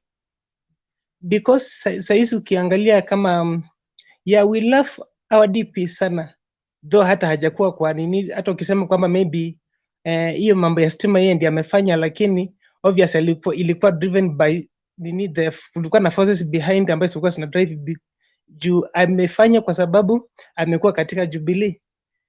Na mtu mwenye tungesema amefanya ni Uhuru. Ni vile tunaweza sema maybe Ruto alichakuliwa, si Uhuru hakuchakuliwa kwa kupitia Ruto, lakini Ruto alichakuliwa kupitia kwa Uhuru. So ile mambo ambayo imetendeka, yeye tunaweza mhesabu tu kwamba alikuwa ndani, lakini si ambaye amefanya hii ile the success ambayo tumeiona ama ile matunda ambayo tumeiona kidogo. Lakini yenye tunasema kwamba nani hatujampatia chance mzuri. Ukimpatia chance Raila anaweza fanya exploits hata kuliko juu alikuwa ndani, yes, lakini hakuwa na ile say ya kusema. Lakini sasa akiwa president, mimi niko sure beyond any doubt kwamba ile ambayo Kenya itasonga kwa hatua ile nzuri. Thank you Bernard na wengine wote. Okay, thank you.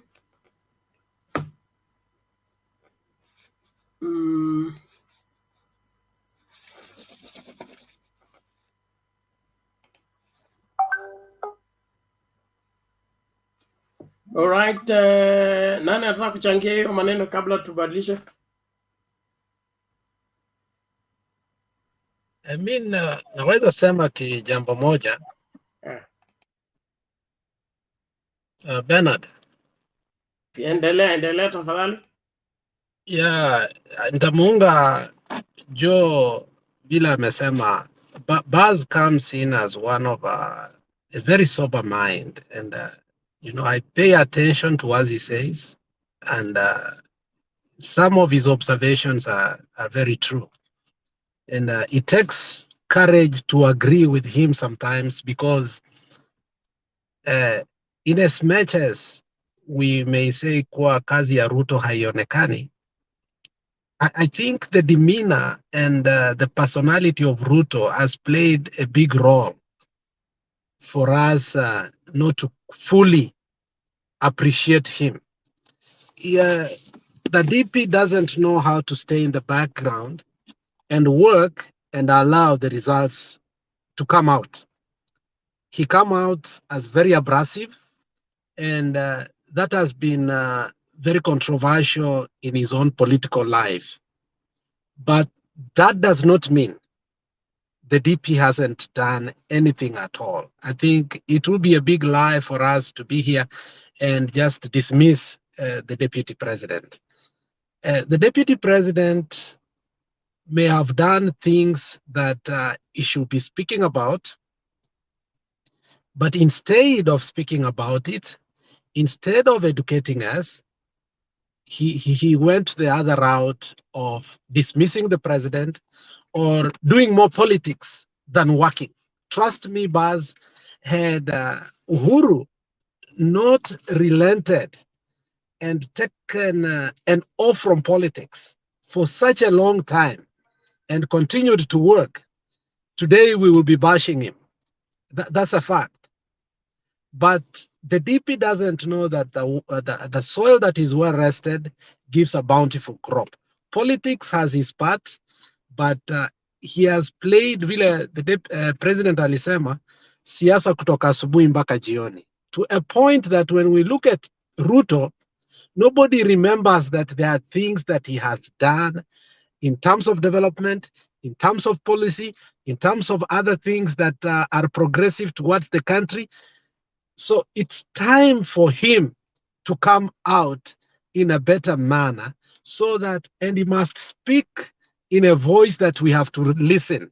Otherwise, if he comes in with the usual demeanor, we are not able to listen to him, because, I mean, you can't be abrasive from January to January.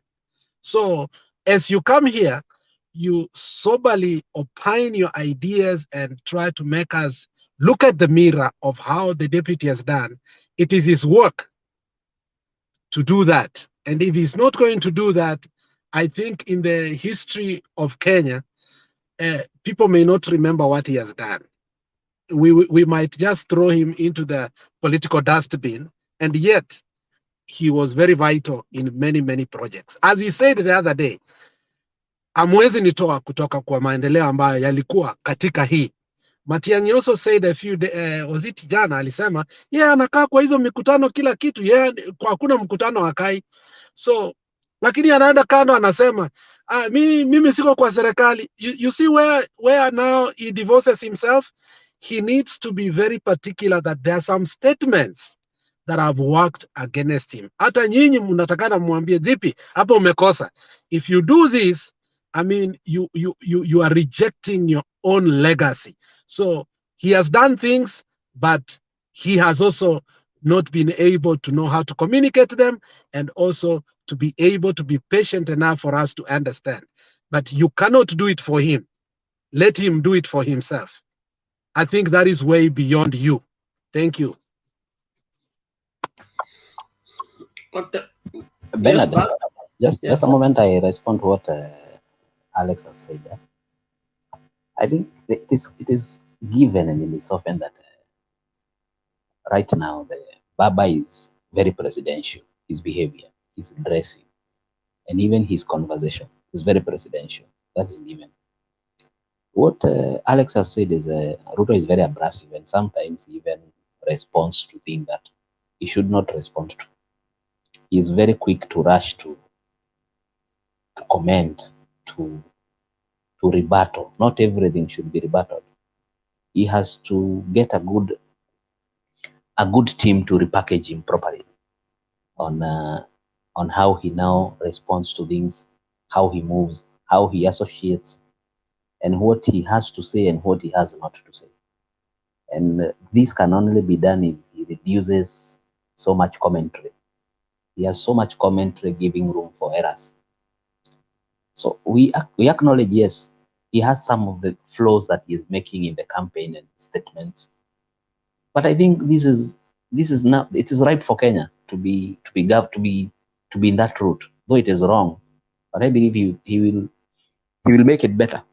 Some of the things he's doing are completely unnecessary. Thank you.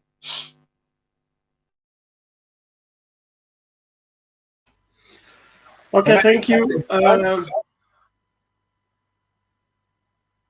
Nani mwingine alikuwa anaongea? Yeah, ni mimi nilikuwa nataka kuongezea tu basi vitu mbili. Unataka kuongezea basi vitu mbili? Vitu mbili tu. I just want to some point of information to him. Okay. Njiru, wewe ndio unanichanganya. You are behind the curtain. I can only hear the voice. What is it? I just wanted to tell Baz during his reading, try and go and read about how projects are identified. That is project identification. Also go and read about project life cycle. Then from there, Pia enda usome about the interstate highway project in the US and how it was started in 1955, and the way President Dwight Eisenhower is given all the credit of how that project came. And then you try now to package that with some of the things which have happened in Kenya, like the Vision 2030 in the year 2008 and all those other projects. Then hiyo story partitioning of Kenya and knowing how highways are, nilikuwa nataka kuongezea hapo ya kwamba international standard data ya mabarabara even in 1963 hatukuwa standard ya class A roads haikuwa imetokezea. So there is a lot which there is so much international standards na local standards kutoka Kenya which have been built in the recent times from 80s and above, and Mr. Odinga has been centrally involved. So please look for that information and see for his influence. There is a lot he has done. Thank you. Okay, thank you. I think that was the point of information, and the information is passed across. Joe, you are yet to make your submission. If you can, right away. Can I add something? Yeah, can wait. Okay. Bundi? Yes, bro. I'm forced to clarify something. I don't know whether najua nitakosea maybe kwa kazi mahali nafanya kazi, but I'm not seeing any of my staff here, and because it's a matter which is ongoing investigation, but I just want to be very, very, very categorical and very honest. I'm a civil servant who works with Kenya Revenue Authority here in Nairobi. The reason why I've told you that I'm on investigative department where we are investigating some of the amounting 11.6 billion to Nikki Ruto's account. Where Bundi wacha hizo vitu. Please. Just for the No. sake of Mutembei TV, just please. I don't think whether it will. It can. I don't think whether it can be used Let me- against Mutembei. Let me Please. just finish my point. Yeah, but just do it in a manner Okay. that Okay. just do it in a manner that the is amount I've said, the amount order I've for both of you. Order for Alex. Order Bundi, Mr. Bundi. It's good to give information, but when you're giving information to public, when the person you're mentioning is not there to defend themselves, it becomes an abuse. Okay. So what now that you have brought in somebody's name, whatever you are going to say is not going to be taken lightly.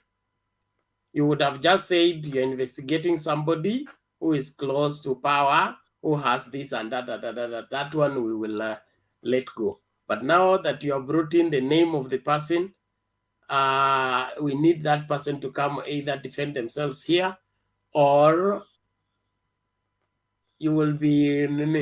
I don't think it's proper for you to do that. Okay, let me do on the other way around. Ni vile imeniuma. Ni vile imeniuma mahali. Lakini nitajaribu kupita kando kando. Iko hivi. Bundi. Yes, Bundi. Bundi, stop it. Bundi. Yes, Temba. Tafadhali, actually I came in because of that. When I heard you starting to say, I can see, you don't have to see anybody working with you here, but this thing will remain as records on YouTube for long. So I would suggest that you just present on another thing. Forget about that here, Nakuma. Personally, Nick Ruto is not a candidate in this year's election. I've agreed. Neither Bernard, is either. Wait. Bernard, can you hear me? Neither is either. Order, Mr. Joe. No, I want to talk. I also have got some authority. Ngoja Joe, you will siwacha talk. nimalize. No. Wewe umecharge sahi, sasa ndio unarudi. Hebu relax kwanza. Relax. Thank you. Wacha Joe aongee. Yeah. Remember, go back to work. Wewe. Alex, Wacha nimalize, Alex. out of order, utaenda quarantine sahi. Let Themba finish So, his Bundi. sentence. Then from there, we will allow somebody else to speak. We can't speak all of us at the same time. Thank you. Okay, let's not allow this program to degenerate into now going into people's family. The candidates that we are having is William Samoei Arap Ruto, and we have Raila Odinga, we have Kalonzo Musyoka, and those others who have given themselves. So whoever others that you are going to bring, kindly try to keep their families out of our discussion. You can say about Ruto, you can talk about Raila, you can talk about that. But those others, kindly, as much as possible. And again, wherever place you work, you are privy to very sensitive information. That is, you are getting in touch with those information because of your duty. So that is abuse of office. If you're going to use that information wrongly, which is what you want to do right now. So we suggest, Bundi, you abandon that line, and if you have about Ruto, let's talk about Ruto. I would suggest that for now. I would also like to say, Bundi, you started by saying that none of your colleagues are here. But this is a public forum. You don't know how many people are watching this. And then if you're working where you have said you're working, you know the official 1968 Declaration Act. By you going on air on such things, you're actually going against the official act, which I believe you have signed as a government officer and working in that department. You don't know where all of us work, and you don't know who is watching. So for your own safety, for your own security, stop that talk. Thank you. Bernard, cut that topic. Tuende topic ingine. Let's not talk to Bundi anymore. No, I've heard and I've been warned and I've heard. I think I'm a mature person. Well, let me talk in a different way. Iko hivi. Wakati record, bosi ametuambia record ya bwana DP ni mambo ya stima na nini, sometimes it was on personal gain. It was on a personal gain, and I'm not going to continue because of I've been advised. Let me let it go that way. Thank you. Buzz? Bernard, I will not want to respond to what Budi has said, but I would like to speak in what he has not said. And just say that the guy was in the meeting today of the youth at State House, that he has confirmed he is a civil servant. So we can now authoritatively confirm that that meeting was also a meeting of government, not necessarily politics. Let me clarify that. No, let me clarify. No. That is really wrong, Buzz. You are not improving. But I understand, because probably that is the politics you have learned. But there is the politics part of life, then there is real life, and there is how to handle the future. Some of you twisting information, it can be enjoyable, but it's only for poetry. At the end of the day, there will be a real bill for you to pay, and there will be really questions for you to answer. So this spinning of things and belittling something that is obvious, inawasumbua bure watu wa UDA. Relaxing lakini. Joe, you are here to make your submission. You came in to save Honorable. Please make your submission. Okay, thank you for giving me this opportunity. I know Joe, you look like a civil servant. I don't have to be. How do civil servants look? I was kidding. I was just making a light joke.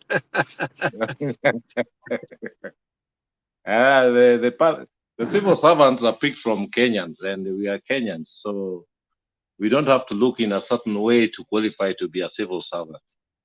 So you just have to be a Kenyan, and you have the right qualification for the job that you're applying for. If you qualify or if you're favored, kama kuna mtu ya ndani unachukuliwa tu. That's I think the Kenyan way. Anyway, a lot have been said, and I'd like to congratulate all the panelists, and including even the people who are commenting today. We are a little bit sober. I'll also still want to congratulate Buzz. If we had people like Buzz here, I think we could be learning a lot, because today we have had a lot of information that, the public information or professional information that has helped us. Some of us have learned a lot from this conversation of today. Now, talking about the Jubilee rising up again, this was bound to come.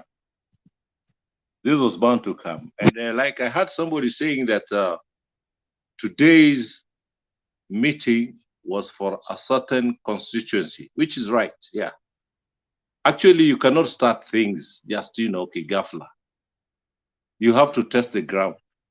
Everybody tests the ground before they jump in, they dive in. You test the water before you dive in. So this is right. It was for a certain constituency, that's the youth. wakina Bundi. And Bundi, I don't like the way you are saying you belong everywhere. You are at this place, you are at the other place. You see, you're giving Baz a lot of information that they should not have. So this was bound to come, and it's going to come. And I'm very sure the president, he has the resources, and he has the government machinery. Definitely is going to make an impact. That is for sure. And if you see the way the UDA reacted from his one statement in Mombasa, they have fear. There's a lot of fear, including sending Waruguru to go and threaten the president, saying that he will teach the president a lesson. That is intimidation. So definitely this is going to have a very, very big impact. In fact, this could be the end of UDA when the president starts hitting the ground. That one I'm also expecting it. It's going to be like that. Nakuru, the other topic is about DP Ruto and KK claim of early victory. Yeah, these are reactions. These are reactions from what the president is about to start. So they're trying to psych, they're trying to assure their supporters out of the fear. So all these are just reactions. But I believe UDA, and Baz, I want you to hear this, UDA might not go very far. I predicted last year that the end of UDA will be April, if latest, either March or April. So these ones are just normal politics out of the reaction. But I don't think the UDA has got enough strength. We have seen they asked their people to resign, and none of them, I mean, very few resigned. And the few that resigned are from Rift Valley. The other people, the other candidates from Central have not resigned.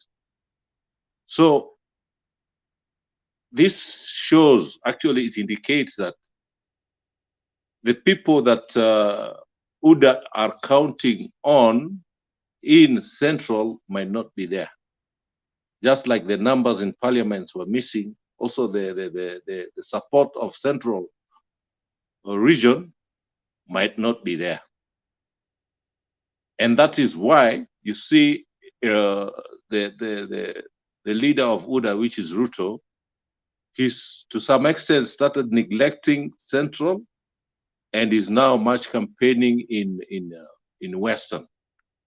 And I think even in Western, it has backfired. And that's why I'm saying by April, Ruto will have very little places to go. People are gaining courage. People are now telling him AZIMIO on his face. People are now telling him no on his face. This one is going to increase as we go nearer to the election date.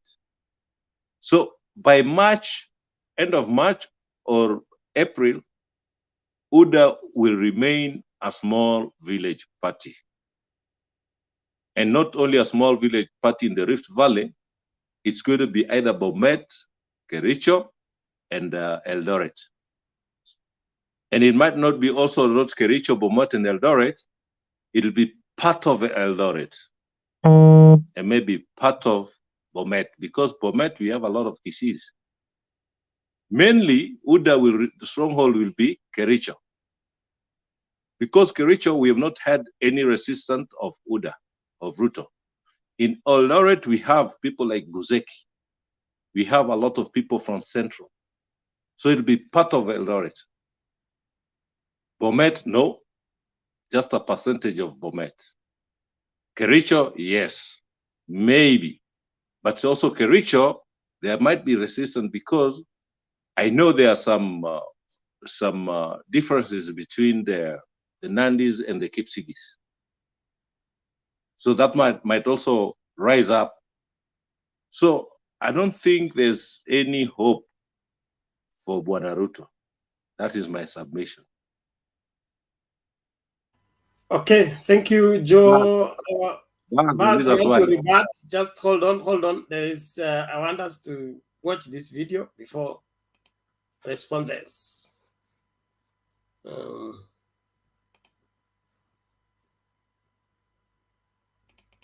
moment.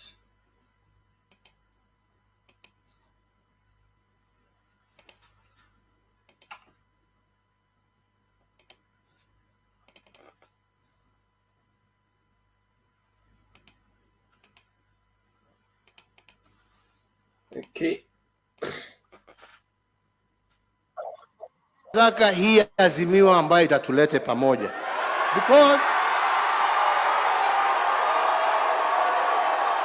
na ndio mimi sasa nimesema, kwa sababu wakati wa siasa umefika. Sisi kama Jubilee sasa tumetoka ofisi na sasa tunaingia kiwanja ya siasa.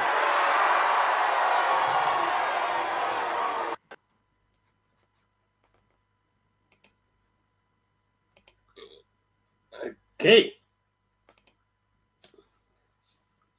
Yes, Buzz. Thank you, Bernard, first of all, for playing that clip, because it embodies what I was going to say. Because in the beginning, when I made my submission, I said the force of Uhuru Kenyatta and the force of Raila Odinga are equivalent to the force between the Amazon River and the Atlantic Ocean. Where those two forces meet, they create a force that pulls everything down. And that is where Ruto is. But if he gets a good anchor on a rock, he isn't going to go down. He's going to remain standing. What do I mean by that? Joe has said that UDA is going to remain a village party belonging to a village somewhere in Rift Valley. And he has said by April, that is, the timeline is April.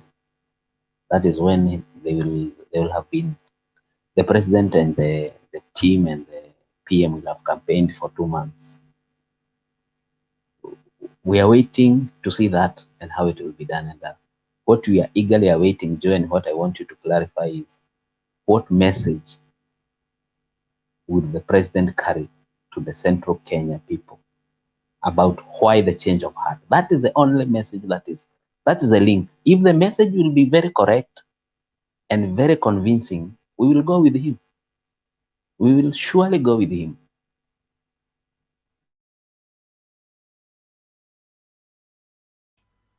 Am I supposed to respond, or anybody can respond? Just a moment before you respond. Millie Adhiambo says April is far, mid next month.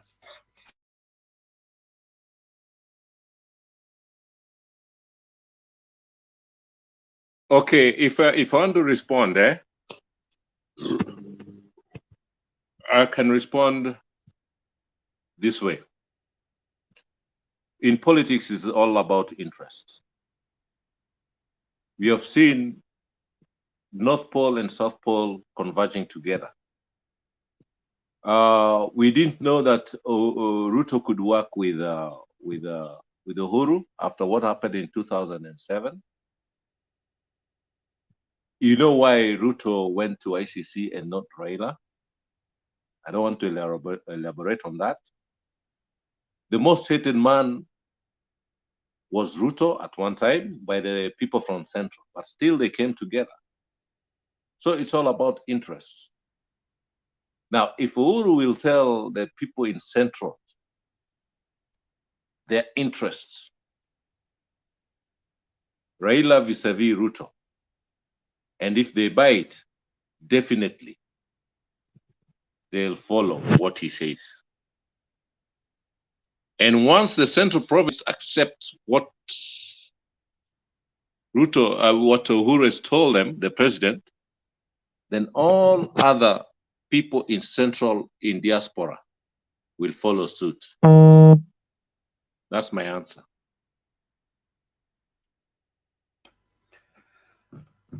Maybe just to add on that, Baz, you seem to be pushing that the president should explain in clear terms what were the reasons for his fallout. He may not necessarily have to do that. because it's a matter of interest, like Joe has said.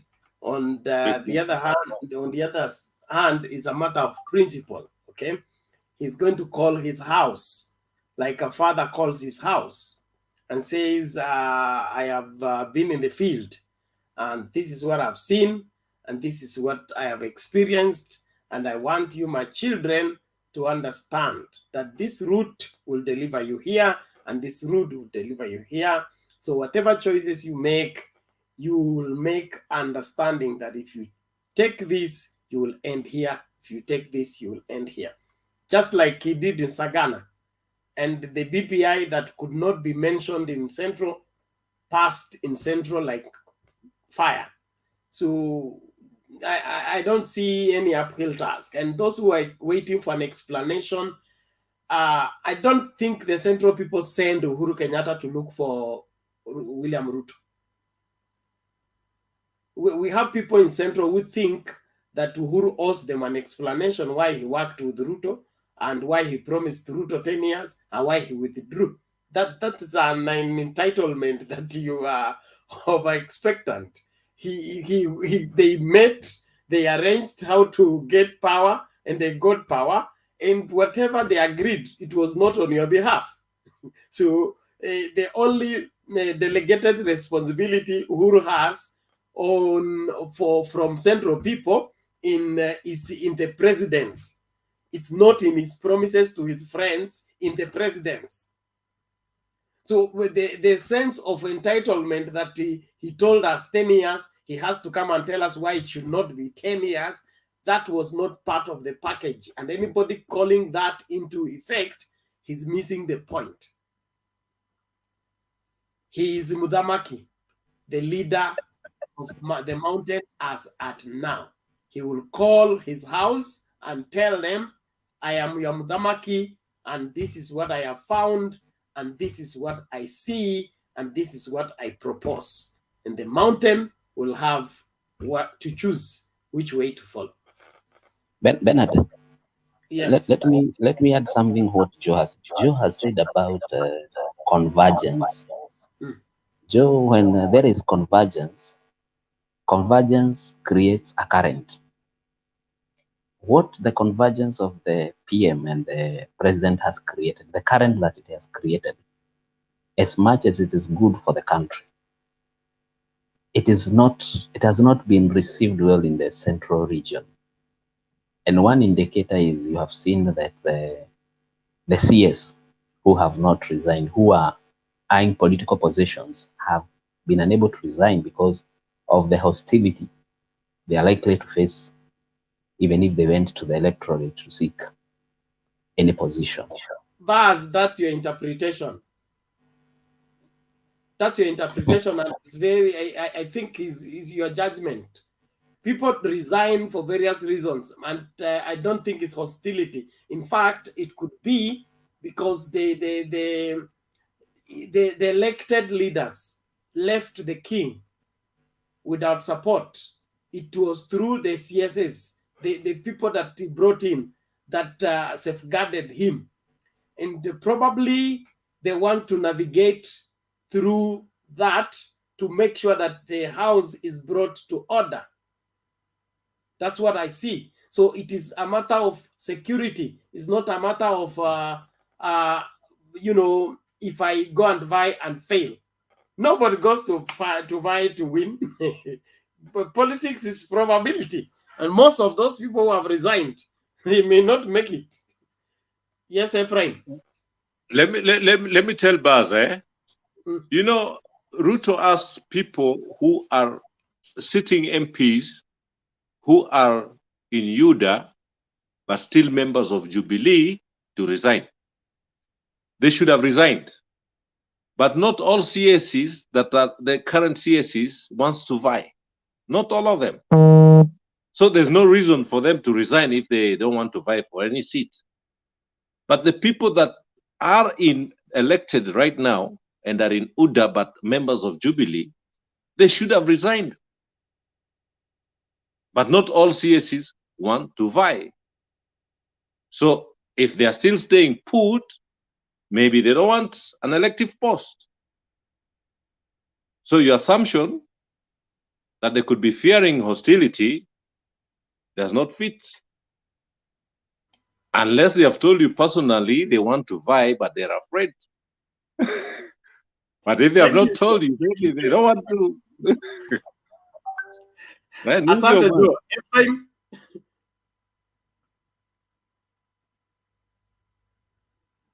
Ephraim, unmute kwanza, unmute.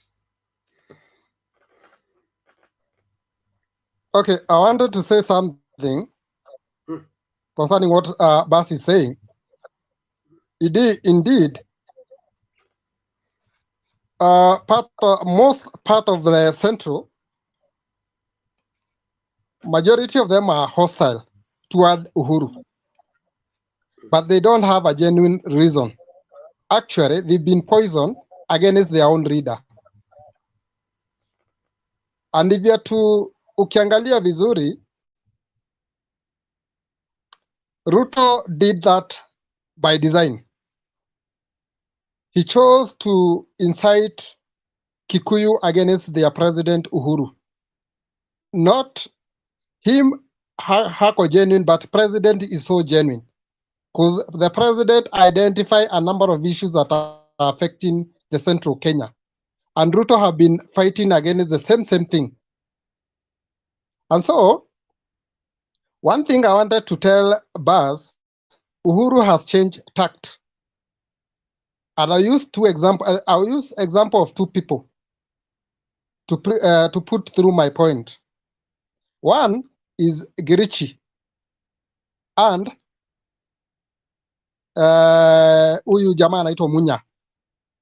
The reason why Munya did not resign, Uhuru ali prevail upon Munya not to resign because yeye anataka kuconsolidate support ya Mount Kenya using particular people ama strong persons.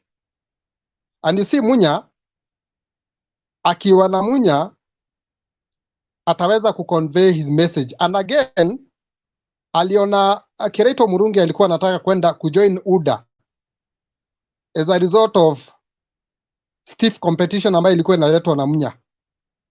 So he had to prevail upon so that he win back Kiraito. Ukiangalia Kirinyaga anataka kutumia Girichi. Actually Girichi just the other day they were with him. Na ukiangalia hata ile meeting alikuwa, majority of those people walikuwa wamedress red ya Jubilee. Hello?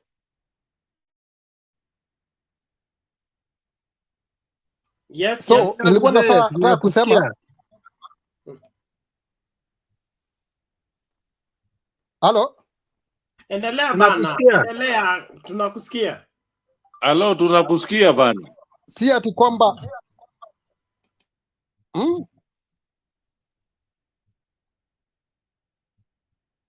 Are you getting me? Oga, stop listening to yourself and just speak. Okay, my point is the reason why people from Mount Kenya are not resigning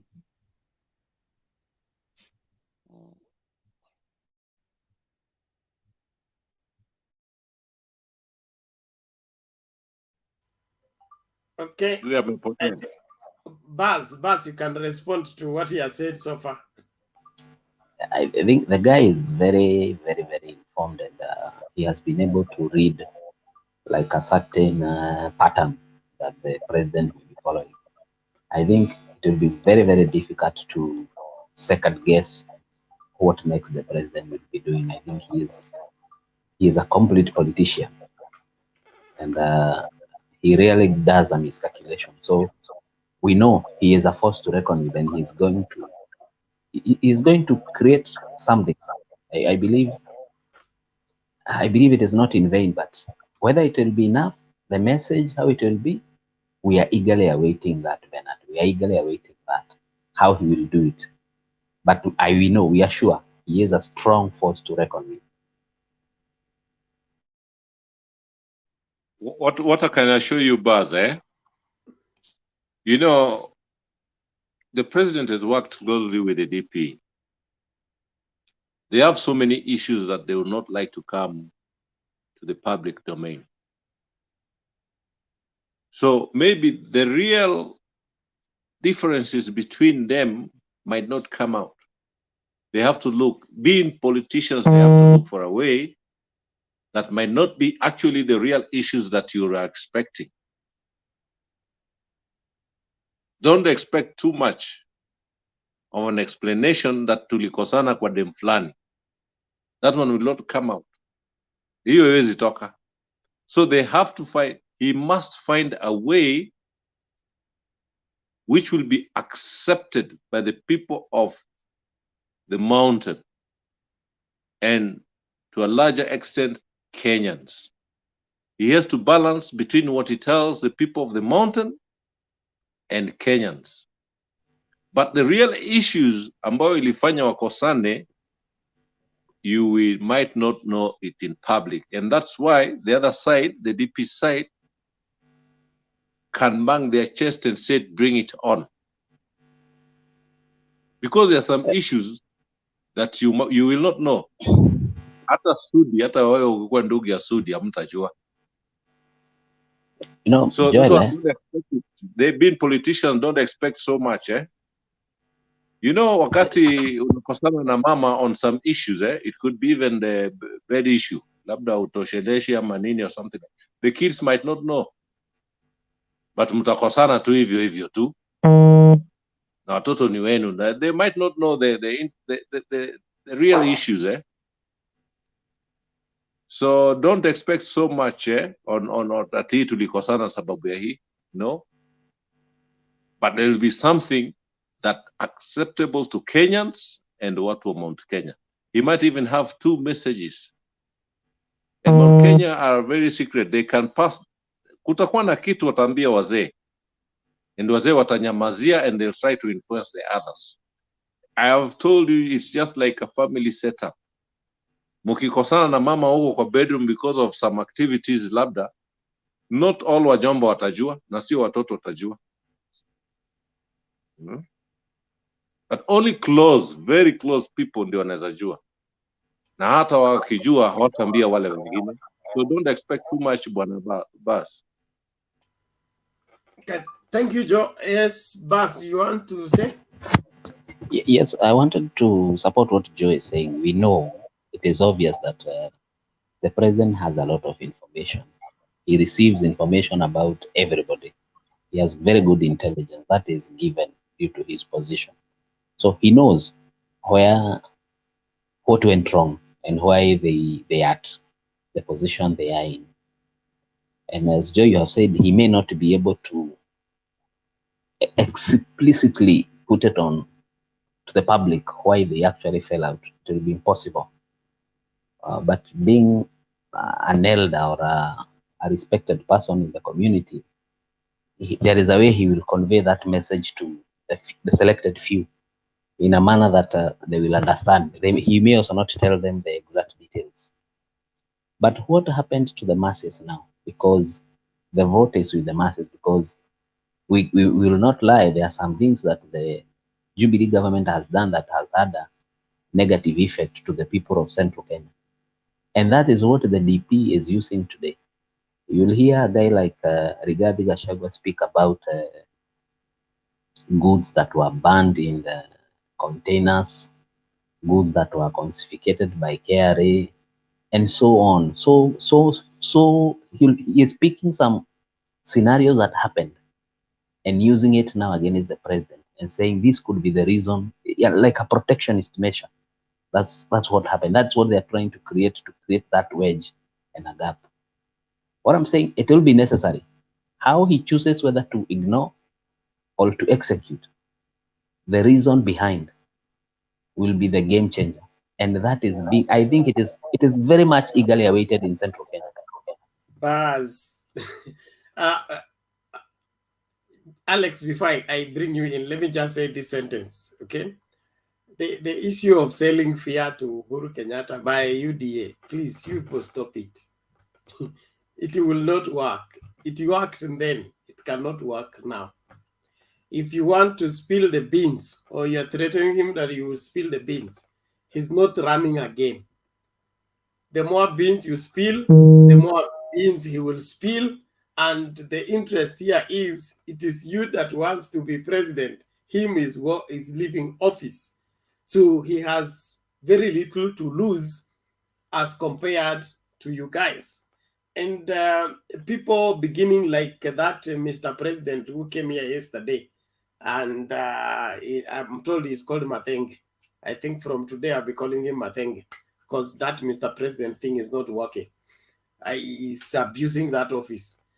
See, he told us the same thing. He imported fake electronics from China and they were abandoned. And then he said he now followed up with genuine one, and they were all combined together.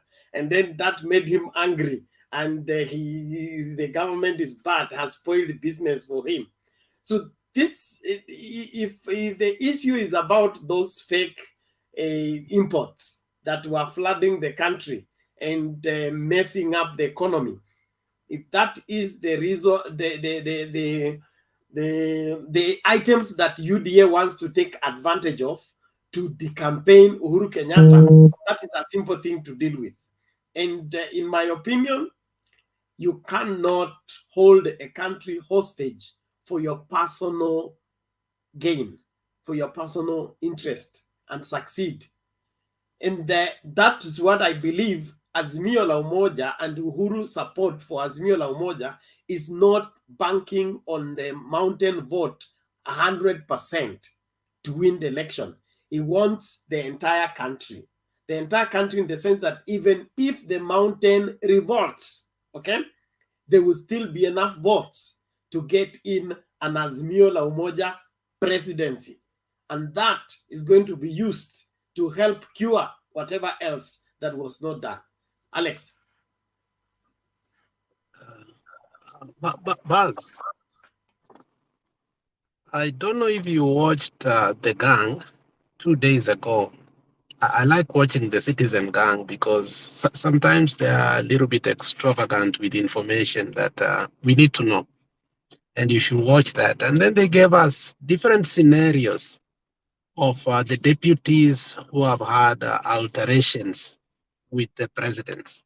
And one of them was Olegunso Basanjo. The other one is Rollins. And they forgot one classic example. And Uhuru has hosted that person twice in State House. And you know that is Masisi. And you know Masisi is the president of Botswana. You know that, Buzz. And the Kama ruled Botswana for a very long time.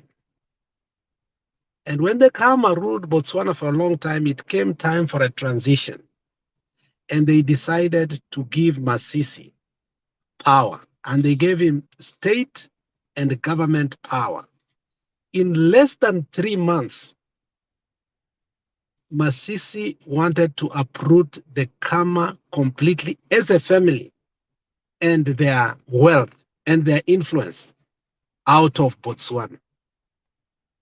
And the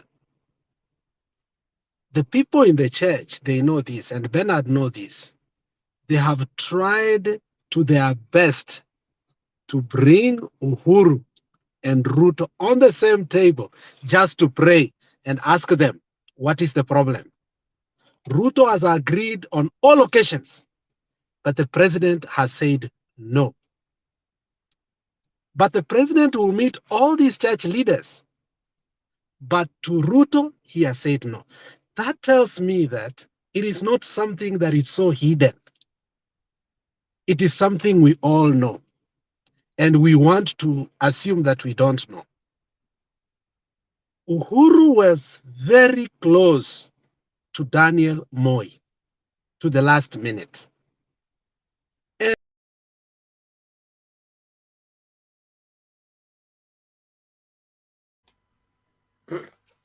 Sorry. I think who threw him out now? Got lost. Okay, let him come. He's here. Oga Alex, well, you left. I don't know who took me out, but can you hear me? Hopefully you can hear me. Although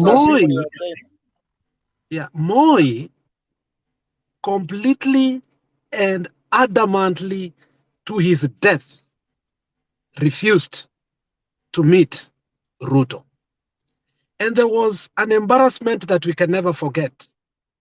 When Ruto went to see Moi in his last days, and we all knew Moi had gone to Israel, he had had health issues, and we knew any call from now about Moi, it will be like our president has rested.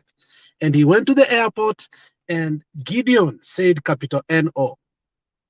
And you can almost tell that the president, former president, who in himself mentored Ruto into politics, died saying that Ruto can never be a leader of our free country. So sometimes we are blaming the wrong person. The historicity here of where the elder Moi looked at this man who was his own son, who he mentored, who is very close to, tells us a lot. So you cannot blame Uhuru there. But again, as you said earlier, that there are traits that Ruto needs to get away from. Fortunately, those are the traits that Uhuru has. Uhuru will not make noise where he doesn't need to make. So you know very well that we understand that the relationship between Moi and Uhuru was vital for them to separate gradually. But what brought these two people together was simple. It was ICC. You know it. If it were not for ICC, these people will never have come together. And once ICC was finished, they had to go back to the negotiating table, which could not be agreed. So thank you, Baz. But be honest on that. Yes, Baz, respond quickly so that you hear from Thomas. Yes, I will be very quick and say that Alex has been very elaborative, and I think there is a good reason why Uhuru Kenyatta would vehemently not want his deputy to succeed him. There is a good reason. What you're saying, we don't know how he will explain it to us, but we believe there is a good reason why he cannot.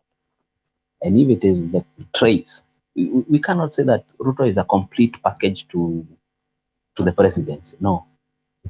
And at the same time, we know how Raila presidency would cool the temperatures of this nation, because if Raila was who he presents to be, his presidency would be very good, because he is a guy who has been looking for this position for so long. And I think we look, what if Raila rules? Who comes next? The antagonism in our politics, I think it would go away for a very good number of years to give this country time to heal. So we understand the angle the president is taking, but the person who he is bringing now, we have a little bit of doubt. Not so much, but if we are convinced about the other party properly, then we call it a day.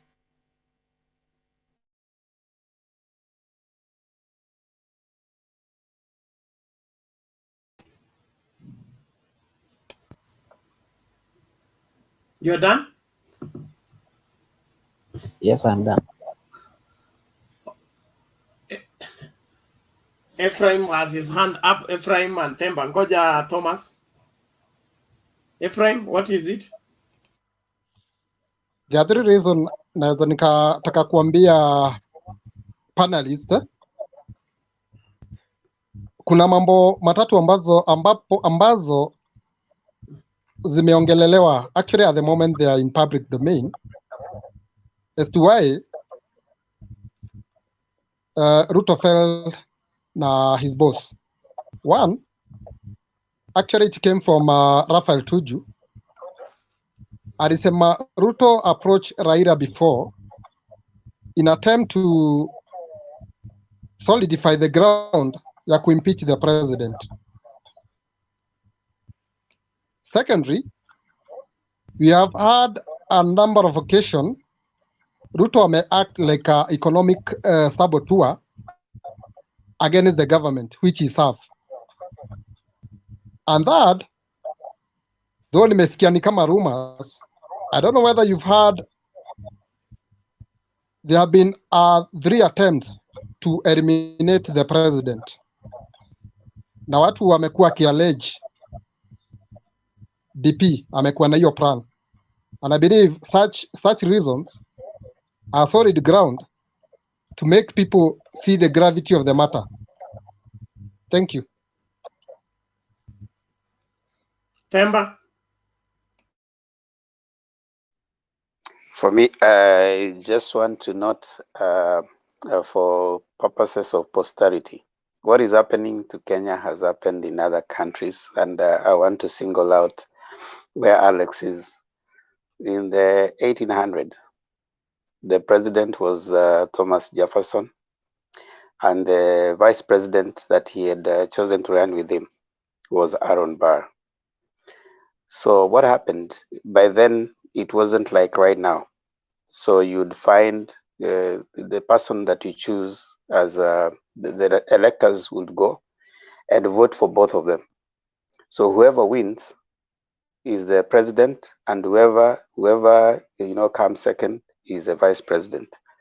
But for the first time in the 1800s, Aaron Burr and Thomas Jefferson had similar, like they had 73 to 73. So what happened? They had to go to the House of Representatives for the tie to be broken. When they went to the House of Representatives, the Federalist Party then, it was Democrat Republican. The Federalist Party then preferred Jefferson to Aaron Burr. So when they went, of course, after several voting, until like 35 times, because there were ties up to 35 times, you can get that information.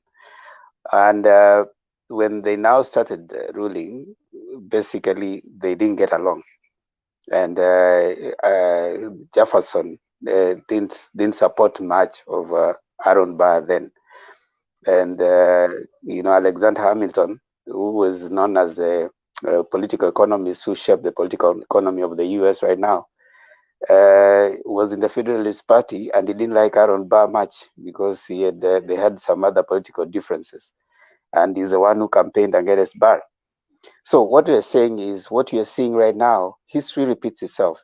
It has happened elsewhere where the vice president and the president do not get along. And interestingly, Aaron Burr was coming from Republican, and Jefferson was from the Democratic Party. And they kind of moved together and started ruling. So what I'm saying is, it's a similar situation we are seeing. Is it unique to Kenya? No, it's not unique. Should the president, does he have his way? I mean, does he have his choice of which direction he'd want to leave the country? Yes.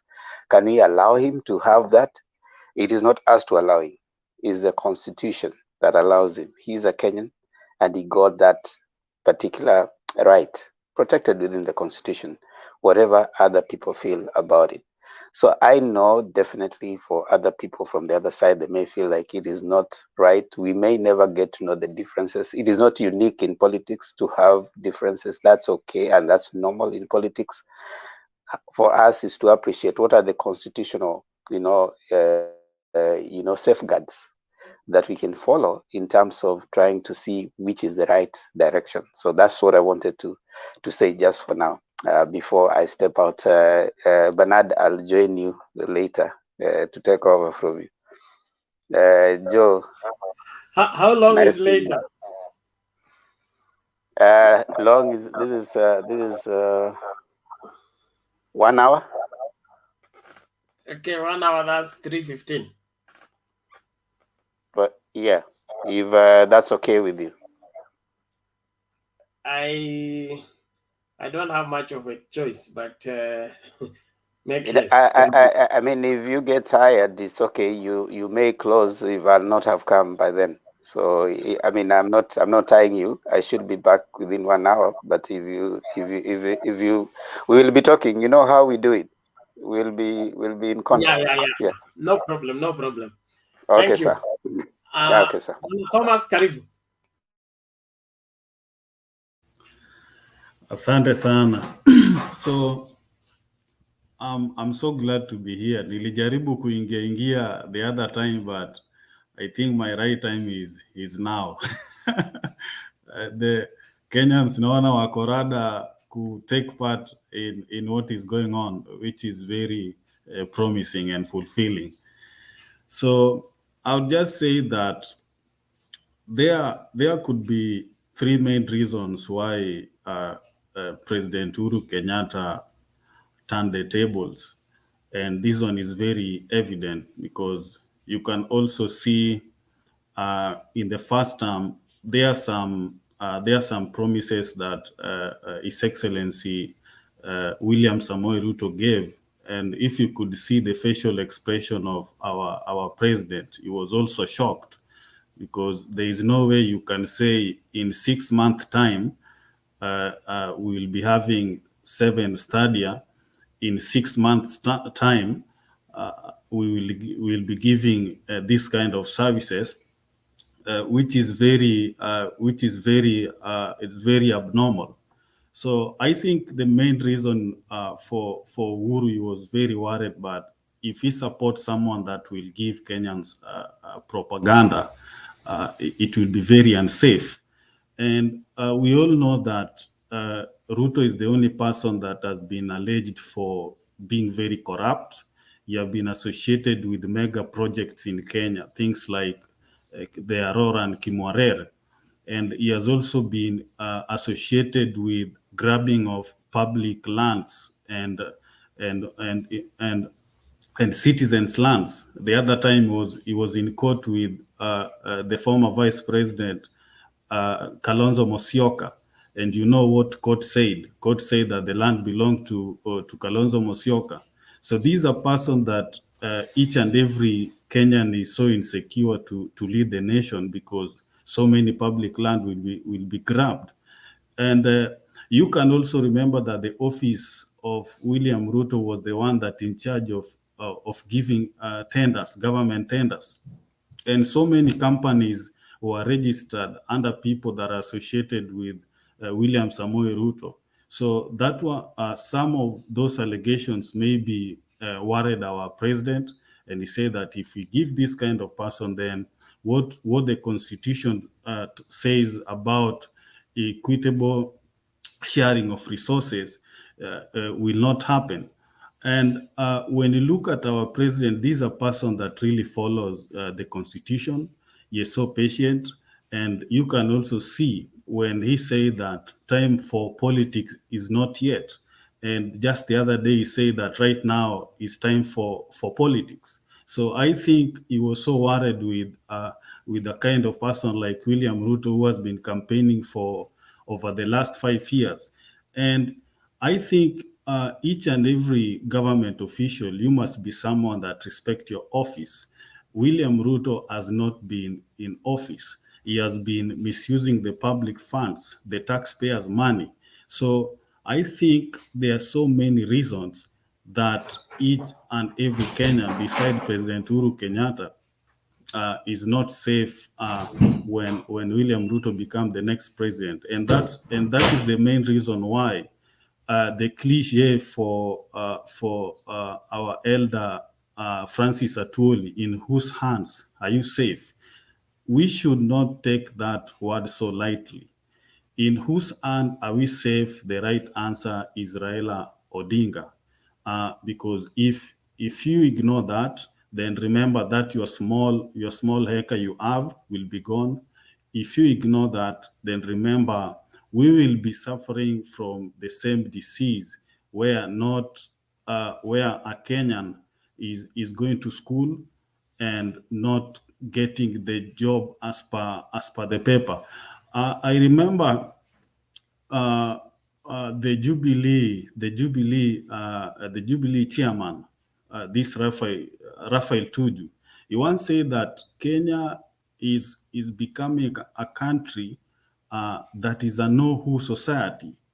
It's not based on your papers. So that's why you see our president is very keen on who is going to give the next vehicle, and that is the main reason why he is so confident with Raila Odinga, and he is very safe when Azimio la Umoja lead the nation. So I think those are the main reasons, Bernard. Okay, thank you, Bernard Thomas, for your views. There are many ways we can speculate about all this, but let's wait for the horse's mouth to state facts as they are. But as of now, it's political competition. Things will be said, others will be true, others may not be true.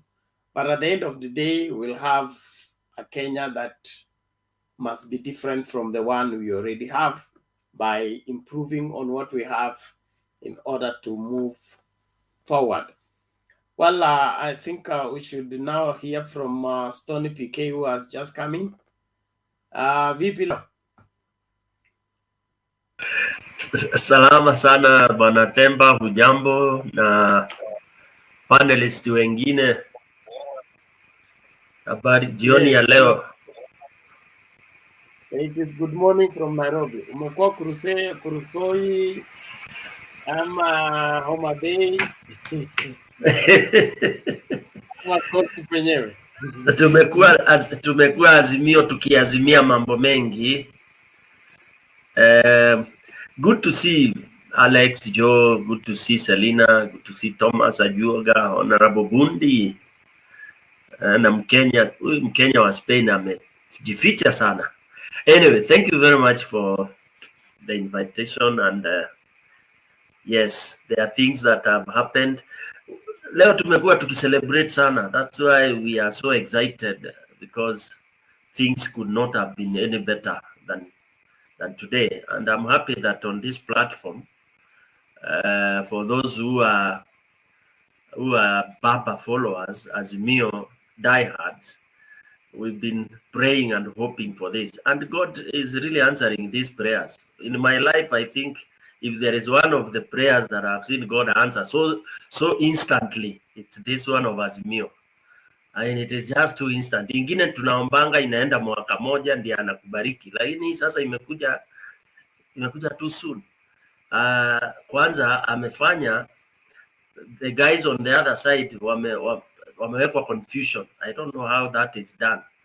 There is no one who knows what the other is saying. Unasimama kutamka, ukitaka kutamka jina Stone unatamka lingine. Sasa ukitaka kutamka kwanza Kenya, inaitwa ni Kenya kwanza.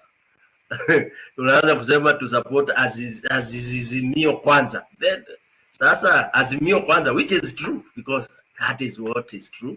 That is what God wants you to say. So we are happy. Then more so the president and his meeting today, I think that was that was an earth moving meeting.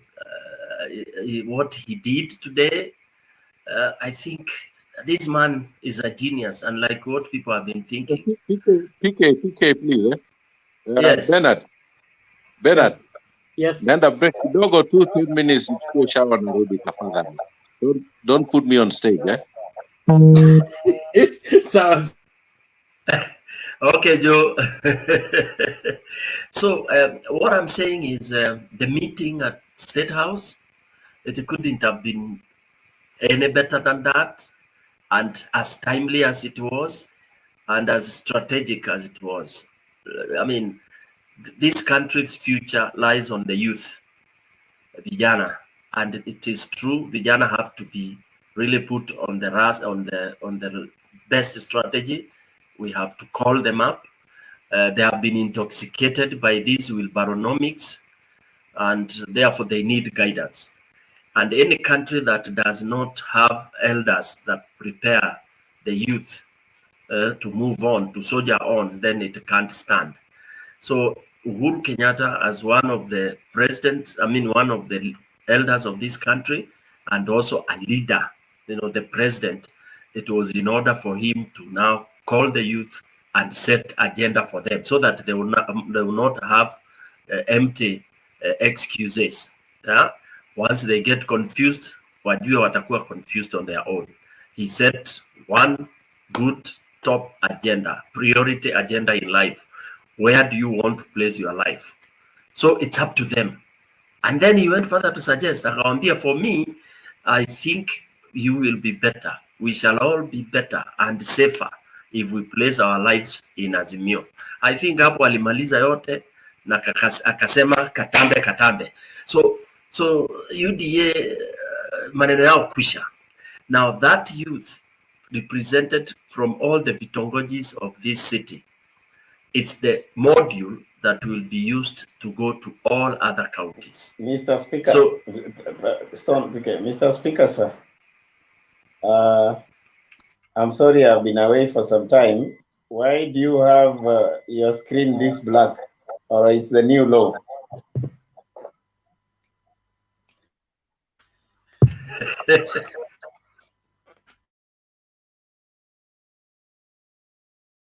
Mr. Speaker, should I continue, or you answer the honorable member? Okay. All the people behind the screen, vacate. Thank you.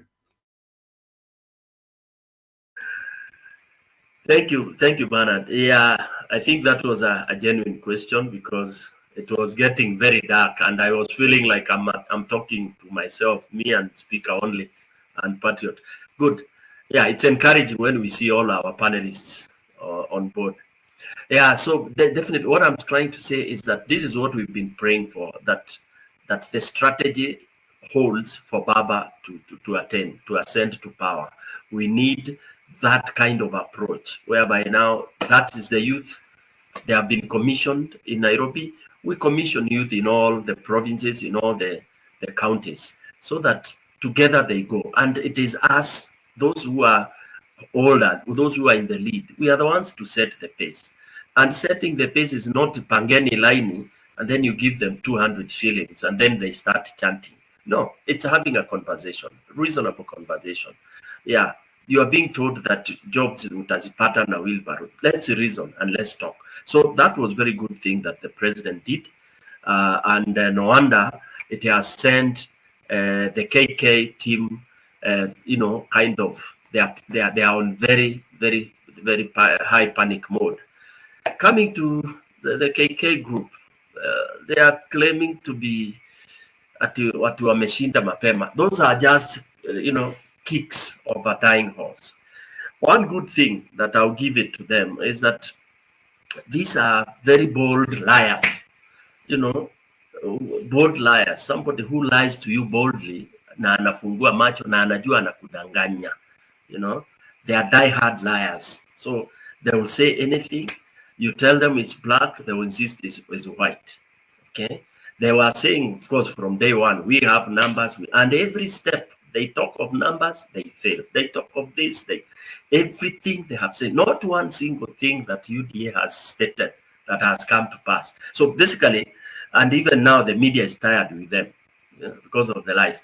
Right now, as Uhuru was meeting the youth at the State House, then another youth which was being given money in Rongai plus t-shirts, walichukua pesa, wakachukua ma t-shirts, very many of them. Then all of a sudden wakaanza kuimba, sisi tulisema tuko wapi Azimio, sisi tuko, and they are in yellow and they are in UDA uniform. I mean, this tells you surely that watu wanakuja kukula hiyo pesa unasema uko nayo, hiyo ulituibia, we eat. That was also very, very, very, very annoying. I mean, it was very shocking to UDA.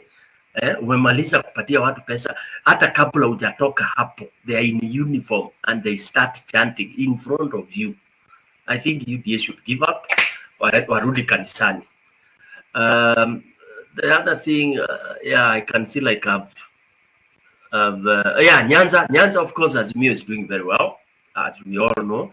And now they have said they will be having almost 12 meetings in a day. That's how they have divided themselves into very, very strong teams. And they are capable. I mean, there is no one meeting in AZIMIO which you will take as weak or anything.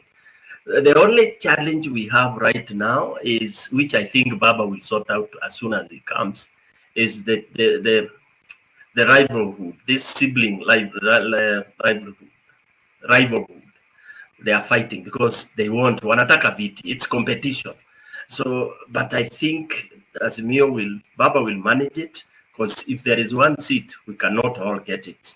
We want to enter into a phase that Kenya has never done, where you go for consensus, discussion. It's also democratic.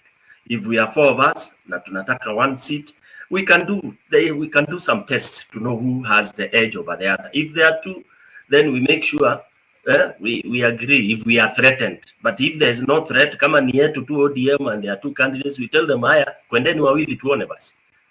But if there is UDA threatening, we whip and get the strongest candidate. So as I conclude, it is so risky that we have to be very careful, because Baba needs very many MPs. Okay, we cannot let it go. We cannot say atuacha wananchi wa decide. No, we have to guide it, because this man, at the moment he realizes we are beating him up at Jukwa National, he will mobilize his UDA members. And can you imagine if he has overwhelming number of parliament and then Baba has very few? Baba will be in trouble, okay? Because this guy is a sadist. He will use the parliament to frustrate Baba. So we have to be very careful as AZIMIO. Thank you very much. I'll come in a little bit later. Thanks, Bernard. Okay, thank you, Sonny PK. We appreciate your perspective and your analysis. I want us to play one video, and then we'll hear Mama Selina before we bring in Patriot and Andrew. Mr. Speaker. Yes, Patriot. Yes. Why do you want to be a stammerer like Weta? Umesema participant, that was like, what are you saying? You unataka kuwa Weta kwa nini, Mr. Speaker? Wewe umekuja na makombora, sijui umekuwa wapi? Oh. You are reading through my videos. Relax. Where is this man?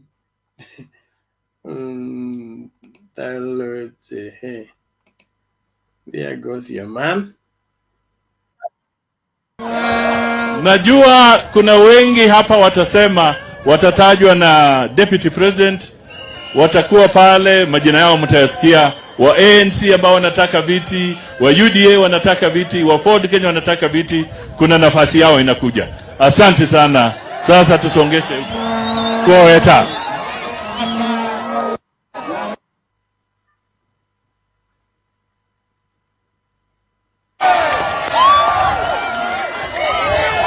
Ndugu zetu wanaishi, hamjambo?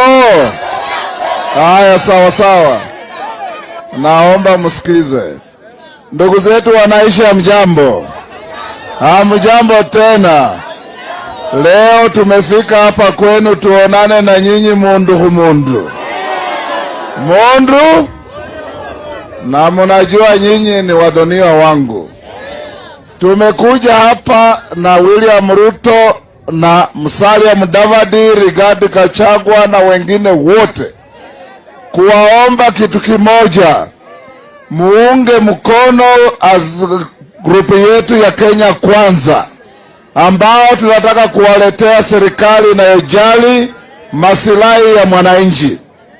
Jambo langu la kwanza, huyo mama mbunge anaitwa Sabina Chege, tunataka kuona taasisi ya NCIC inayoongozwa na Reverend Kodia wakimuita kuandikisha statement ni nini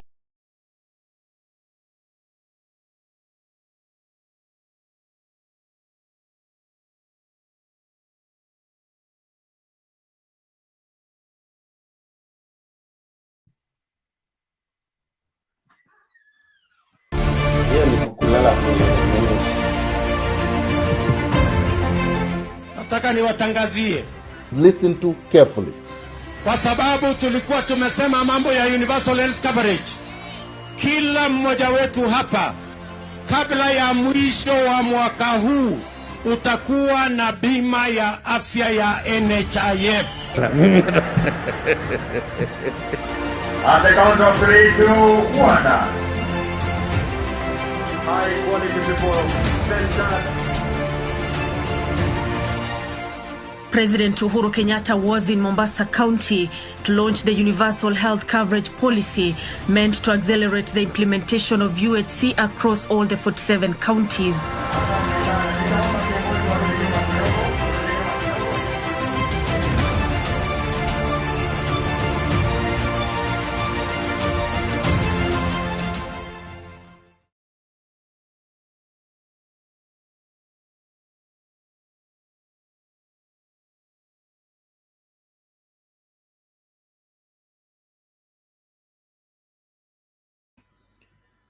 Okay, now let's hear from Mama Selina. Asante, asante sana Karibu. Penat. Panelist hii wenye wako hapa. Naona hiyo video umetupatia Penat, lakini kwanza niliona kuna watu walikuwa wameongea kuhusu mambo ya Central na mambo ya His Excellency the President. Na wengine wanasema tunangoja aende atuambie.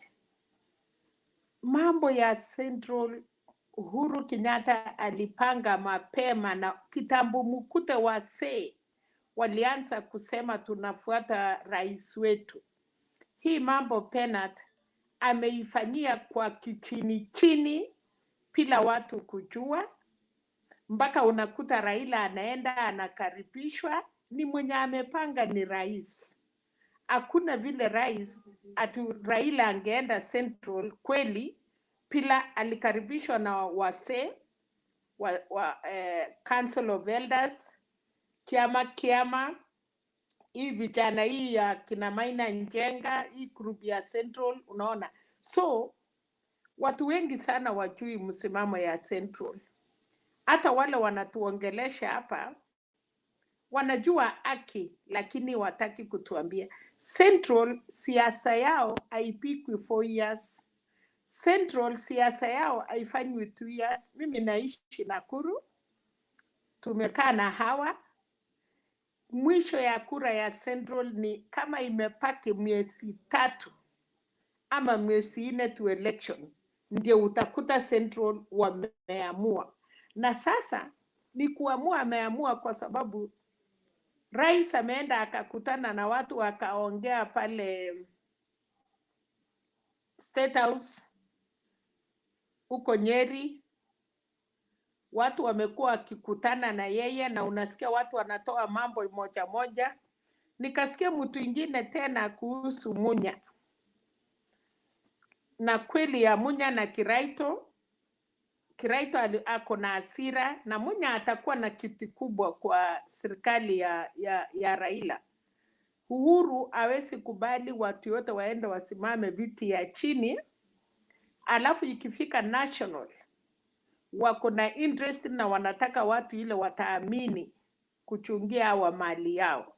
Ya pili, imesemekana kiboko ya William Ruto ni mtu kama Peter Munya. Wanapelekana. Peter Munya ana ako kama yeye, wako hot-tempered pamoja. So kuna watu wengine wako soft na wamejua Peter Munya akienda kung'ang'ania kiti ya governor, hata play a lot of role kwa national politics. Na kwa sababu wanajua baba anachukua serikali, Uhuru Kenyatta lazima wakuwe na watu wako strong wenye watashikilia wakiwa na baba. So mambo ya Central, na kwanza ile kitu watu wanataka kufanya hesabu. Uhuru aliwaambia anataka kura moja tu ya Raila. Mwenye mtu moja tu anampigia kura hiyo yake anatosha kukuwa rais. So tukienda kura sababa, tunaona Western imekuwa locked, tunaona Coast iko locked, Nyanza iko locked, Northeastern hii yote wa Masai na hii group unaona iko locked. Hata watu hata Uhuru wakipata 20% kutoka Central, tusimpatie mingi. Wacha museme Ruto atachukua the rest. Na akuje pale Rift Valley, ana kura ya Wamasai, ana ya Pokot, ana ya Turkana. Kura sawa Kalenjin peke yake hatujafika hata 2 million. So wakati watu wanafanya hesabu, hata kama mtaambia Central, hawa ndio wanajua kama kuna watu wanahitaji amani na wanataka kuchunga mali yao. Kuna watu wamefanya kama Ruto, hii pesa yote amepata alitoa wapi? Ni kwa sababu ya hiyo mambo ya matenda, vitu ya serikali. So the few people amewafuata, na wakati ya Central hako na MPs yake hile aliweka wakati walikuwa na Uhuru. Wale watu walikuwa naaminiwa Central, the all members of parliament na governors walikuwa kwa upande ya Uhuru, aliwatoa yote. So Central, as they are not talking, wanajua ile kitu wamepita. Wamejua kwa nini Waititu alikuja, nani aliweka Songo, nani alitupa Kapando wa Kapando, nani alitupa huyo nani Waweru, nani alitupa kamanda Maina Kamanda, and so forth and so forth. Na hawa ndio watu wamesimama na Uhuru bila kuwa kwa serikali.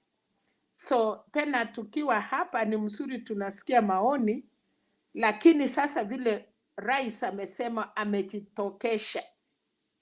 Hii vijana ingine tunaambiwa ni ya nani? Afya hiyo vijana ni ya Maina Njenga na hiyo group yake. Vingine sasa ni ya Uhuru. Sasa hii watu wengine wanatuambia tunangoja Central iamue. Wasee wameamua. Watu ya Catholic, wale mabishop ya Central wanakuanga na maneno wanaomba. Nataka mtu mmoja aniambie kama kuna pastor ama bishop kule genuine ile wale wa Central wametoka wakasema wako hapi. Wote wako na rais Uhuru, wote wamenyamaza. Watu wanajua what they want. Ni ile tu sisi pia wa Kalenjin tutasema tu waje tuanguke na mtoto yetu, na hata kama tutaanguka na yeye si watu yote. Otherwise kama wa Kalenjin sahi wangeangalia vile wa Kenya wameangalia, sidhani. Lakini tutakuwa na watu ya KANU, tutakuwa na watu ya chama ya mashinani.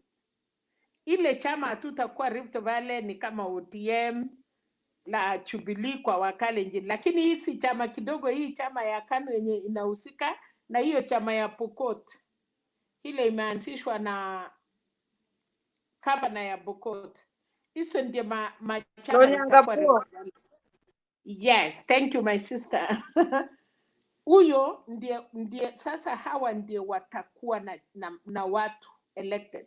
So saa ile mnaongea tukisema Ruto atafanya hata wa Kalenjin. Unajua hapa naonanga, nataka mtu mmoja aniambie msee moja ya wa Kalenjin wametembea na Ruto, isipokuwa ni Makurumen, isipokuwa ni Sudi, isipokuwa na Mandago ako 50-50. Mandago ikiwa vitu vingine anatoka, ikiwa vitu zingine ananyamaza. Nataka nyinyi mkipiga siasa na kuona siasa ya Kenya kama mtu hajashikilia na watu yao. Wasee wa Kalenjin, kuna sherehe kwanza, kuna sherehe sisi huwa tunafanya. Kuna family huwa wana place viongozi. Nimesikia watu wengine kabla msee aliita Raila, aliita Uhuru, aliita Kalonzo, wakakuwa Kabarak, na akamwambia Raila, sasa umekuwa baba, chunga hawa vijana na ufanye kazi na Uhuru. Hiyo ni wakati ya mwisho Raila walikuwa Kabarak, na Ruto alijaribu kwenda, aliblokiwa. Na Moya akamwambia na Raila, sasa hapo ndiye mnataka kujua. Uhuru alikuwa president na alikuwa naendanga Kabarak every week. Nini ilifanya Uhuru angeambia msee amsamee Ruto? So kuna vitu ingine kama mtu baba yake na Moi ndiye alimulete kwa siasa, na mpaka akaingia kwa kaburi ya kumuona, hata wakati anasikwa ilikuwa ngumu. So kuna vitu zingine kama ngawa kuna watu hawafuati utamaduni, lakini still Kenyans hakuna mtu amesahau. So mambo mingi ya Kenya na mambo ya na Moi ni mtu kama Moi aliweza kusamea Raila mwenye alimfunga. Raila alikuja wakati Moi alisema Uhuru tosha. Raila alipomoa KANU na akaenda na watu, lakini Pat Moi alimuita akamwambia, sasa mimi nimekuwa mzee na wewe ni baba ya Kenya, chunga Kenya. Moi alijua Raila ni vile wamemunyanyasa, but is a very good person na ni mtu anaweza peleka Kenya mbele. Ndiye Moi alimpatia hiyo ushukani, akamwambia sasa peleka nchi polepole na usiwache Kenya ipasuke na usiwache Kenya iishe. Hakuita Ruto kumwambia Ruto kuja, na si ati kwa sababu watu wanasema Moi alikuwa anaona Ruto kwa sababu alitaka kunyang'anya kiti Gideon. Hapana, Moi alimchua tangu alikuwa YK92 akakuwa assistant minister wakiwa na Kibruto Kirwa, na akachua tabia yake. Na sasa hii uchungu watu wanasema Uhuru wachasema, wakati walichakuliwa baada ya kutoka Hague ama kwenda Hague, kuna watu, kuna mtu unajua ndiye support Uhuru. Ruto ni biashara alikuwa nataka na alitaka pesa. Ni ngumu sana watu kubali, lakini mungejua ile pesa Central ilitoa ndiye atoe hiyo kusimamia, na vitu mbili 50-50, na akasema Wakalenjin muniwachie. Hata wakati watu wetu walifutwa wote, watu walimuuliza akasema muachene na Uhuru muniulize. So sisi tuna vitu uchungu, hatuna watoto kwa serikali. Viongozi yetu yenye walikuwa wamewachwa na Kibaki na Moi, watu walifukuzwa. Ni vile tu hawataki kuongea, lakini watu wanaomba usiku na mchana Raila achukue, uone vile dunia itakaa.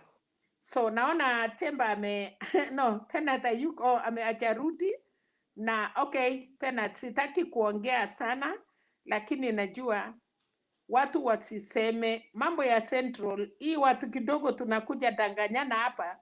Central walishamaliza mambo yao, wamepanga, wanachipanga, walichipanga kitambo. Ni Uhuru tu kwenda kuendorse na Ruto aliwachiwa kucheza, kukimbia, akaenda Central, akasema mimi ni Central, mimi ni mutamaki, hakuna mtu ana Kikuyu. Unaenda kuchukua hiyo ilikuwa ni ngumu. Amechesewa na walitaka kukula ile pesa walikuwa wamempatia. He has a lot of money. Alipatiwa pesa mingi ndiye akasupport. Na mkitaka kujua 2013 immediately Wakalenjin walisema wanataka kutoa Nancy Kitau na kutoa mtu anaitwa Kinywa, na wakasema wakati deputy president alienda ngambo, alienda nje akitumia helicopter, na ofisi yake ilikuwa inafanya budget yake. Wakati budget ya office of the deputy president ilitolewa kwa ofisi yake na ikapelekwa kwa office of the president, Wakalenjin wakaongea, wakapiga nduru, wakasema kuna mama anaitwa Nancy Kitau, kuna mtu anaitwa Kinywa, sijui nani. Lakini Wakalenjin walimuuliza akasema tulieni, mimi ni mwerefu. Wakamwambia na watu wetu wanakuja, akakuwa mwerefu. So mkifuata hiyo vitu yote alijua, lakini kuna vitu alikuwa nafanya na aliamini ni mlevi, na akajua yeye ndiye alikuwa rais.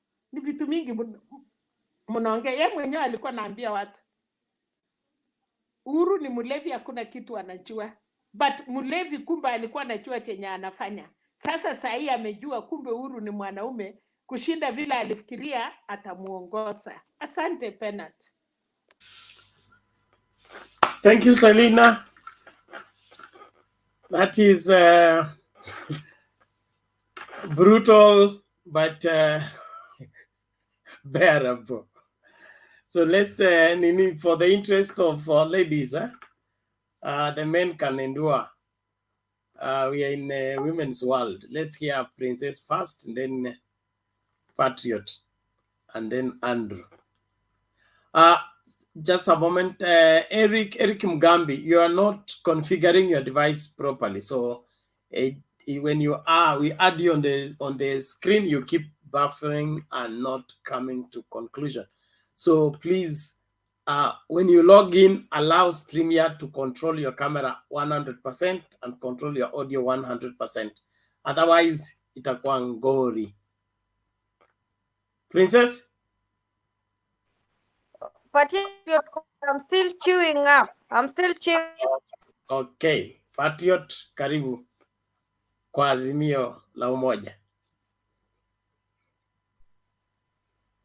Yeah, thank you for welcoming me to AZIMIO la Umoja. I want to seize the opportunity by also passing greetings from AZIMIO diaspora. The AZIMIO diaspora have said a great hi. They always appreciate you. Even when they are doing whatever they are doing, they always watch. So, mambo mengine ni chini ya maji. So I'm using this opportunity to pass their regards to you guys. You're always great.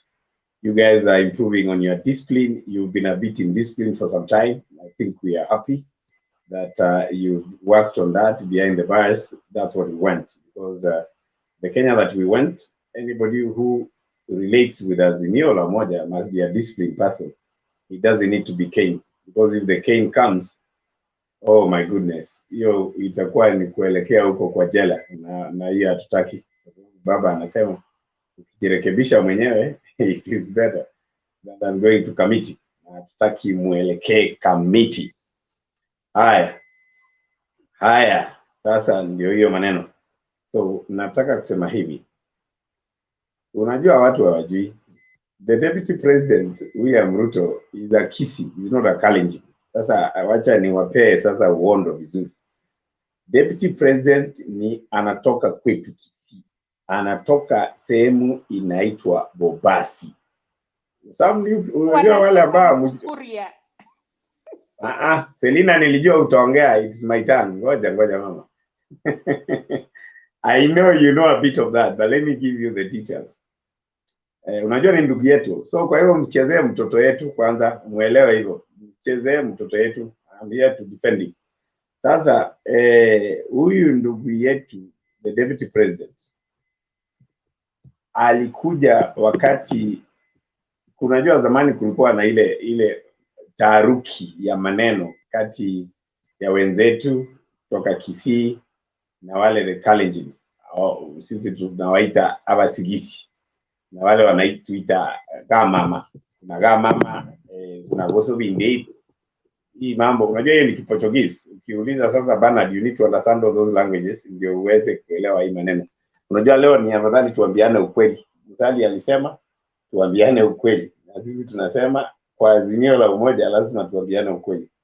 Sasa hapo zamani wakati vita ilitokea kidogo ya Wakipsigis na Wakisii walitumia ile sayansi ya zamani, uchawi. Wakaweza kufanya wale vijana walioenda kupigana Kisii, wakapigana vita, wakakula zile kuku na ng'ombe, wakalewa ile chakula. So they became docile. And when the warriors came in the morning, walipata hiyo jamaa wamelala hapo mpaka saa 6 ya mchana. The rest is history. But allow me to move a page ahead. When they were waited, kule sehemu ya Kipsigis wakakataa kufika, the first handshake, hii ambayo uliona Raila anafanya na Uhuru, ilifanyika between the Kipsigis and the Kisiis. Wa Kipsigis wakaamua kupiga trumpets, wakaitisha mkutano, ng'ambo wa Kisii ng'ambo ile, wa Kipsigis huku, wakasema wasichana wetu wamekosa wanaume, tutafanyaje?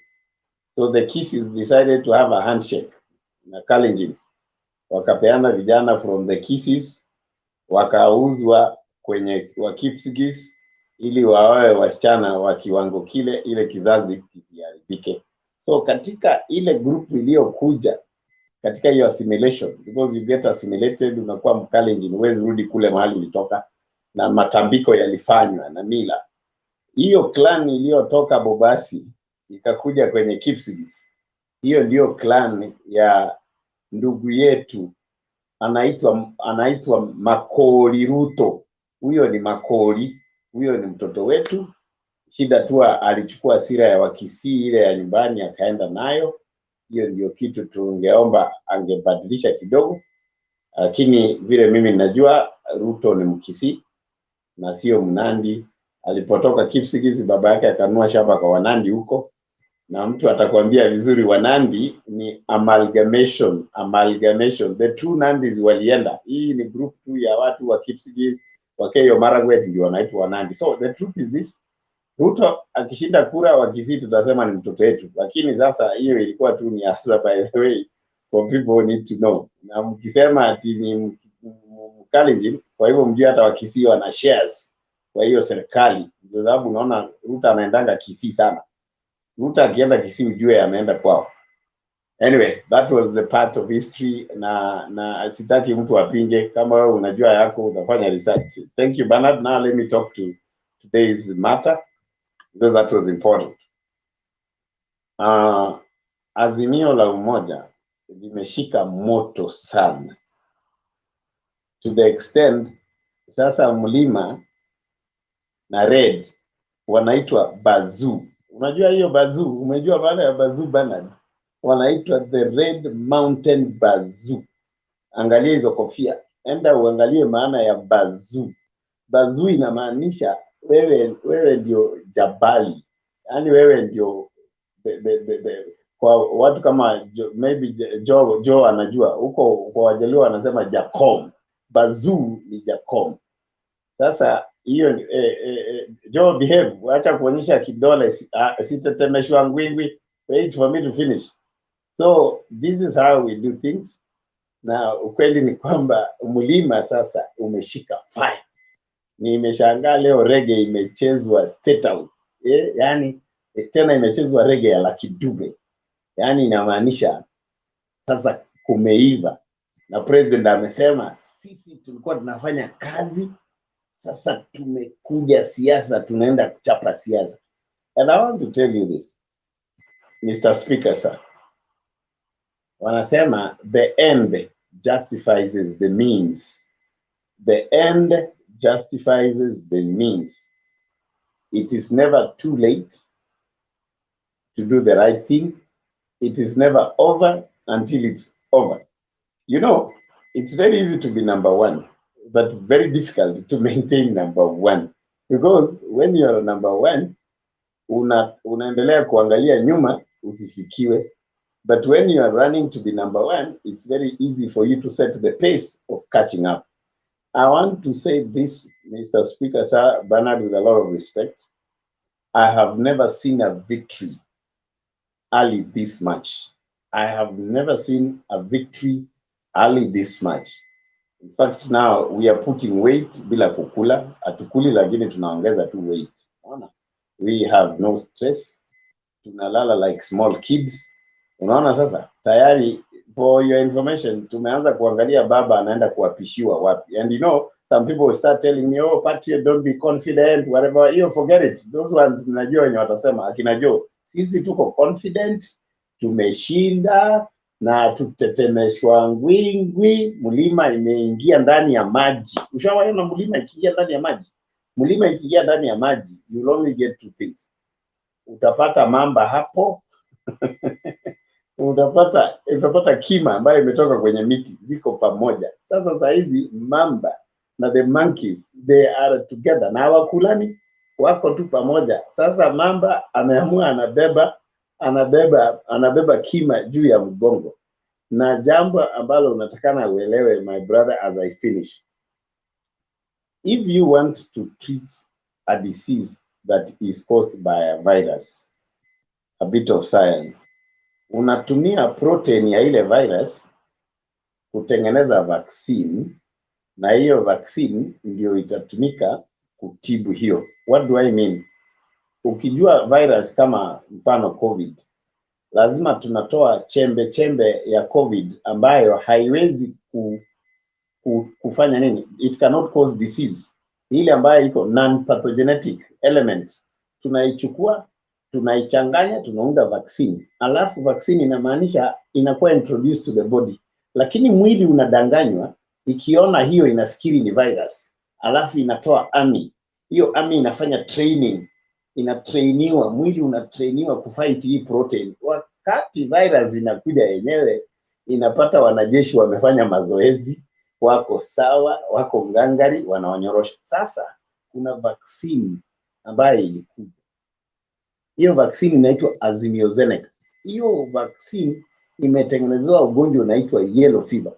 Hiyo yellow fever ilikuwa imeleta shida. It had become beyond the borders of Kenya. Ilikuwa imekuwa pandemic. Sasa tumeimanage ikakuwa an epidemic, yani within a shorter region, na tukai-narrow down to the mountain. Mountain imetusumbua sana, lakini the new version of AZIMIO, meaning usipochukua vitamin C ambayo iko ndani ya machungwa, utapata AZIMIO ambayo ina colors tofauti, na hiyo nikikwambia ukichukua AZIMIO wewe you are safe. Yellow fever, from the way we are looking, it's not going to be a medical challenge anymore. Hiyo sehemu tumemaliza. Sasa Mulima wako safe in the hands of baba with vaccination ya AZIMIO. That is a medical report. Muipate namna hiyo, msikuwe na wasiwasi. Sisi tuko sawa. Sasa siku hizi tunaanza kunona tu kama Uhuru Kenyatta. Tunanona tu bila kukula. Tunanona tu kwa sababu sasa hiyo virus tunaona to be neutralized. Kwa hayo machache na mengi, ninaomba ya kwamba muanze kutayarisha. I'll give you cards za kwenda State House. Mahali wenye ngula mtakuwa na gate B, hiyo gate B, gate C. Some of us will manage that. So celebrate my friend. Hii ni vitu ilikwisha zamani.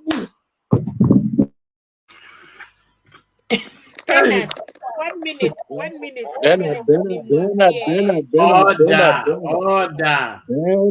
Bernard. Okay, order, everybody, thank you. Okay, Mama Poetry.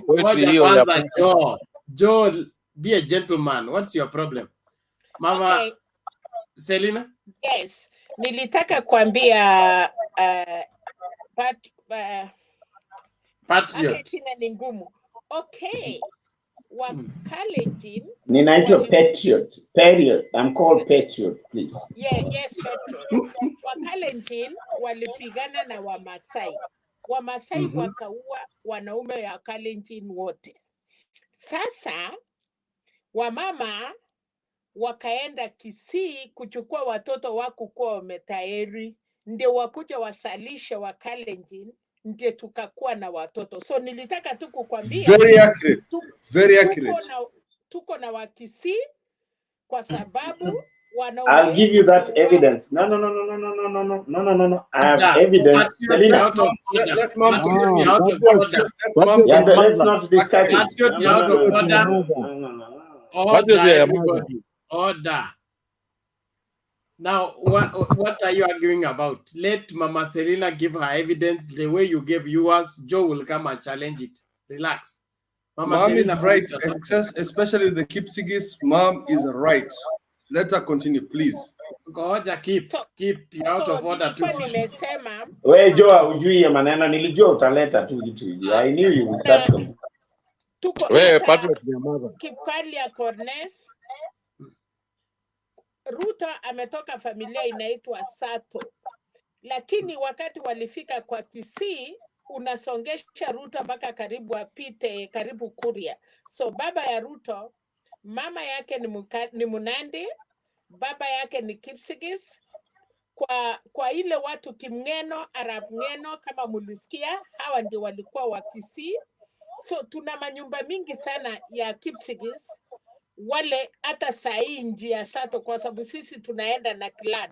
So tuko na half of Kisis wale walikuja na Kericho kusalisha, hata waisatunge kuwa na hiyo china ya Kipsigis. So ndio tunawaita kama machina kama ni angles.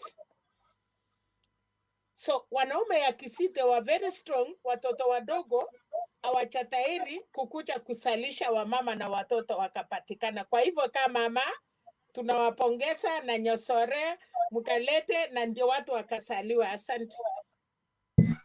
Okay, just 1 second Bernard, on a light note. Just 1 second. Naomba kwa uzuri. All of you. Mimi nitapeleka wewe quarantine. Mimi nataka tuelewe hii kitu. Mmechuchanganya sana. Mmesema mara ni Mkisii, sasa ni Kipsigis. Nataka kuelewa hii mambo vizuri. Na hata najua watazamaji fulani hapo wanataka kuyafuata vizuri, ili wakitoka hapa wanajua vile watareport. So relax. Joe, what is it? Mimi namkaribisha Patriot. Patriot is a poet. Na poetry yake sio mbaya, ni mzuri, iko na a lot of education. Kwanza hiyo mambo ya AZIMIO Zenica, it's a very good one. Sijui kama angepewa stage kule kwa Azimio, ana mimi naweza mtafutia hiyo stage nyingine aongee kitu kama hiyo, itakuwa inafurahisha sana. Na nafikiri itashika sana, itaenda viral. Yeah, the thing actually what Patrick is saying and Mama Serena is saying is what actually I said here earlier, that Bomet is half Kisii. So Ruto should not count kwamba Bomet ni yake. Bomet is half Kisii. And the second Kasema Eldoret is also Kikuyu wako wengi sana. That's why the Eldoret CBD is not a constituency on its own. So what I was saying is I want to just confirm hiyo maneno amesema. It confirms my submission kwamba maybe early April UDA will be a village party, because itabakia labda aseme wa Kalenjin, but the Kalenjin is counting, anaweza hesabu ni wake labda ni Kericho tu, where ambalo iko Kipsigis, and you know the Kipsigis na wa Kalenjin pia wako na Wanandi pia wako na difference yao. So this UDA itabaki a village party. But what I want to say and what I want to challenge on Patriot, don't start celebrating now. You know what happened in 2007. By saa 3 saa 4 usiku, people were celebrating. Then wakaweka guard zao chini. Then in the morning wakiamka walikuta mambo imekuwa vibaya. So don't start celebrating now. It's still early. Hiyo kunona unaweza kuwa unaona na kawashako. Unajua kawashako, mtoto unaona kama tumbo yake ni kubwa, nafikiri ako na afya, na hakuna afya. Ni vile tu amekula chakula moja for a long time, so mwili haichukui hiyo chakula. I know Patrick knows this. Ukikula chakula moja kama starch, mwili na reject. Ni wanaona mtoto akienda choo inakuwa kubwa, utafikiri ni mtu mkubwa, kumbe ni mtoto mdogo. So usinone uwe kama yule mtoto ako na kwashako. Tumbo inakuwa kubwa lakini nguvu hakuna. So let's not start celebrating now, wale wana support AZIMIO. So that's what I wanted to tell Patriot. Must celebrate mapema too early. Point is made, and it is AZIMIO. Hata ajui ni gani, even doesn't know. So, now, hold on, Patriot. Hold on, Goja. Keep had something to say. I want Patriot to respond at once. Then we go to Andrew. Okay. First of all, I think me and Mom from the same community, and I think her point was not actually elevated properly. The Kipsigis are from I'm Kipsigis actually, half Kipsigis, half K's, and the Kipsigis community is quite a powerful community, and I'm part of this. We call ourselves the Small Talai. That's the lion crew, and our ancestry and our path towards what we've become is very, very close to the with the Kisii community. So if you ever see a Kisii that does not speak Kipsigis, it's very, very strange. It's not common. Kipsigis and Kisiis are very close. So when she says there's a group of people from the Kipsigis community that their men were killed and they had to go to the Kipsigis community, to the Kisii community, to bring to restore the Kipsigis community. It's very true, and I want, because she's senior to me, and she's bringing that oratorial narration back to me. I want her to continue, because Patrick, you interrupted a very important statement there. This is where the Bantus and the Nilotes come together. And Mama Selina, please, I would want you to continue with that. If you'd bear with me, Bernard, this is a very cultural thing for us.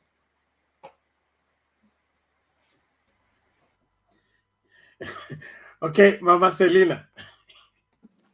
Kwanza, Kip, nataka kukushukuru. Bernard, I thought I would do na Mama Maliza. No, Patriot, This Mama man- Selina will finish. I'll give you a chance to respond at once. Then we go to Andrew. I have given that promise. Thank you.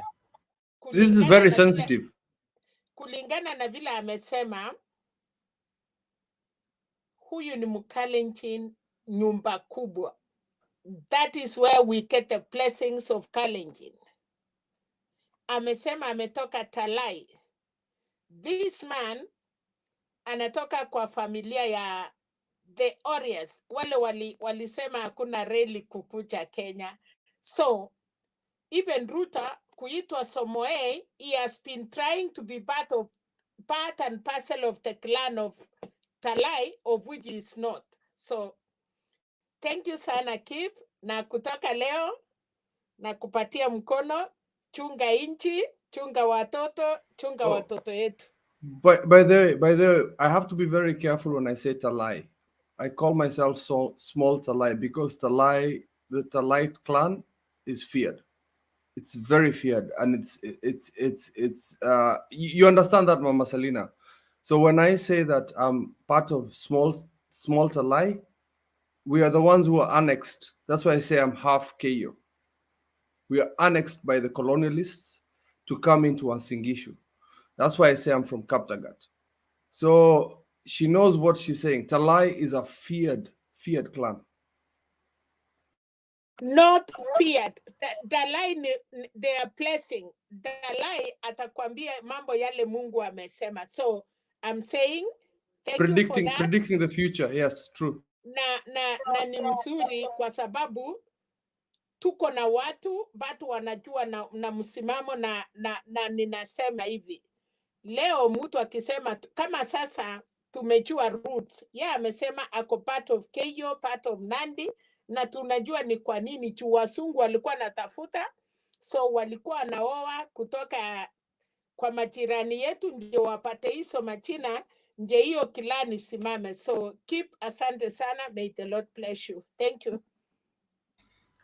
Okay, thank you, Mama Selina. Now, Patriot, give your response as fast as possible. We move to Andrew.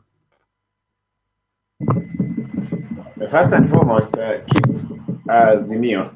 I want to give a lot of kudos to the way you've taken that statement to be very serious. That shows you're a true Kipsigis. Because when matters that are sensitive like these are brought forward, I know you people, you listen, you keep secrets, you mean what you say, and you don't change your minds easily. That is a Kipsigis. But as I finish, I want to say this to Brother Joe. Brother Joe, you are a friend, but sometimes you joke too much. And I just allow, I'm saying this in light notes. When I say these kind of things, knowing that I have brothers who are from Kipsigis, at my age, I know there's something I'm talking about. Bernard, you can bear witness. There's something I'm compiling about the history of Kenyan communities. There is something that somebody will speak out of, knowing, and there's something one will speak out of ignorance. The topic I'm speaking about is one, I am a Kisi. That's number one. I come from Nyamira, and we are the people who border the brothers from Kipsigis and ourselves. So allow me to agree with Selina to clear the gray areas on what they've said.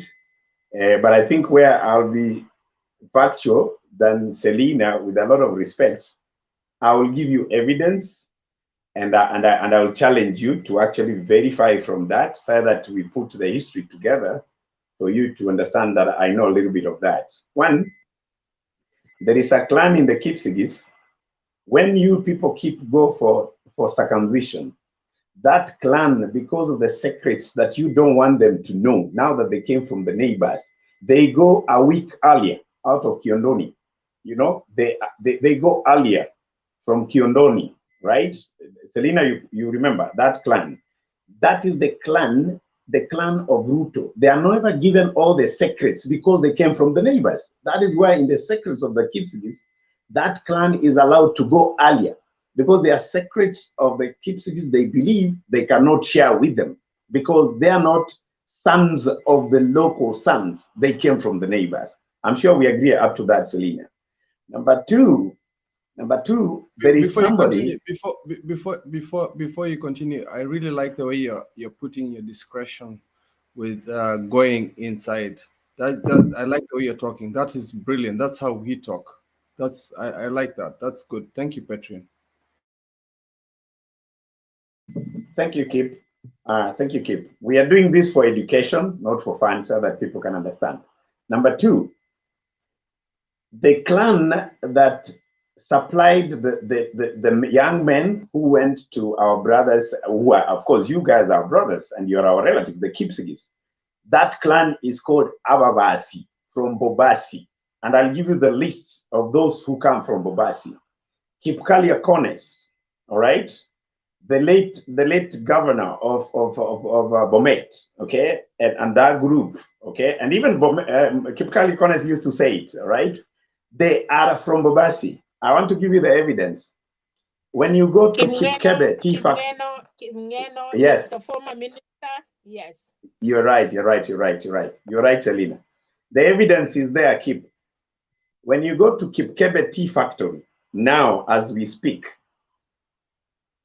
the uncle to Kipkalia Kones is alive. He's a leaf count manager. As I'm speaking now, he can confirm that they came from Bobasi, they were assimilated, they went to Kipsigis to fill the gaps of the war because the young men of that age, out of circumcision, when they went to fight in Kisi, they didn't come back. So the daughters needed young men to marry. They wanted to keep that age. You know, there's that age group, okay?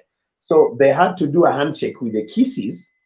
They traded after the war and they made themselves friends. That is why the fight between Kisis and Kipsigis will only be there for a short while. We shall go to Ikonge and Kisi Chemosit Road. You'll get that story very clearly. That Mzee will tell you that our brothers who are in Kipsigis come from Bobazi. That evidence is there as I'm speaking. Lastly, Bernard, when you look at the culture of the Kipsigis, the woman of a Kipsigis, if she has come back from a marriage that has not worked, she is part of the family. Pia anakatiwa shamba, anapewa shamba kwa boma. That is a culture that resonates with the Kisis. So I know what I'm talking about. So when I say that our deputy president, when we trace his history, is actually a Kisi from Bobasi. Let me just end at that point, Keep. Any other further information we can share outside this. Thank you so much, Bernard. Mom, what do you think? I think I agree with you. Order, keep you out of order. Please, let's do this. You people have taken over this platform and now you're giving us the Kipsigs and the information is good, is valid, but is taking us away. No. We are turning the example into the subject. All the same.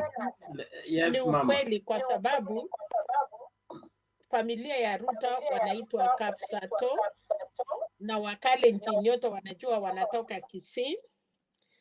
Isaac Ruto ule wa Kafana ya Bomet is not a Kipsigis. Yeye ni Munandi, walitoka Loldiani na sasa yeye ni ya Cheptiret na amepatikana akiwa Kericho. So tuna ukweli, kuna watu hiyo jamii kama jamii ya Kip sasa original hawa ni wa Masai, lakini sasa tunakuta ni viongozi yetu wa Kalenjin. So Talai ni ndugu ya Lanana kwa Wamasai, lakini wakakuja Kalenjin na wakakuwa Kericho. This is a small community, iko Kericho na iko Nandi, but original na majina yao mingi imeassociatiwa na Masai, na si kwa Masai kila mahali. mahali inaitwa Loita. Hiyo Loita hakuna mtu anafikanga huko. So kuna hiyo history. Kuna watu kama sasa, nilikuwa nasikia mtu mmoja juzi akisema Eldoret ni ya Wamasai, sijui hata huko Kakamega. Yes, like hawa walitoka huko. So kuna watu kama hiyo, tunakubali they are Kalenjins, ni watu ni jamii yetu, lakini na ndiye tunaita Wamasai, tunawaita msichana, tunakuwa associated na auntie msichana ya Masai, sisi wa Kalenjin. So the real Laibon, the big man of Nandi and Kipsigis ni Mumasai, na ndio wako kwetu. So tukienda hiyo history ni ukweli, tunajua nani alitoka wapi, nani alitoka. Kama sisi na Wajaluo, sisi ni Nilotes. Hata tukipikananga sana na Wajaluo, those are our brothers.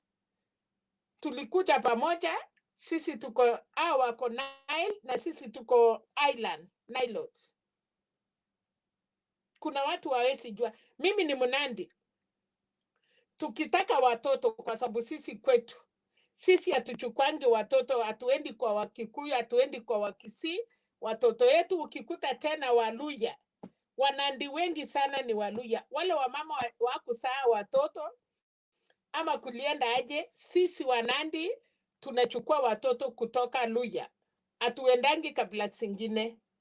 So sisi tuko na Waluya wa Kalenjin. Mnandi si wa Kalenjin Keyo Kipsigis. So ukikuta Waluya wengi, watoto wengi ni Wanandi na walitoka kwa Luya land. So si huwa tunanunua, tulikuwa tunaenda kutafuta mbegu na tunanunua huko, kwa sababu tunaamini Waluya. Sijui kwa nini Wanandi waliamua Waluya, lakini sana sana na ni ya Kabarasi, si Waluya ya Kitale. Sisi tena hatuendi hii ya Teriki. Teriki pia ni wetu.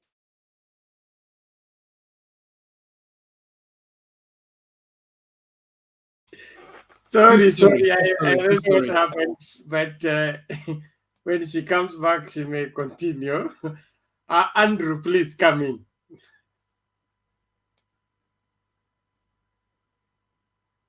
Unmute, Juan Andrew.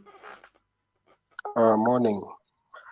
Morning to you. I just appreciate the history that has flown here. Patriot, thank you for bringing up the story. Keep it up.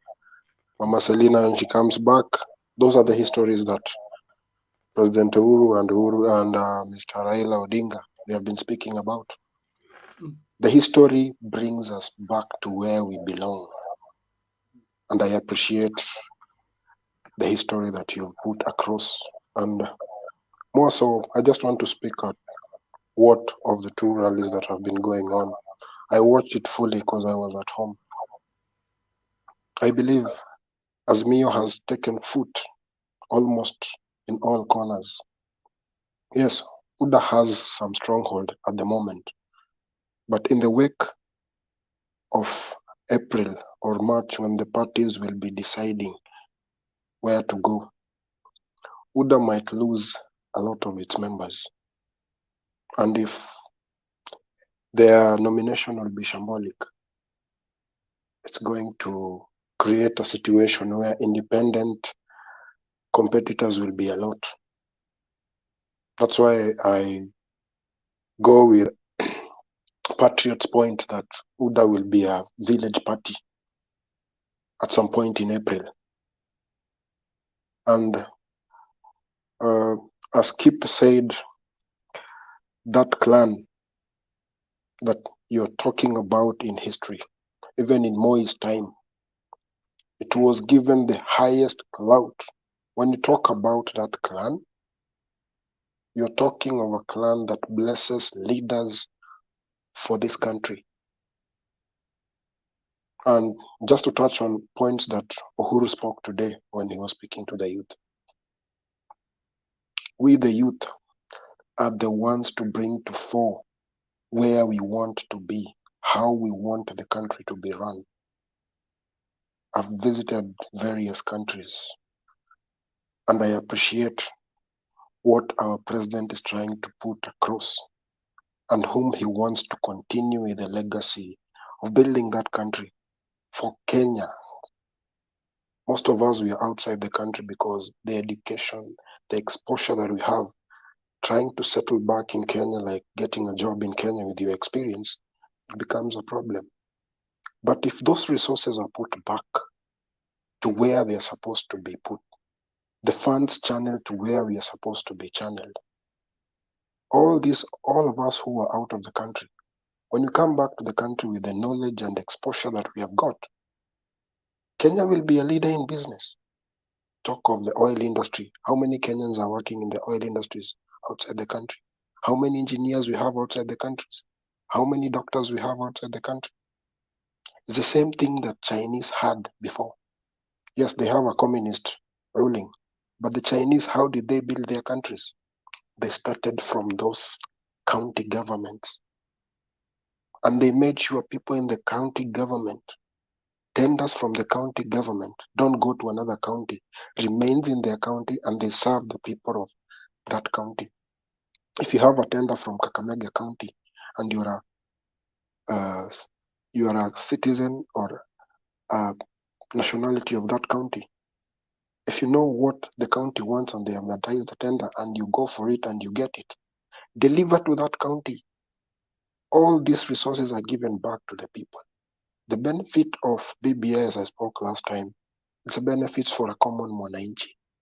And if a mwananchi benefits, the country is growing. But if a mwananchi complains or cries after every 2 to 3 to 6 months, nothing is happening, we are not growing. Our GDP is maximizing instead of rising.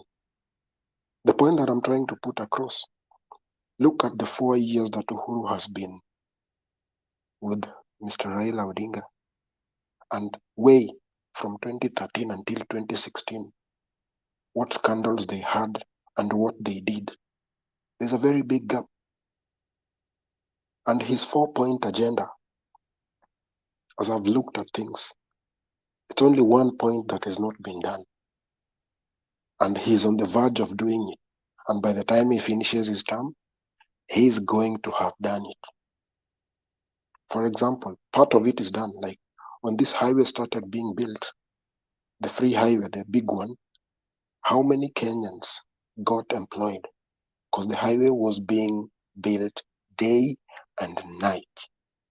How many Kenyans got employed? Up to date, they're still employed there. And mark you, the basic salary of someone who was employed on that highway is about 600 shillings and 50 per day. If you compare with what Raila is trying to put in AZIMIO for among 10 family members, whoever is that they are not working and they are not getting anything, the stipulation of giving this 6,000 is a startup for someone even to start a business. Because you cannot start a business by getting a loan. If you have some money, you can start a business which will grow you profit, and that profit can channel it back to grow a business. And you can grow it more. I've seen like countries like Singapore, countries like Malaysia.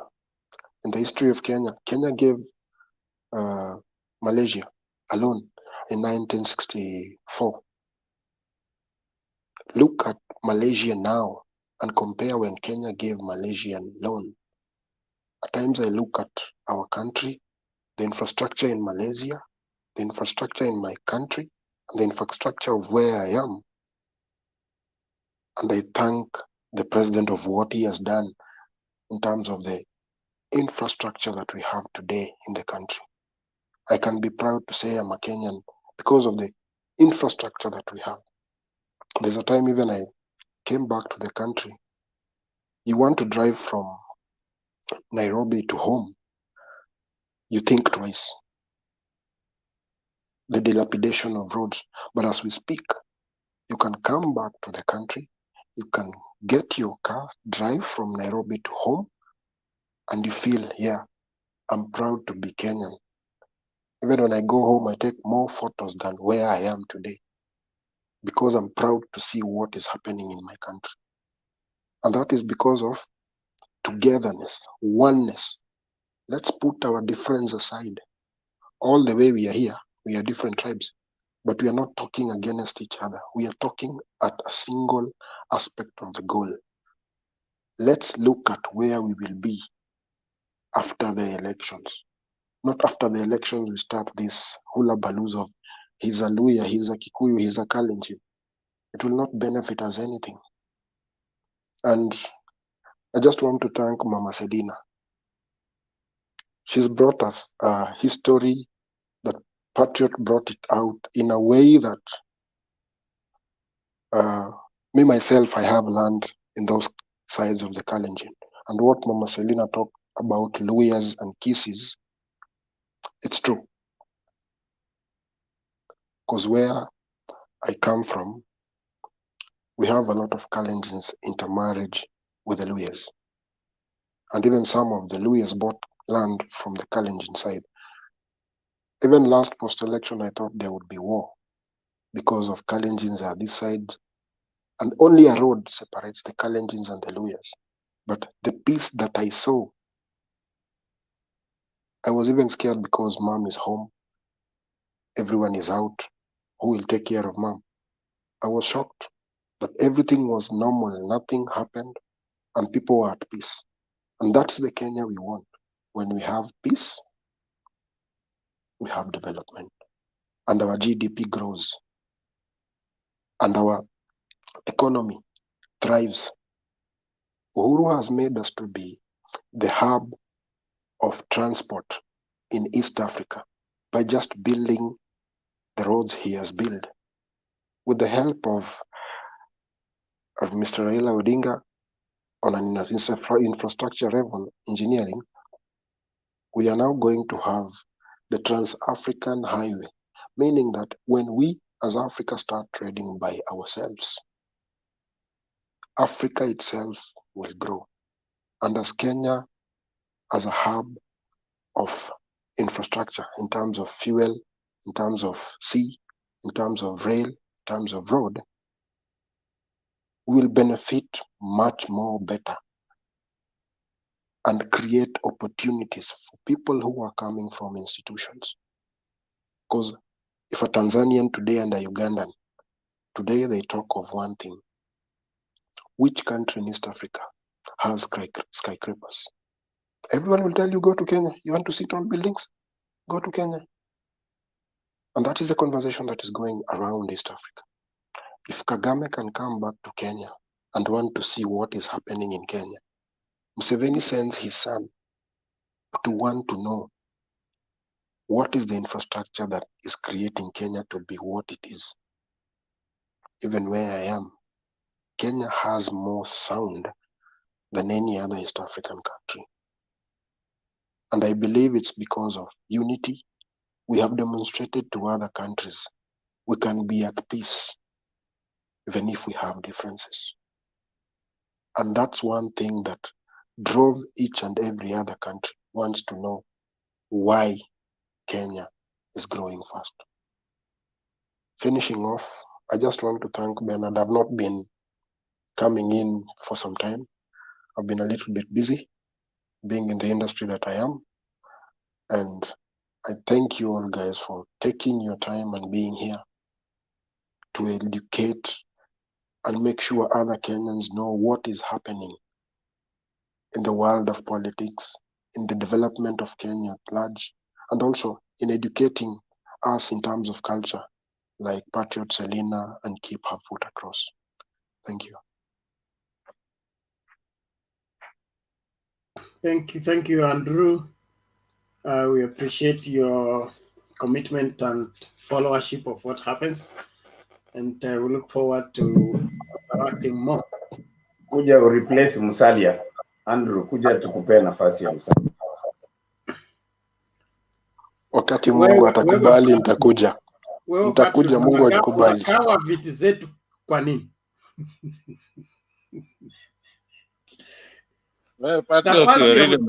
Nafasi ya Musalia itachukuliwa na Oparanya. Andrew usidanganywe. Oparanya sasa hiyo nafasi. Just a moment. Patriot is even a bigger joke. Just a moment, Bernard, if you can allow me. Yes, Andrew. The only thing I want to say is, even us as we are here, I know we have economists here, we have engineers, we have horticultural among this group of ours. But let's also put across these issues, because if some of the people who are following us up here will know what is happening in horticulture, what is happening in agriculture, what is happening in the tourism industry, like me, I'm in the tourism industry, people will learn where we stand as a country in agriculture, where we stand as a country in tourism, in transport, in the oil industry. How do we educate the people who follow us, the young ones, the coming generation, how these things work? It's through this media. And I found it very educative. Just for your information, today I finished my course in relation to law and criminal investigation in terms of international crimes. And they've talked a lot about the ICC case regarding Ruto. As students, we are given that chance, what is happening. It's not a joke, as what is being said. His lawyer put him under the bus, and he has a bargain plea.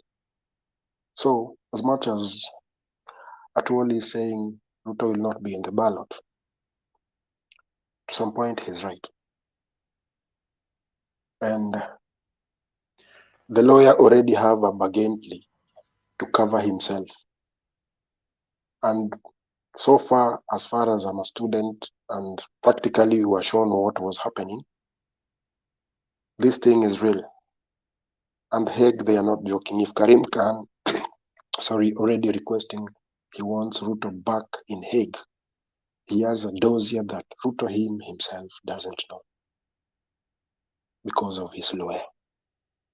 That's just the information I wanted to put across for you guys to know. Thank you. Thank you, Andrew. And that is serious. Let me give Thomas Nini. Thomas says, is it Thomas who wants to go? Yeah. Yes, please. So, my advance apology. So I think today we are having a very informative discussion, because I see we have historians here, we have health people that are teaching us about the vaccines. So it's very important. But what is most important is the direction we are heading to. I would like each and every panelist that is preaching the gospel for AZIMIO. I would like us to inform our opponents what agenda we have as a AZIMIO group, and by doing that, we'll be passing out the knowledge. The knowledge about the development project that Raila Amolo Odinga is wishing our country to have. The main difference between Oginga family and Kenyatta's family, these are historical reasons. So these are historical reasons. When you look at the session of paper number 10 of 1965, it is the same BBI we are having today that is talking about equal sharing of resources, that is talking about the mapping of the country, that is talking about good leadership.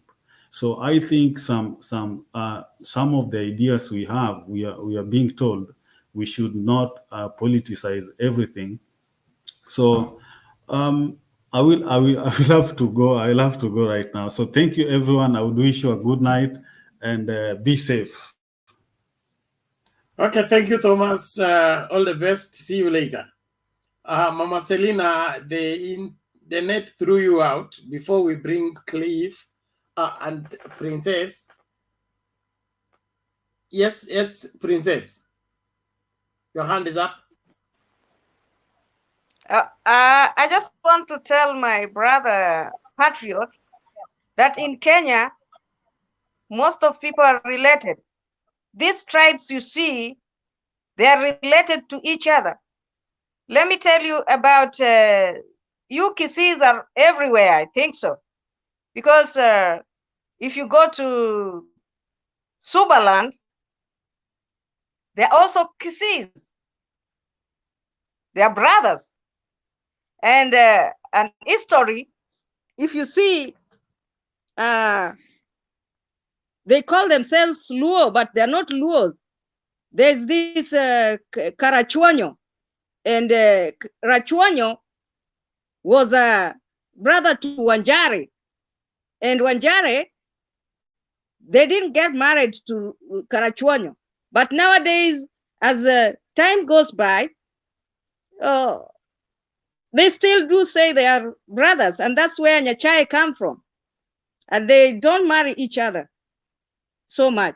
So in Kenya, people are related. So you have just to check each, and that's why I always say that as Kenyans, we are one. So we should not fight each other. We are related to each other. So we should remove this thing calling a Luo, a Luya, a Kisii, a Kikuyu. We should just be one, because we are all brothers and sisters if you start looking for history. That's all what I wanted to say for now, Bernard, to Patriot. Okay, thank you, Princess. This is becoming very interesting and very strong. And probably is the reason why some are running away from history, because you will drag them to where. All right. Bernard, can you give me a chance for a second? Sorry, who is talking? You know, if everybody talks, we'll never know who talked, and we will not converse, especially when somebody is talking. Our standing order states, you lift your hand, you'll be Joe, put. unmute. Joe is left his music there and he's not. Can Joe unmute, please? The person behind the Nini goes to quarantine and probably kick out. That is a new standing order too. All the same. So Cliff, you are the one who said you want to say something. Yeah. All right, hey guys. We're coming to here. Good morning, good evening, wherever you are. Me, where I am right now, it's 7:30. That tells you Bernard, I'm on the eastern. Bernard, unmute, Bernard, unmute, Bernard. All right. Actually, I've been trying to join this forum for a long time. Yesterday, I did. I registered. It gave me 24 hours, and it's like, okay. It was a little bit tricky, but when I was watching it on my phone, I heard Mama Selina talking. It was so sentimental because she gave me some perspective in history I didn't even know. I come from Bungoma, but I speak very little Kibukusu. I speak more Luo than Kibukusu, but I'm a Luya. So I'm the most Kenyan than most Kenyans because my family is a mix of every tribe. I've got Kisii, I've got Kalenjin, I've got Wazungus, everybody. So it becomes more interesting to listen to my brothers talking. I'm here, my brother. I'm also that, all. Yeah, when Selina talked and Selina gave me the perspective of the Kalenjin, I was so amazed because the Kalenjin I know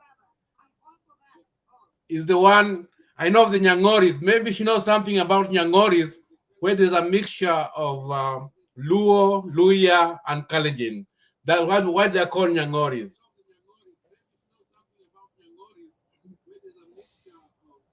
The other thing we talked about, Mr. Joe said something about us celebrating before the election.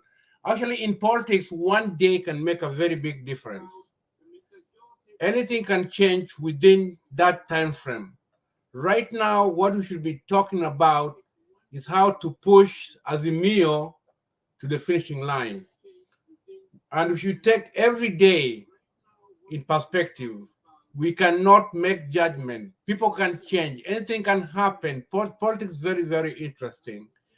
When it comes to President Uhuru, I've been out here for about 20 years. I've stayed in the US for about 20 years.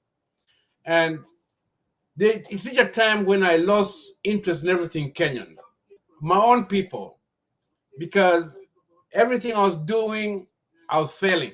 I was trying to educate people at home, and I had to pay so much bribes until I was giving up. But when Kenyatta came in, and when I came back home about 2 years ago, I was so impressed with the development Kenyatta done. Man, right now, I'm so proud of Kenya. I don't know if Raila can take over. Let Raila give us his perspective where he's going to lead us to. Let him not promise a lot, but let him act like Kenyatta. Kenyatta did it. If we get another Kenyatta kind of performance within another 4 years, I don't know, Kenya will be a shining star. We'll be like, we shall be like Singapore, Malaysia. They're not better than us. Otherwise, brothers, I'm so proud of you, all of you, for the contribution you're making. Please allow me just to be a listener, because I really want to know. I'm learning so much from this forum. All right, guys? Mungu abarikie. Asante Bwana Cliff, tunashukuru kwa maoni yako. Karibu kuendelea kufuatilia mjadala wetu na kujifunza huku ukitufunza nasi. Thank you very much. Now, maybe if I add something, just 1 second. What Cliff has said supported what I said. He said, one day is a long time in politics. You see, like what Sabina Joe said yesterday, it has drawn a lot of interest and reaction from the other side. That's why I'm saying that any of us, Uhuru, maybe Raila, can say something out of turn, and you see the wave goes, out. So we have to be very careful to celebrate Mapema. One sentence can make a whole, maybe 1 million votes go away. So we have to be very careful, because right now we are campaigning and you can see people are doing a lot of mistakes. Watu wanatamuka ile kitu walikuwa labda at the wrong place. So that thing can change it can change votes as a swing from this side to the other side very fast. Because it's campaign period, people are wanaropokwa, you never know what will come out. The last time we had Junet say something, and it was taken like something very, very, very big. And these ones can sway some votes. So we have to be very careful. Let's not celebrate. Thank you. Joe, thank you for your point. But I choose to look at it differently. Differently in the sense that politics is such that there are things you say not because you want to say them. You say them to set up your opponent, to pick it, and divert them from doing what they are supposed to do. So there is the politics of trapping one another, and then there is the normal politics of competing. But if we also don't want to win this election on lies. Our opponents are known for lies. But if we put on a mask and begin to hypocritically relate to them, become friendly when we are not friends, look like we are for them when we are not, then that pretense is first and foremost an avenue of us being seen as not being genuine. And that means whatever contract or whatever commitment we are making to the people is not real. I believe we need to campaign in such a way that the person who chooses to follow AZIMIO follows AZIMIO on conviction that this is the right thing to do because it's good for the country, not because we deceived them to follow us because we need their vote. We will hunt for the vote, but we can't hunt for the vote by hiding and, being slaves of being too careful. You can't say this, they will go. If you don't say this, they will walk away. I think that that is a bondage in itself, na sioni kama inasaidia. Ni vizuri kila mtu awajibike kweli, mtu aseme yale anapaswa kusema kwa kundi lile linapaswa kusikia, lakini tusijifunge kana kwamba tunaenda kuiba uongozi. Tunaenda kuomba uongozi kwa wananchi, wananchi watatusikiliza, watatupatia huo uongozi, na tunataka waamini kwamba wakitupatia uongozi tutawaongoza vizuri, si eti tuliwadanganya tukawahadaa wakatufuata hivi. Ile promises tuliwapatia na ule uongozi tuliwaahidi hatukudeliver, and at the end of the day ilikuwa tu seduction program. We got them into the box, they gave us what we needed, and that is all. I don't think Baba wants that, and I don't think that's what AZIMIO stands for. Let AZIMIO people campaign on principle, yes, campaign on valid wherever agenda, yes, but they should be free. I would encourage all people on the front line to be free enough to campaign for free, not this business of going to pretend that you are friendly when you're not. I think we are talking the same thing, Bernard. What I'm just saying is, you know, you can say something genuinely, what you believe, but the other team can turn it around. You see, we are talking to Wananchi, and Wananchi understandings are quite different. It's not the same like yours. Maybe the way you're seeing it is not where some other people will see it that way. But me, I believe politics is like seducing. It's like the way you can seduce anything, even a lady or selling marketing.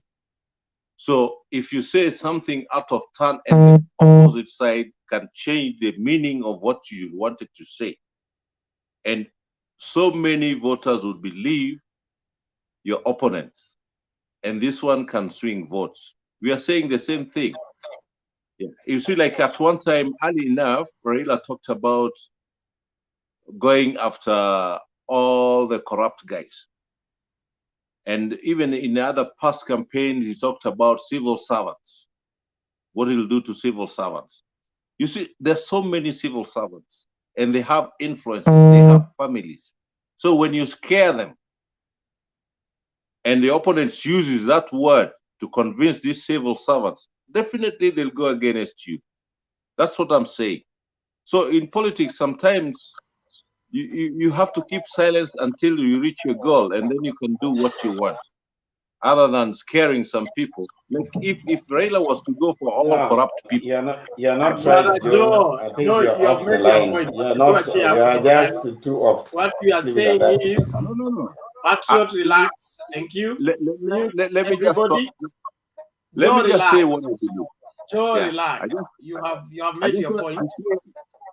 Okay, fine. If you've got my point, you have made your point, and we get your fears. They are genuine. We agree, but politics is always politics, and for it to be politics, your opponent will always spin what you say. Okay, like Raila said, a story about bottom up ni takataka. Okay, then what did the opponent say? Raila has called Mama Mboga and watu wa mkokoteni takataka. So there is nothing you will say that they will not find a way to spin it around. But at the end of the day, Kenyans are not as uninformed as you people take them. Kenyans are very sharp, and they are very keen when it comes to political issues. There are some things, I told you, my mother is almost 90. But when I went to visit her 3 weeks ago, she the kind of insight she has in Kenyan politics, I was shocked that she knows that much, and she understands all these leaders, and she knows who can be president and who can't be. And it was that week when Mudavadi had promised an earthquake, and she told me point blank, there is no earthquake. That there is no earthquake Mudavadi can cause except going to join UDA. And that's exactly what happened. And so Kenyans are very much informed. We shouldn't underrate them, and understand that they know what they want, and they know who can bring them the future they need, and who can deny them the future they need. Let us Bernard, campaign, yes, buy water. We are saying the same thing. I'll ask you this question. Joe, relax. You're out of order in the first place. No. Let me ask you one question. I don't want to recycle information. Let's go to the next to the next person. Mama Selina, are you there? Okay. Yes, Bernard. Yeah, you have to finish what you are thrown out before you finish what you wanted to say. I want you to finish that, and then we go to Jack Kindube. And please, let's remain civil and let's not dig in whereby we get 1 point and then we want to go over it. It makes the debate very difficult. Okay, thank you. Karibu mama. Wacha nipatie mse Kindube atuambie kidogo and then I'll come back. Okay, thank you. Sijasikia sauti yake leo. Okay, Jack Kindube.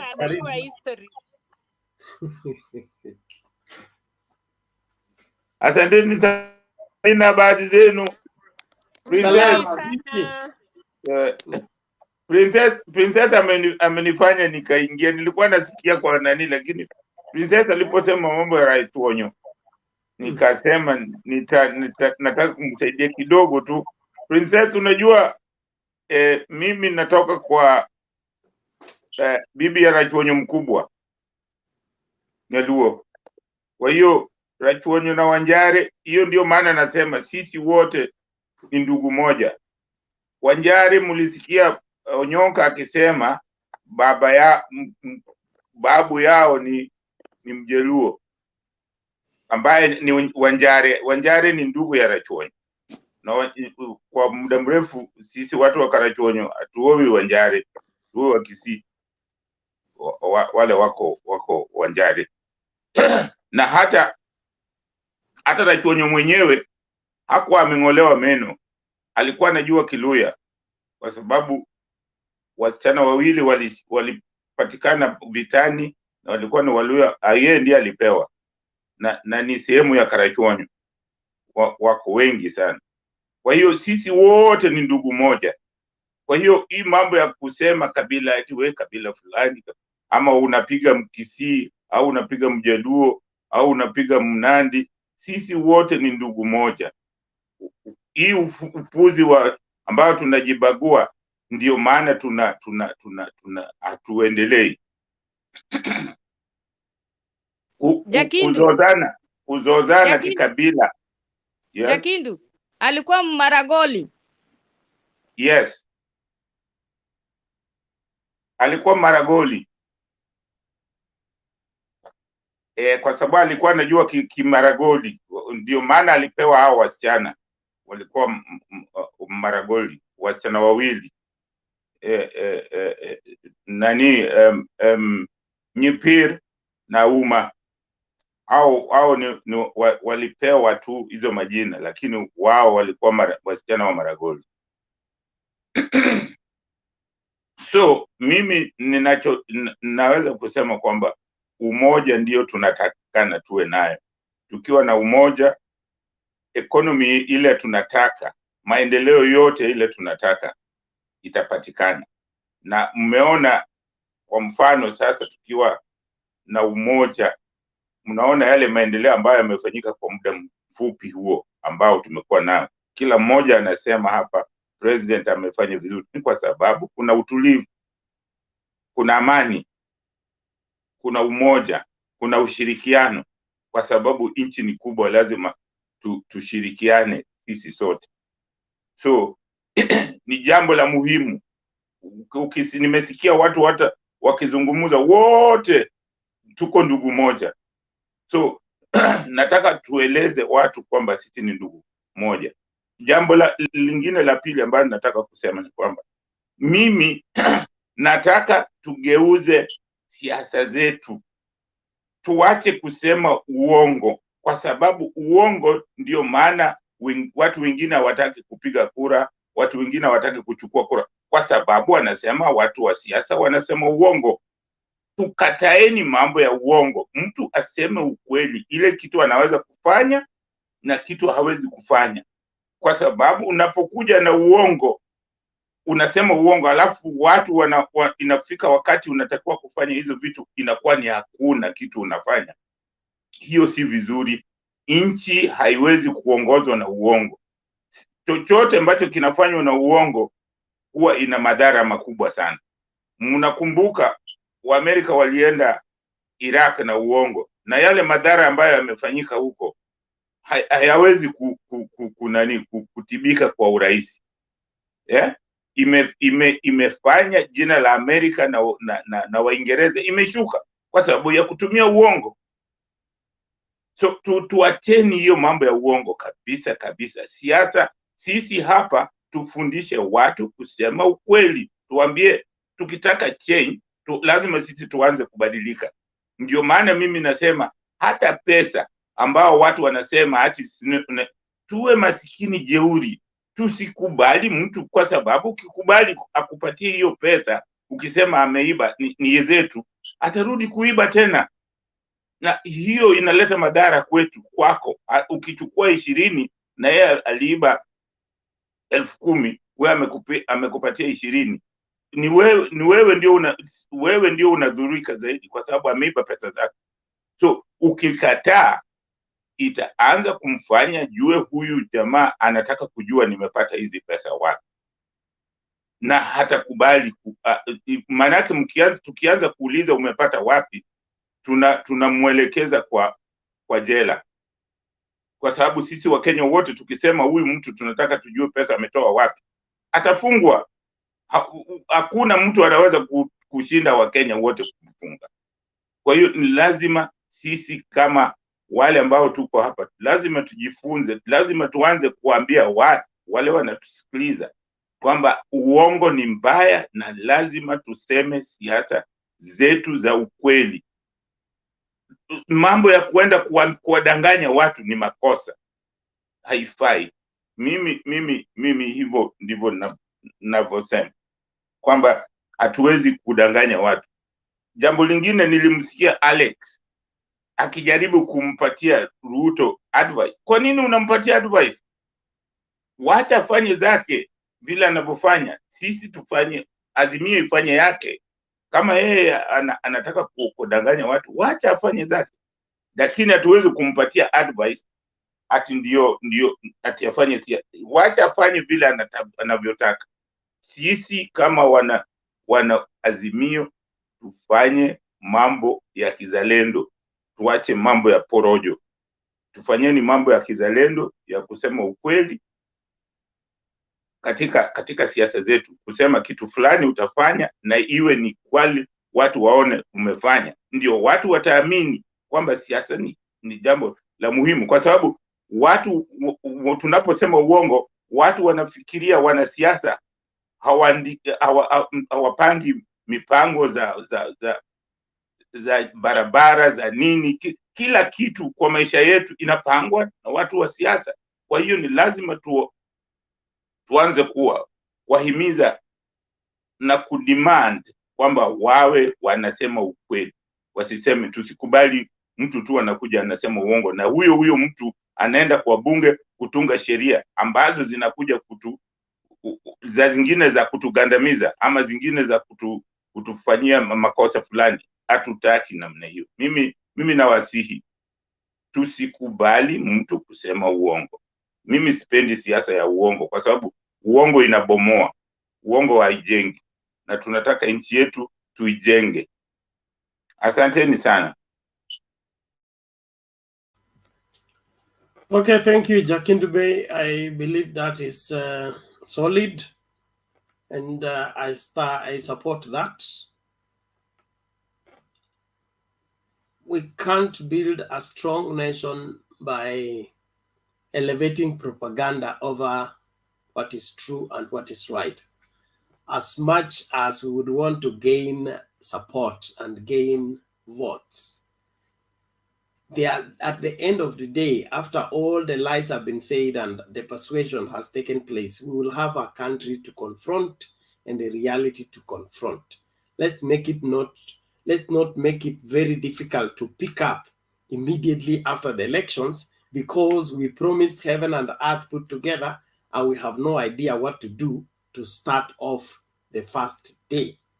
I believe it's important to be a responsible leader, whereby you promise what you can deliver and you are also able to admit what you can't deliver. Don't just promise because you promise for the sake of the same. Thank you. Mama Selina, when you will donate your time? Yes, Penat,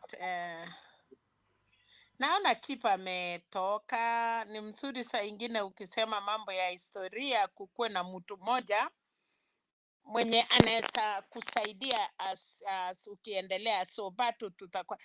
Kitu moja tu nilitaka kusema. Oh my God. Okay, naingia kushika simu, wacha mwingine. Patriot, go ahead. Thank you, Mr. Speaker, sir. I'm always happy to have this opportunity to debate here with my fellow panelists. but one thing, I'll always be myself over Bernard. Just allow me to be myself, because there's nothing good like enjoying freedom. The freedom that Baba fought for is what makes us proud of who we are. And that's what makes this country a great nation. So with the freedom that I enjoy, and as I respect the opinions of others, allow me today to say a few words that will be picked as wisdom, you know, to the panelists, including myself. You see, this platform is a platform where we come and give views according to what you know, and then others will also give theirs. Then from there we learn, we enjoy, we laugh. But allow me to say something that I've observed for some time. There are people who come here not because they have something straight to contribute. They have never given their personal submission. They are willing to wait to hear Bernard speak, and they are quick to start advising on how Bernard should speak. I think it is good to know that you cannot teach an old dog new tricks. That is the way it should go. And anybody who comes here and you look at the person, you know, this is somebody who is mature, allow them to speak what they don't know, what they can't tell better, in the best language they can. Then you enjoy that by also bringing in your point. Because my brother Joe, I think, and I'm putting this on a light note, he has formed a habit. Whenever he sees me coming, he quickly starts to advise me. I want to use this opportunity today to advise my brother. When it comes to matters ODM and Baba, I am more closer to him than you might think, and I'm just being factual. When you see some of us, we are spending our money, we are spending so much. There is nothing I don't know. You cannot take me to Baba. I know you know him. I also have contacts, and PK can bear witness, even Bernard here. But we don't make it that way, because when you say, oh, Patriot, I can even take him there. No, my friend, we know Baba closely, and I think it's good that we respect that. And Baba has all tribes around him. He doesn't have friends based on tribe. He has people who surround him, Kisis, Luos, Luyas, everybody. And going to Baba, you don't need anybody, by the way. You just have to be a volunteer, do your part, and Baba will always listen to you. So lastly, Bernard, I also want to probably say this as I finish. When people differ, you find that, you know, we are lefties, and they say the rights and the leftists. The leftists think differently, and the rightists think differently. But we find a convergence. But when, you know, a brother comes and says, oh, Patriot, you are a joker. You know, you are a joke. And it's like every time you've never found anything good in your brother. That divides people. Nobody has a right to support Baba than any other person. All of us, we have our rights, and we support him with the little that we have. and that is the way Baba is, because Baba is looking for partners. He's not looking for followers. He's not looking for his tribesmate. Baba is not a village elder. He is a president for this country. And where I sit, Raila Amolo Odinga gives us the unity that we want. And that is why some of us have supported him from 2007. Joining the Young Orange Democrats up to the years today, we have a history with Baba, and some of us are not going to part. So Baba could be having many children. So if you are a child of Baba, identify your brothers. You need to find out the house is too big. It's possible that we have been there together and you don't know we are there. So that is how it should go, and allow others to speak what they want. For me, Bernard, I choose to celebrate. My celebrating is based on facts, is not based on hearsay. As a researcher, I take time to decide my direction. My direction is I will celebrate. We didn't have the mountain, now we have the mountain. That is celebration. There was no time we will do a rally in Thika without stones being thrown on us. Now we can do it, and we even spend time there to sleep there, we eat there. That is something to celebrate. So you telling me that me celebrating, oh, somebody should not be, you should start advising UDA when they tell us they're winning round 1. Why haven't you told them that they should not tell us they're winning round 1, and they are busy telling us how they are sending Baba to Bondo? So to me, you choose your path, I choose mine, give your submission. But for me, from today, everybody understands that patriot celebrates. Where I celebrate, allow me to celebrate. That's what I choose. Thank Where you, I don't want to celebrate. Thank you. I'm finishing, Bernard. I'm just finishing. Please, yeah, thank you. land. Yes, thank you, Bernard. So I'm a jovial person. Whenever I succeed doing something, I celebrate that. And where I have not done well, I regret. That is how humanity is. And as you can see, I respect people's opinion. That's the way to go. So thank you so much, my fellow panelists, and may God bless you so much. I finish by saying, I am celebrating we are winning the election, and let our opponents know that we are winners in waiting. Thank you. Thank you, Patriot. And hold on, Joe. Hold on. Can I talk? Yeah. Hey, Joe, is it that you don't hear me when I'm speaking, or you just choose not to hear? No, I've said go. It's okay. I've said it's okay. I say hold on. Hold on means I know you have right of reply. I will give it to you. Okay, fine. Right? I've said fine. I've said fine. You are not supposed even to say. You only unmute to speak when you are given time to speak. Unmuting and speaking without obtaining permission is getting out of order. Is against our standing order. And wewe ni mkongwe wa hii channel, unaelewa hii maneno. Thank you. Now, this is what I wanted to say. We all converge on this place because it's made available for us. And our respect for this place is in adding value to what we are doing here by ensuring that we are making our candid contribution towards shaping the opinion of this nation as far as matters elections are concerned. So the hours is now 7 hours and 1 minute. Now will be 2 minutes okay, it's already 2 minutes. All this time here we are spending, let it be that somebody listening to us will have something to carry home. There is no point between us exchanging and arguing and scoring against each other when we are not helping the people that are relying on us for information. It will be a waste of time sitting for 7 hours presiding over a program that is not helping shape the opinion of Kenya or helping Kenyans in any way. It is a waste of time.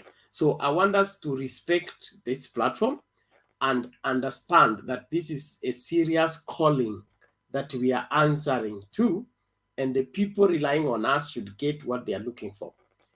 I appreciate the fact that we may not all be conversant with the broadcast or passing information via media to the globe or to the world, whereby we get caught up into each other until we forget there are people who are watching, and those people who are watching need to understand what we are saying. So we think that if we quarrel among ourselves or we argue among ourselves, they are just enjoying the argument. We can quarrel and they miss the point. That's why I'm always insisting for us to know where we are coming from and where we are going. And when the quarrel becomes too much, I stop everything because I'm mindful of the person viewing, not just us. Because if it was just about us, we just end the broadcast, tunabaki kamkunji. We can argue the way we want. Nobody will see it. It will not bother anybody. It will be a meeting between the 10 of us. But when it comes to feeding the public, we must be careful to see to it that that is happening.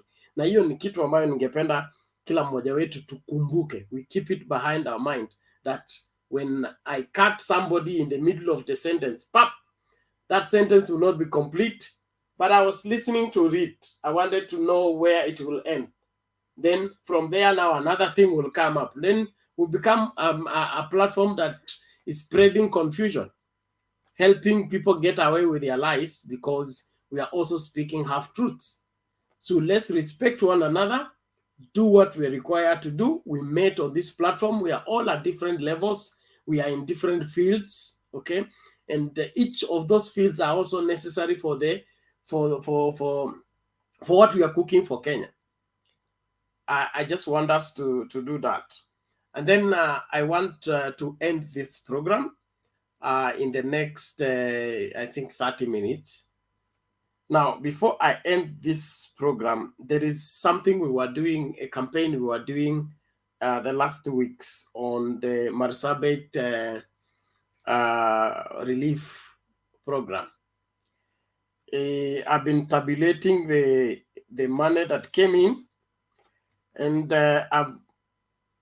from all that has come in, we remain shy of 200K. Shy of 200K we are at 89,000 Kenya shillings.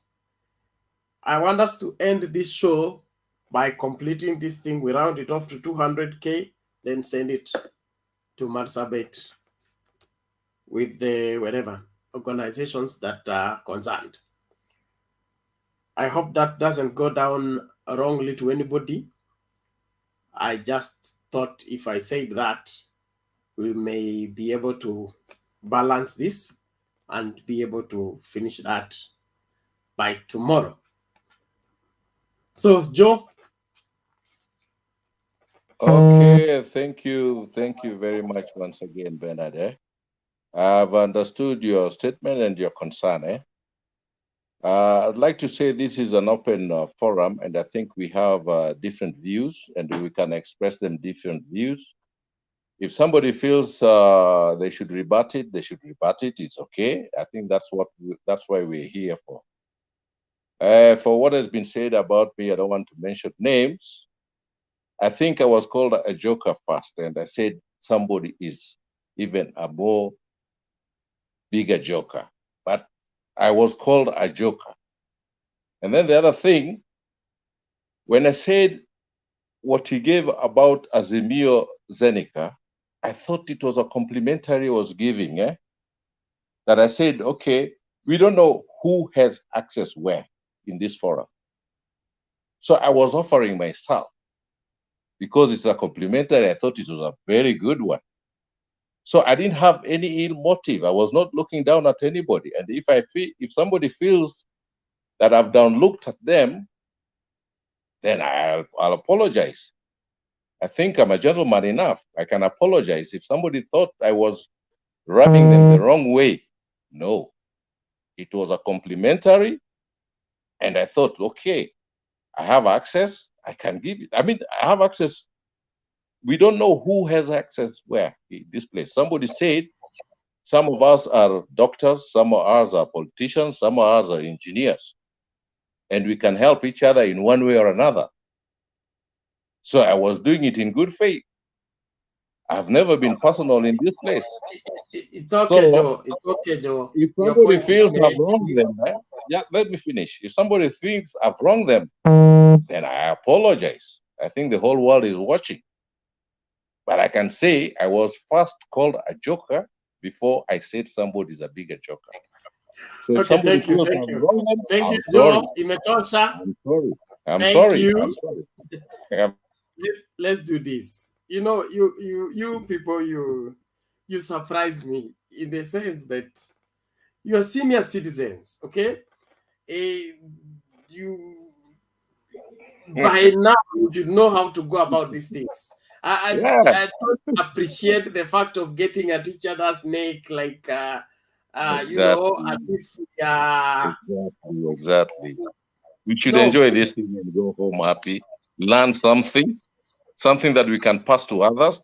We are all supporting, most of us are supporting. When we are doing tit for tat, we are not helping. We are not Exactly. enjoying. Exactly. So let's forget it. Thank you. Thank you. Let's forget it. Asante sana. And on that note, let me bring in Stony PK. Tuanze kufunga. You give your submission and closing remark. We'll be out of here within no moment. Thank you very much, Bernard, and those who are there, the panelists, the last man standing.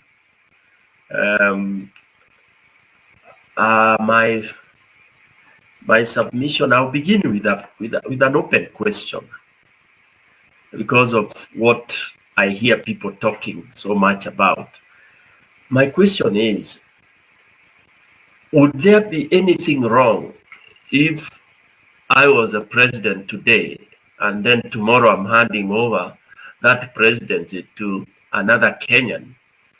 And okay, it is assumed I've retired from the presidency, but is it wrong for me to continue consulting with whoever I may want to, including the incoming president? You know, is it a sin for me to continue?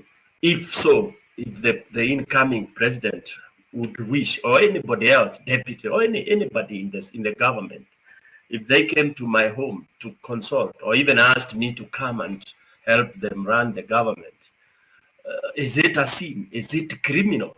Because I mean, the way I hear people talking in this country, it's terrible. And that's why I keep on saying Kenyans, as much as we are so learned, so educated, we retrogress in so many other ways.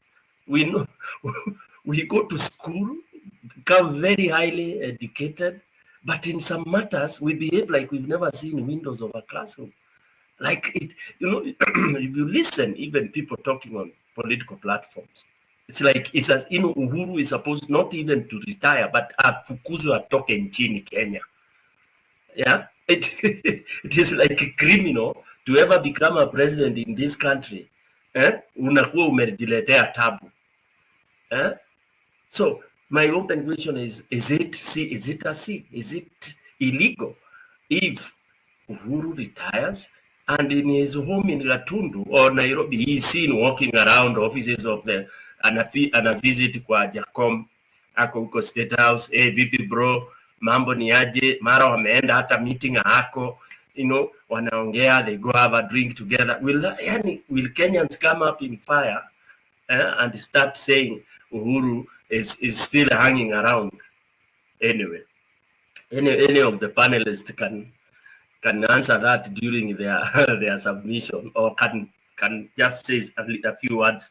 Why I'm asking that question is because the Kenyans have been made to think that, like, number one, being in politics, huwa ni kama umeingia kwa shetani. Yeah, you know, you are referred to, unajua this politician, hawa watu wa siasa, hii watu, and then when they are fundraising in Harambes, in church, in people wanting medical, people wanting to go for higher studies, or the first people you see in the lineup of invitation kwa kadi, it's these politicians. But when you don't need their help, they are devils. You even say, unajua wanasiasa hiyo ndio hali yao. You know, what is it that people think that mtu akiwa mwanasiasa you become a different hyena? That I really don't know, because I'm hoping that when Raila comes in, he will be able to demystify some of these things. Politicians are normal people. They are people who have gone to school like others. Okay, only that some choose to go into politics to administrate services to people, but just because you have to be baptized through a political process, that's why you are given that blanket of a politician. But we have very articulate people, administrators, you know. For example, Mr. Natembeya has been a very, very good administrator. But you wait when he becomes the governor, you will get all the names. Even right now, people have started. But that's one of the gentlemen who has given very, very diligent services to Kenyans. Okay, so in conclusion, I just wanted to try, because in such a forum is where we are supposed to set records clear. Anybody listening to us here should see people of very high integrity, people as learned as we are claiming, portraying guidance as far as politics is concerned. I like when, I think it's Bernard, when you said that, you know, during campaign is when people give excuses of misbehaving, you know, taking small statements out of context. Giving an example of Sabina's statement. In this country, everybody has been talking about kura kuibiwa ever since 20 whatever, from Abapo, climax ikakuja 2017. We all talk about kura ziliibiwa. And even we are talking of sisi tuliwadanganya huyu mtu ni mbaya. Those are confessions.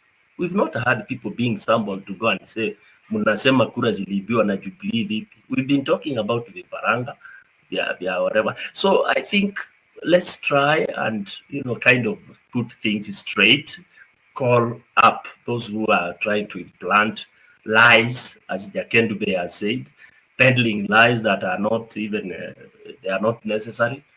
Okay, let's promote people. Let's recommend politicians, people we think can go and serve people well. Just like the way we are recommending Jacob. Jacob has never been president of this country, but we feel and think he's suited, kabisa, suitable, because of what he stands for, what he has been, you know, portraying. He has never been president, so we've not been able to measure him as a president. So, but we have been able to see his ideologies and his principles and his humanity through his action, through his talks. That's why we have a lot of confidence in him. So tusikondem sana wanasiasa na tusianze kukondem Uhuru sana. In fact, we would want Uhuru to be in Jacom's government. Thank you very much. Okay, thank you, Stony PK. And I would just say there is nothing criminal being president and leaving office. Anybody who thinks that is twisted, and especially if he's still asking for the same seat that he wants, that he's demonizing, because if somebody has been a president and he has led the country for 10 years, he has experience, he has wisdom, he has understanding.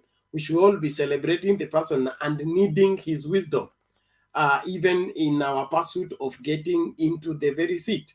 But if you demonize the person simply because he has finished his term and you want to get into the same office, and now you say he cannot direct the country, he's not going to choose the next leader, that is a demonstration of being childish, in the list of my expression, and just trying to be mischievous. Because you can't suddenly turn around and say he cannot say anything. He's not fit to give us direction. Why were you following him in the first place? So let people be honest, and let's stop all this hypocrisy, especially when somebody has been in office and in politics this long. Kama umeingia kwa siasa, jitahidi kujifunza principles za kisiasa na usitumie vizuri. Hizi tricks mingi na schemes za kusema kupindusha maneno, that is not politics. Politics is a science, for heaven's sake. It's a science. You need to have some sense, you need to have some tag, you need to have everything composed together. Lakini wewe ulichukua two tricks na schemes and you call it politics. That's not politics. Now, wacha makasiriko Bernard. Bana, it is insulting for somebody to have a higher office when he has he's behaving as if he needs to be introduced to that office. The Bible says, "Woe unto you if thy king be a child, and that they eat in the morning." The land suffers when we have people in office who are not capable of delivery. And you can't deliver if you can't lead by teaching the next generation. If we can't study you, why should we admit you in the school curriculum? Sorry for getting worked up, but Joe, you said your battery is running out. Are you still there? Yeah, I'm still here. Okay, you have a half a minute before your battery run out. Conclude. I've been trying. It's only 2%. I don't know whether I'll conclude. This forum, I think it's a great forum. It educates a lot of people. We are all here to give our views, and then hakuna mtu anataka kiti hapa except Ndeto ndiye alitangaza. But if somebody anataka kiti, we'll support. And I'd like to say that let's continue with the spirit that we have right now. We are talking to so many people, so many Kenyans, and I think it's only within this week, I think somebody converted from UDA to AZIMIO. This is the spirit that we should have: togetherness, pamoja, tufurahi, tujue mambo mbili tatu, and we go ahead. Otherwise, the forum ya leo na ya jana were very good. Hakuna maneno makasiriko, hakuna nini. I like Buzz. Maybe he's not here, but I like the way he's a UDA guy, but I like the way he reasons. He's very polite. He doesn't attack. He doesn't ninio. Anasema mambo yake na sababu zake. Pole pole tu. And this is the way we should go forward. In fact, I like the way Jakendo Bay talks. Tuwe pamoja. Tuwe tuna focused on what we want for Kenya today and tomorrow. This is the way forward for Kenyans. And I think that's what even Baba wants for this Kenya, this country. Because all along his struggle for power has never been for himself. It has been for Kenyans. He has done it from outside. Let's give him a chance and let's see what he can do when he's heading the government. So we all wish him best of luck. Hiyo tu ndio ngesema kwa leo. Otherwise, beti yangu iko chini, is 2%, it might go off any side. Okay, thank you. Let's link up later on in the day. Umepeleka chaja wapi? Kwani huko nyumbani Joe? No, niko nyumbani, but you see, it's charging and I'm using it. Patriot, you have started. I said I want to finish this show in 30 minutes. Don't make it go for another hour. You have already spent 20. Okay, but Andrew, give your closing remarks. Let's move on.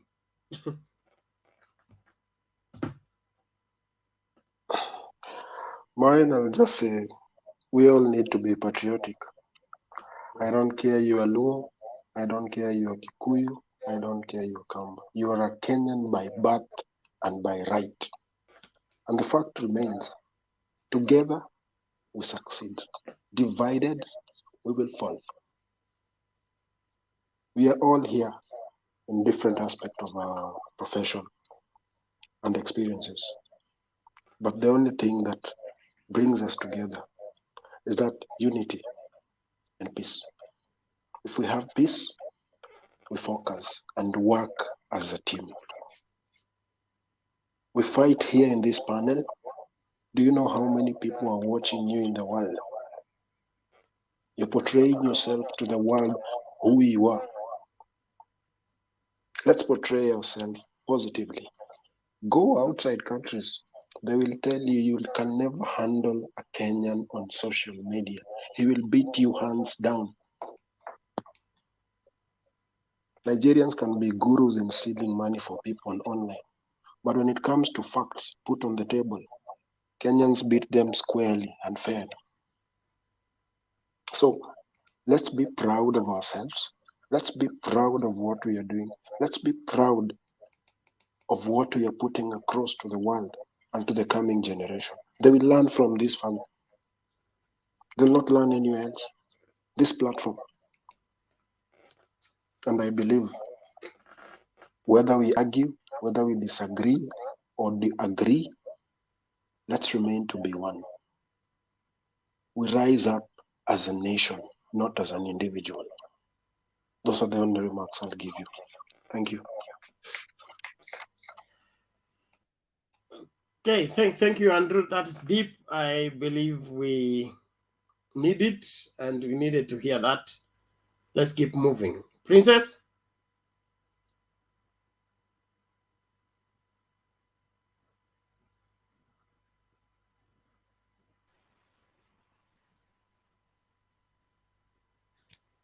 Nashukuru sana Themba kunipa nafasi nyingine.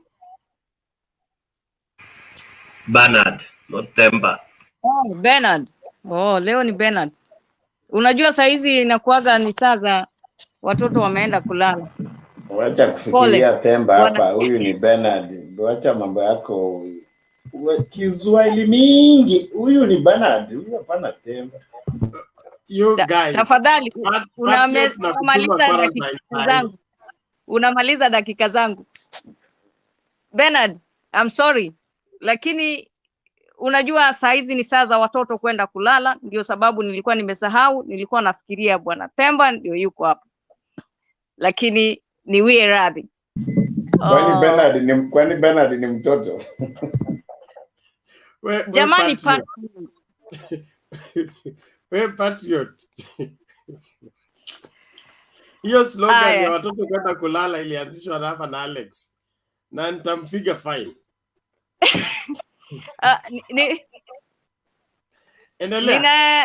Ninashukuru Wakenya wenzangu kwa kutazama runinga hii ya Mtembei ambayo inatufundisha mengi. Kama vile nilivyosema hapo awali ya kwamba sisi wote tu mandugu. Kwa hivyo naomba tu tutakapokuwa tunaenda kupiga kura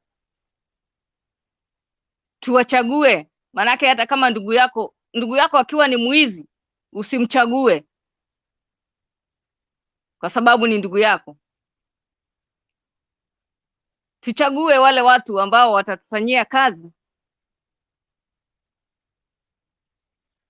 vizuri sisi wa Kenya.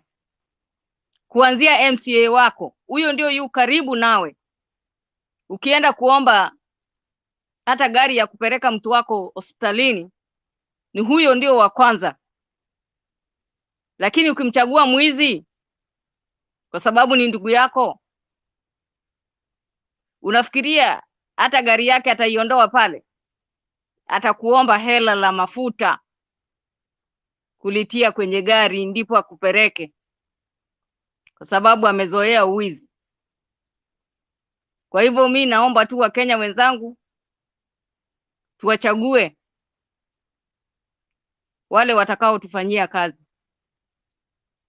MCA, MP, Senator mpaka kwa governor. Na sisi wenyewe tushirikiane. Manake kidole kimoja akiwezi kikavunja chawa. Hiyo ni wahenga walinena. Kwa hivyo ninawaomba tu tukienda kwenye kupiga kura tupige kura vizuri. Na sisi wanawake ambao tunagombania vyeo vya viti, hatuwezi tukanyakua bila kuwa na masomo. Kwa hivyo tukienda pale tusiwe tunasema tu tunataka viti bila masomo au bila kuwa unajua kufanya kazi. Sio masomo peke yake.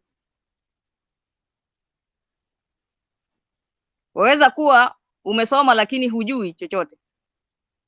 Lakini waweza kuwa una kiwango kidogo cha masomo lakini waweza fanya kazi vizuri. Lakini ukichanganya masomo na kufanya kazi vizuri ni vizuri sana. Kwa hivyo nanyi wanaume mtupe nafasi sisi wanawake pia tupate nafasi. Na ninajua katika hii serikali inachokuja ya Azimio, wanawake wamepewa kipaumbele. Kwa hivyo nashukuru sana. Ni hayo tu kwa Wakenya. Tupige kura kwa amani na undugu na umoja. Ndipo nasi wale wako nje kama Selina tutafurahia kuja Kenya.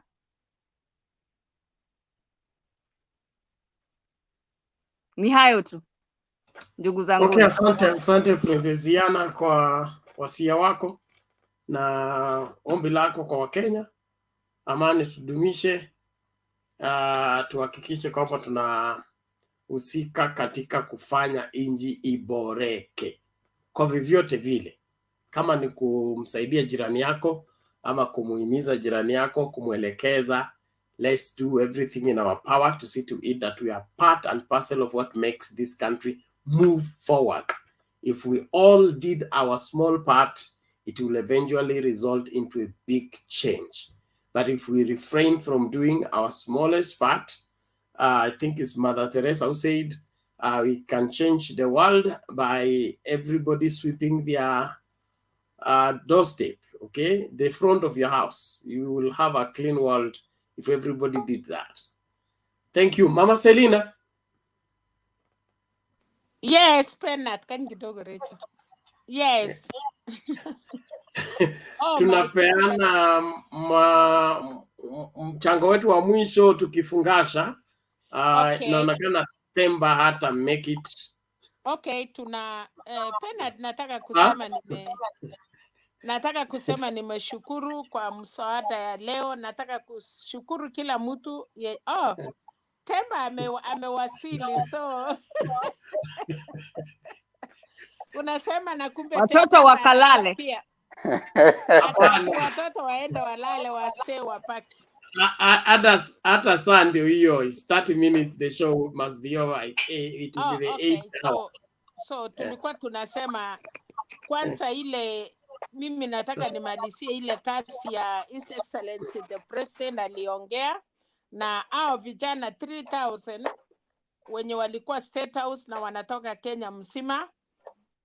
Tunataka kuambia wenye naona wanajaribu kutout. Unajua hii siasa ilikuwa kabla hatujafika, tumeiona, tunawachia watoto wetu. Siasa ni kitu tofauti sana. Mtu kama binafsi unaweza fikiria siasa ni ngumu, lakini wacha niwaambie, kushinda rais yenye iko kwa kiti ni ngumu sana.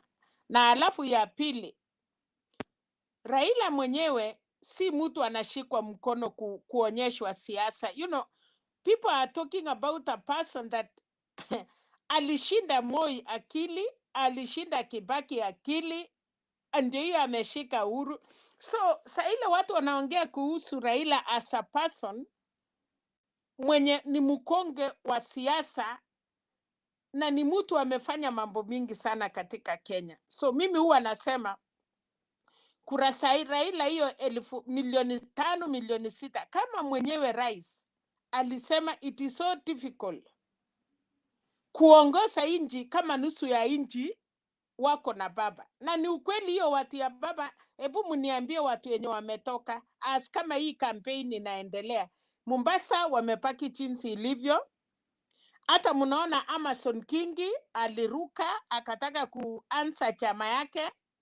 Watu ya Kilifi wakamwambia sisi tuko kwa ODM, tuko kwa baba. Ndio unaona hata chama yake amesema sikutengeneza nipinge baba, chama yangu ni ya 2027 kwa sababu wameona ni ngumu. Enda Mombasa. Ninaona UDA wako tu na gavana moja kutoka kati ya 6 na huyo gavana pia hata arudi. Enda sasa Nyanza, hatuwezi ongea. Enda Western, hiyo hata mtu akijaribu, unaona wanafaa uniform, alafu wanakuambia hii ni nguo tu tumekuja chukua. Kucha hata hiyo Nakuru vile ilikuwa Naswet, uende mpaka Ravine, uone mpaka Kilgil. Tukubali ya kwamba kama mabadiliko imekuja, sometime wanasema co time is the right time. Huyu msee amenyanyaswa, amenyang'anywa, na hata Mungu, kuna wakati Mungu anasema hapana. Na Uhuru mwenyewe kusema anafanya kazi na baba, sometime Penat, kama unajua atusemi, nasikia watu wanasema Uhuru na Ruto wanajua wamekosania nini, wanasema kama Sabina Cheka alichoke. I think it was a choke. Kusema, si munasema tunajua vile tulifanya, then we will do it. Na unaona watu wamesikia uchungu kwa sababu Penat, nikikuita mwisi na we si mwisi, utakasirika. Nikisema wewe ni mchawi na uchawi, kwa nini usikie mbaya? Si ndio mimi ni mchawi, wewe ni mchawi. Utaniambia, okay, uniambie mimi nimeroka nani? Sasa wakati Sabina Cheka alisema tu kidogo ati mnasema tulifanya, okay. Watu wanasikia kama dunia imeisha, amwezi ipa kura yangu, mimi si Raila ile nani sasa kati ya Sabina na wenye walichipu Sabina, nani amesema sasa kura imeipiwa? Ni Sabina ama ni wenye walikuwa na respond? Kwa sababu mimi kwangu vile nimeelewa ni Sabina alisema kitu kidogo.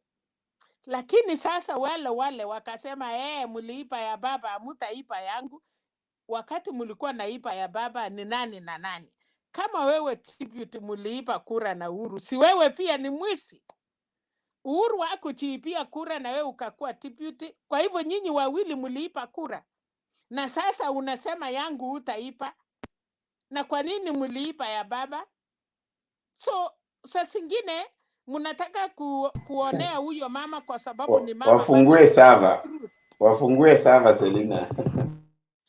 Bas, sasa hapo na hii sapa tumeambiwa Kimani Ngonjiri, kuna watu walikuwa wamesema samani, wakisema mkicheza tutasema nani aliipa kura. So ukweli ni kwamba hata hiyo IPC kuita Sabina Cheke, Sabina aende tu amuulize Chebukati, mimi sina ubaya, lakini nataka utufunguliwe hii sapa. Na Uhuru anafanya mzuri kumwambia Raila, wacha nikuachie. Pengine siku ile waliongea wawili. Pengine Uhuru alimwambia Raila, ukweli wewe baba nilikuipia, lakini kwa sababu nisamee, mimi nitakusaidia. Ndiye sababu Raila alitoka kama ameamini Uhuru 100%. Baba anajua hiyo sava, ni vile tu waongei, na labda hata yeye akaambiwa basi. Unajua watu wawili wakikutana kwa nyumba, mama, inasemekana kuna mama akarepiwa. Saa ile watu waliuliza, mama, na hiyo mtu alikurepa? Anasema hapana, alifika hapa tu chini, hapa tu.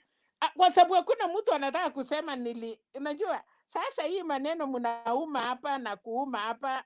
Mtu alirepiwa akamaliza maneno, lakini sasa kwa sababu unaona aibu ilikuwa ni mwenda simu ama haikufaa wewe, si utasema tu hapana, hakufika. So hii watu wanasema kura iliipiwa. Hata sisi raia sasa, ile mtu katu kwenda shule, lakini tunajua 1+1 is 2, si 1+1 is 7.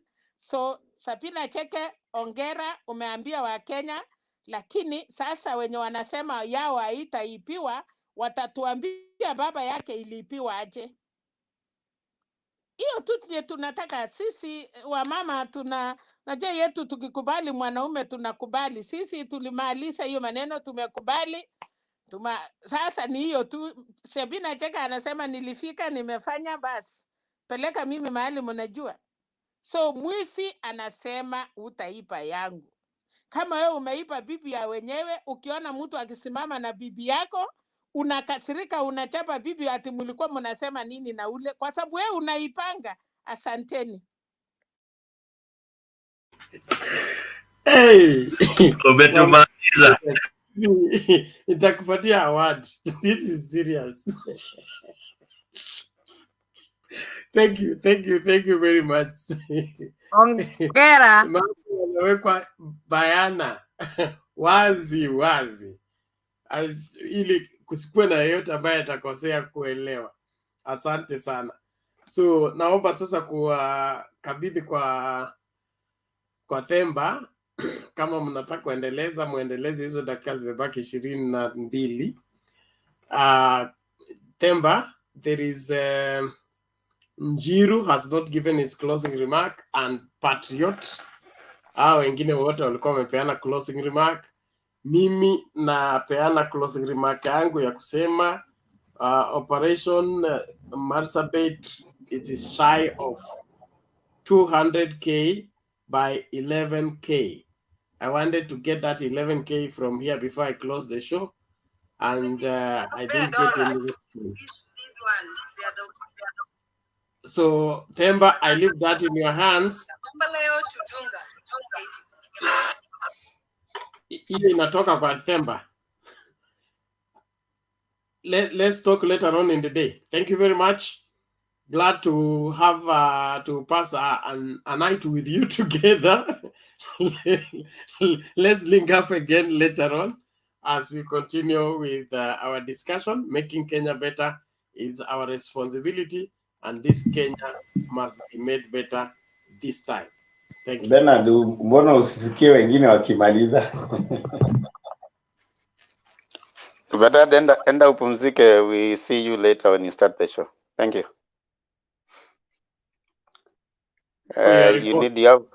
You have a show to come and start later. Thank you. Yeah, I'm sorry I delayed you. Wachana na Patriot. Patriot is just kidding with you. Patriot, habari gani? Sasa kwa sababu umevaa inawezekana. Sasa wewe unataka tu kutisha kila mtu hapa. Sasa tisha kila mtu. Haya, Njiru, wakati ni wako sasa. Okay, thank you very much and karibu. Yeah, unajua leo tumekuwa na discussion mingi. I think I've enjoyed very much from everyone, and I think in specific Serina akona kipawa ya ku deliver very sharp information in a very good tone. So mimi tu nilikuwa tu nikitaka tu kuconclude na mambo mawili. Maybe I wanted to I wanted to say the reason why mimi naona kwamba Uhuru na Ruto walikosana. I just wanted to add that. Unajua in Kikuyu land or Central kuna kitu tunaitanga udhamaki, and udhamaki is something very serious. And if you try to see at the entrances which Mr. Deputy Ruto has been doing, he has done all the efforts to destroy the udhamaki. And ukiangalia vile Deputy President amefanya, he has done all the efforts which if you analyze them properly, that there is a possibility that tukiendelea tu kusikiliza hao watu Deputy President akona wao, we have a possibility that for the next 30 years we might be in the oblivion of the political gymnastics of Kenya. I do not want to expound far from that. He doesn't have the opinion shapers. He doesn't have the political bigwigs. Wale watu wakona wao tu ni akina Ndindi Nyoro, Rigathi Gachagua, yule mama mwingine wa Kandara, Cecily Mbarire, Karemba, people with no muscle. Mostly they are like second term MPs, watu tu wamekuwa hapo kwa siasa tu miaka 10. So we see is destroying. The other thing nilikuwa nikitaka kuambia watu hapa, it is something historic. Kuna maybe naweza taka kutaja hii sababu ni kitu ilitokezea, and it is good for people to hear. Unajua ile wakati mmesikia Uhuru akisema kura yake ni moja na ataamua kule ataipeleka, kuna kitu ilitendeka historically kwa MP wa Kiambaa during ile wakati wa kina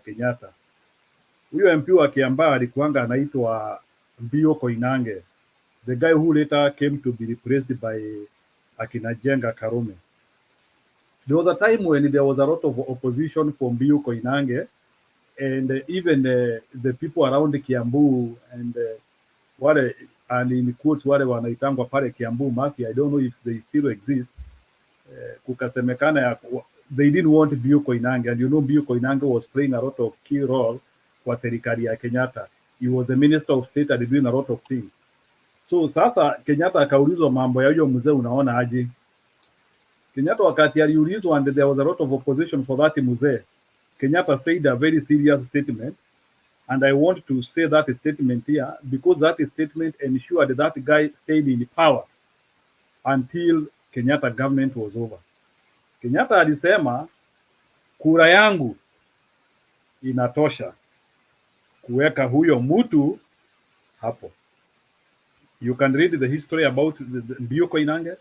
Biu Koinange was one of the powerful MPs from Kenyatta during Kenyatta time. I'm not saying that we have superior votes and inferior votes. That is not what I'm saying. All what I'm saying is that a presidential vote is a spike vote. It is a vote with affinity. It is a vote with influence. Kama mimi hapa, I cannot compare my vote to the vote of Kibaki or to the vote of Uhuru. Uhuru has a lot of influence. Last thing nilikuwa nataka kuongeza ni the reason why we need Baba kwa hii siasa yetu sahi. People are forgetting and they even want to compare Baba with Uhuru with the rest. Let me tell you, in the current Kenyan political sphere, we cannot compare Mr. Raila Odinga with anyone. And sorry to say this. Kitu ya kwanza, one thing we need to understand is that Raila Odinga is an engineer, so he has a lot of things he will come and try to bring his ingenuity into the system now. Na kuna kitu ingine naweza sema hapa, Raila Odinga is not coming to inherit the Jubilee system because maybe hivyo ndivyo watu wanafikiria. Yes, we understand that Jubilee kuna vitu wamefanya, lakini pia kuna vitu hawajafanya. So Raila is coming on his own system, but he is using the goodwill of Jubilee. But we should not mistake that Raila Odinga is coming so at the anzie to could drive the wheel of Jubilee. That is what Raila Odinga is doing here. Raila Odinga is coming as an individual. He is coming to solve majority of the problems tumekuwa nazo. Kama sahi mnajua ya kwamba we have been having a lot of political deficit in Kenya. Hatujaweza kupata mtu anaweza kupigana na corruption vizuri. Hatujaweza kumaliza tribalism kwa sekta za serikali. Kama sahi ukiangalia ministries zingine kwa serikali, kuna ministries ukiangalia watu wa Central ndio wengi. Kuna ministries ukiangalia wa Kalenjin ndio wengi. So sisemi ati Raila akiingia watu wote watakuja wafuto, but we need now somebody who can bring some a bit of equity, some a bit of inclusivity. So that is the image which Raila Odinga is bringing. And by the way, as somebody from Mount Kenya, mimi personally nimepigia Raila Odinga kura 07, nikampigia 2013, nikampigia 2017 until I was almost losing hope. Hii 2022 nikaanzia kuona kumbe hii kitu inakaa sasa, it is even more beckoning than even the other time I supported him. So sahi I can assure you, sahi Raila Odinga tu ile kitu amefanya, he has just redesigned himself. He has now brought another system. It is not that Raila Odinga is compromised. Unajua hii ndio hii vitu wale Wakenya wanauza propaganda and listening to the cheap propaganda ati wanasema Raila Odinga is getting compromised by working with Uhuru Kenyatta. Raila Odinga worked with Uhuru Kenyatta on a parallel system. He never went and diverged into the system. No, Raila Kenyatta worked, he just gave Kenyatta a working environment. Hakuna kitu ingine. He toned down the opposition. Ile venom alikuanga nayo sana ya opposition, he toned down a little bit. He gave them that working platform. But there is no any other automatic thing that yeye ati alikuja akafanya na Jubilee that he needs to inherit some of the problems which are in Jubilee. No, he just gave those guys a working environment which they have appreciated, sababu wamekuja kuona hiyo working environment imewasaidia. Then the same people in the government ndio walikuja wakaanzia kumudivert. The people in the government, they diverted him. So that's why now I'm saying now those are some of the things which he has So mi ile kitu tu ningetaka pia Raila Odinga akiingia pale akifanya pia on the project, I would like him to add more local content. Sasa tunaona tumefanya maproject mingi sana na tunatoa watu China, tunatoa watu from where. So I would like the next project which Raila Odinga will come to do, let now see Kenyans doing those things na wafanye zaidi, because I would like to see a Kenyan company having capacity that they can now be able even to do like 40 kilometers of SGR. Remember, there is no any single country which can develop you. Hata tukiendelea kutegemea China, China will never develop us. So I want Raila to now bring a serious local content where Kenyan companies. So hiyo story ya kutafuta pesa na vitu zingine Jubilee government wametuletea. Sasa ile kitu naomba sasa Raila Odinga atuletee niyo local component whereby Kenyan contractors can be empowered, na then pia hiyo corruption tuko nayo Kenya iishe, so that now we can have confidence with the Kenyan contractors. And as an engineer, I have that hope that Raila Odinga will be able to do it. Our Kina Musalia, who have been saying about their economy, their what, I don't trust them because they are fabuling too much and they are not stable in their decision making. I like Raila Odinga because he is stable in his decision making. Otherwise, I'm happy and we will continue to talk more. Sitaki kuongea zaidi ya hiyo. Have a good night and be blessed na mubarikiwe sana. Asante. Asante sana Njiru. Patriot. Thank you, Brother Themba. You're welcome. Thank you. We are delighted to be here when we have time and when God has given us an opportunity. So allow me to conclude by hitting on my brother Joe. Joe, kama umekataa kulala sasa, I love to tell you my last words. Joe, uko wapi? Nimekuona hapa. Okay. So Themba, when you were out there, there was an issue. So kwa hivyo ndugu yetu kwa sababu amekataa kulala, wacha, and I wish you were here. Hii ungenitetea. So Joe amekataa kulala. Sasa because he is here, I'll finish with him. Kwa sababu amekataa kulala, nitamwambia Joe, wacha matusi. Hakuna kwashako kwa adults. Uelewe hivyo. There is no adult ambaye anaweza kuwa na kwashako. Kwashako ni ya watoto wadogo. So nikikwambia nimejenga, hiyo ni gym, sio mambo ya kwashako. Wacha mambo ya kusema kwashako. Hiyo ni kama kusema Uhuru amejenga na ni kwashako nayo. Okay, Joe. So I think now your battery is there. Wewe hata watakupea nafasi nyingine tena umalize vizuri. Anyway, my brother Joe, that was on a light note today. I think I have switched. I've switched. Hiyo ingine melala niko kwa ingine. Nilijua watu ya Nyanza wana magadgets na computers. Ulikuwa unatuenjoy. I knew you wanted to speak ahead of me ndio nigonge. But it's all right, Joe. Hiyo tunakubali. So, Themba, what we've been discussing here, and now I address you as the speaker, is that as I'm concluding, and I know Joe will want to be the last one on me again. You know, this guy should have slept. So, and I'm worried. I don't know what to say. PK, Joe hajalala bwana. Sasa nataka niongee tena, aombe nafasi ya ongee. Na nimemaliza. So Themba usimpe nafasi nikimaliza. Don't give him nafasi, please. Because amemaliza kuongea tayari. Najua ananichezea siasa. So I choose to say this, Mr. Themba. Today I'm in a very celebrating mood, and I choose to celebrate the achievements we have been able to realize as Baba supporters. When you look at what has, what has happened, especially in the last 72 hours, you'll realize that Kenya has moved to a different trajectory, a trajectory that will make some of us find it very difficult to celebrate, while others are saying it's early to celebrate.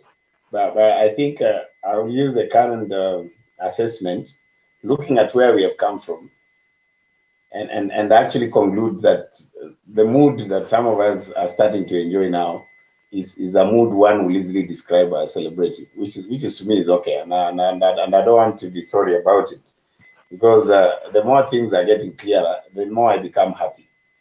You see, there's a new slogan in the house, inaitwa bazoo. You know, the bazoo, the red mountain color is very interesting. I saw that today in State House, you know. Wameamua kusema ni bazoo. Bazoo inamaanisha Jacob. Inamaanisha the rich, the enigma, you know. So, and you can see the students of literature are expanding the horizon of her to Tetemeshwa Ngwini. It's getting bigger, and for me, it is time that we showed confidence. And I remember this thing came up then at some point when someone said, no, msionyeshe confidence. Kuonyesha confidence sijui ni makosa. There was that time when this came up. Me, I think if what you say there is anything to go by, me, I choose to be confident when it applies, like now, because the UDA brigade have been telling us how they will hit on us round 1. And so why can't we tell them how we will handle them? They have been telling us, oh, huyo mzee wa kitendawili hawezi, ni mzee na nini, tutamnyorosha round 1. So I think I think that is something that needed a very serious calculation. And as when we say we have made achievements, we are factual. Because them, they talk of numbers, which they don't have. Them, according to UDA, phone numbers are followers. It is MPs, according to them. As we don't talk about phone numbers, we talk about physical people. We talk about people going to State House, starting to test the comfort zone of State House. And they actually did the song very fast. It was well rehearsed. You know, yote yawezekana bila Ruto, it came up today. I mean, that is, unless one is naive, anybody who has been sung, you know, has been put in that song as a subject matter, to me, it stands out to lose anything that is doing, basically, because that is a song that corrupts your mind. That's a song that disorganizes you. The moment Temba people sing a song like that, it's like a song Luyas wanasema luele. When I sing you luele, luele, luele balangwa papa, luele. The moment they sing you knew that. If you have not died, you need a lot of sacrifices. If you didn't die when they sang that, hiyo una shida kubwa sana kwa maisha. You rather accept to die. So politically speaking, if the DP has enjoyed, you know, the tune of the song that talks about his politics, Kwisha, because the meaning of the other group of theirs, of course, I'm told is Kenya Kwisha. So kama Kenya ni Kwisha, and now yote yawezekana bila Ruto, I think for me it is a celebration mood that shows how things are going. And lastly, let me finish by saying this: from where I sit. I've kept on saying this, and I will keep on repeating. From where I sit, the last coffin on the mail will be the time when Kalonzo Musyoka, thank you, when Kalonzo Musyoka will announce that he is joining AZIMIO la UMOJA.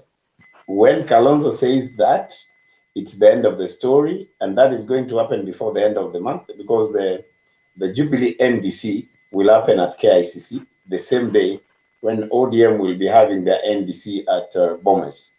And by the way, I live between Bomas and KICC, in between around, because I live in South Sea. So they say that Nyayo Stadium will be the meeting point. The ODM guys will come from Bomas, and the Jubilee will come from KICC. Then we meet at a central point, which will be Nyayo Stadium. That, in my view, before that happens, it is going to be around 29th or 25th, thereabout. I'm not sure. If my memory serves me right, I think it's about 29th. If that is the day, I want to prophesy that His Excellency Kalonzo Musyoka will join the AZIMIO before that day. And in that day, Kalonzo will attend the AZIMIO la UMOJA union between Jubilee and ODM. That's my prediction. So I have no reason to doubt my celebration. I want to believe that that's what is going to happen, because I stand to believe my eyes. This is what I know, and I think I believe what I know. So before the end of the month, Kalonzo will be with us. He'll be in the NDC. He will choose either to join ODM NDC or Jubilee NDC. But for sure, in the celebration that will happen at Nyayo Stadium, you will see Kalonzo there. That will be the end of the story. I have no reason not to celebrate, because that is the last nail of the coffin that we are waiting for. Thank you, Themba, so much, and enjoy the rest of your, undertaking. Thank you. Thank you, Patriot. John Mamboni sikupe nafasi, so sijui alafu Patriot, Joe anataka namba yako huko kwa private chat, so utampatia namba yako huko kwa private chat ndio alale na amani. Naona anataka Nani anataka namba yangu? Nani anataka Themba? I didn't hear you, sir. Joe. Ai. Ai Joe bwana, kweli. Wewe Patriot utatambua mimi ni nani. Nishajua tamali unaishi. Ushasema hapa. No. Mimi sitetemeshwa ngwingwi. Oh, mbona nimevaa nini? Umeona nimevaa nini? Chunga. Usikuje huko. Toa namba yako sasa wewe. Stone PK. Toa wazee wako. Oh. Thank you Themba, karibu sana. Sasa sisi ndio tumebaki wazee wa boma. Mi nitasema mawili matatu. Wacha tuseme kwamba looking at the general mchango wa leo na the topics. When I did my submission kwanza, I did not actually dwell on what AZIMIO is doing so much in as they they have taken a strategy of coming behind the UDA. I think that's a strategy, because ukitaka kufagia uchafu, you don't do it when people are having the party. You wait for people to finish their party and they go. And also, if you want to become one of the best speakers, those years when we were doing public speaking contest, we would always pray usiwe among the first people to speak. Why? Because while you are among the middle or the last, you are able to change your strategies, to change your points, depending on how you see the performance of the people. Unfortunately, this is a trick that the UDA doesn't seem to know, as much as it's a very common sense, but it looks like common sense is not very common with the UDA guys. And therefore they have chosen, one, I kept on saying they are spontaneous. I think they have chosen and they believe that the more you go, you go dotting, like the madoadoa, hopping, hop, skip, and jump, they like doing. It means that you are gaining votes. They think the more ground you cover, the more votes you are transforming the ground into, which is not true. It is not how many rallies you hold that will will translate to votes. That is in my own, way of looking at it, having also participated in this.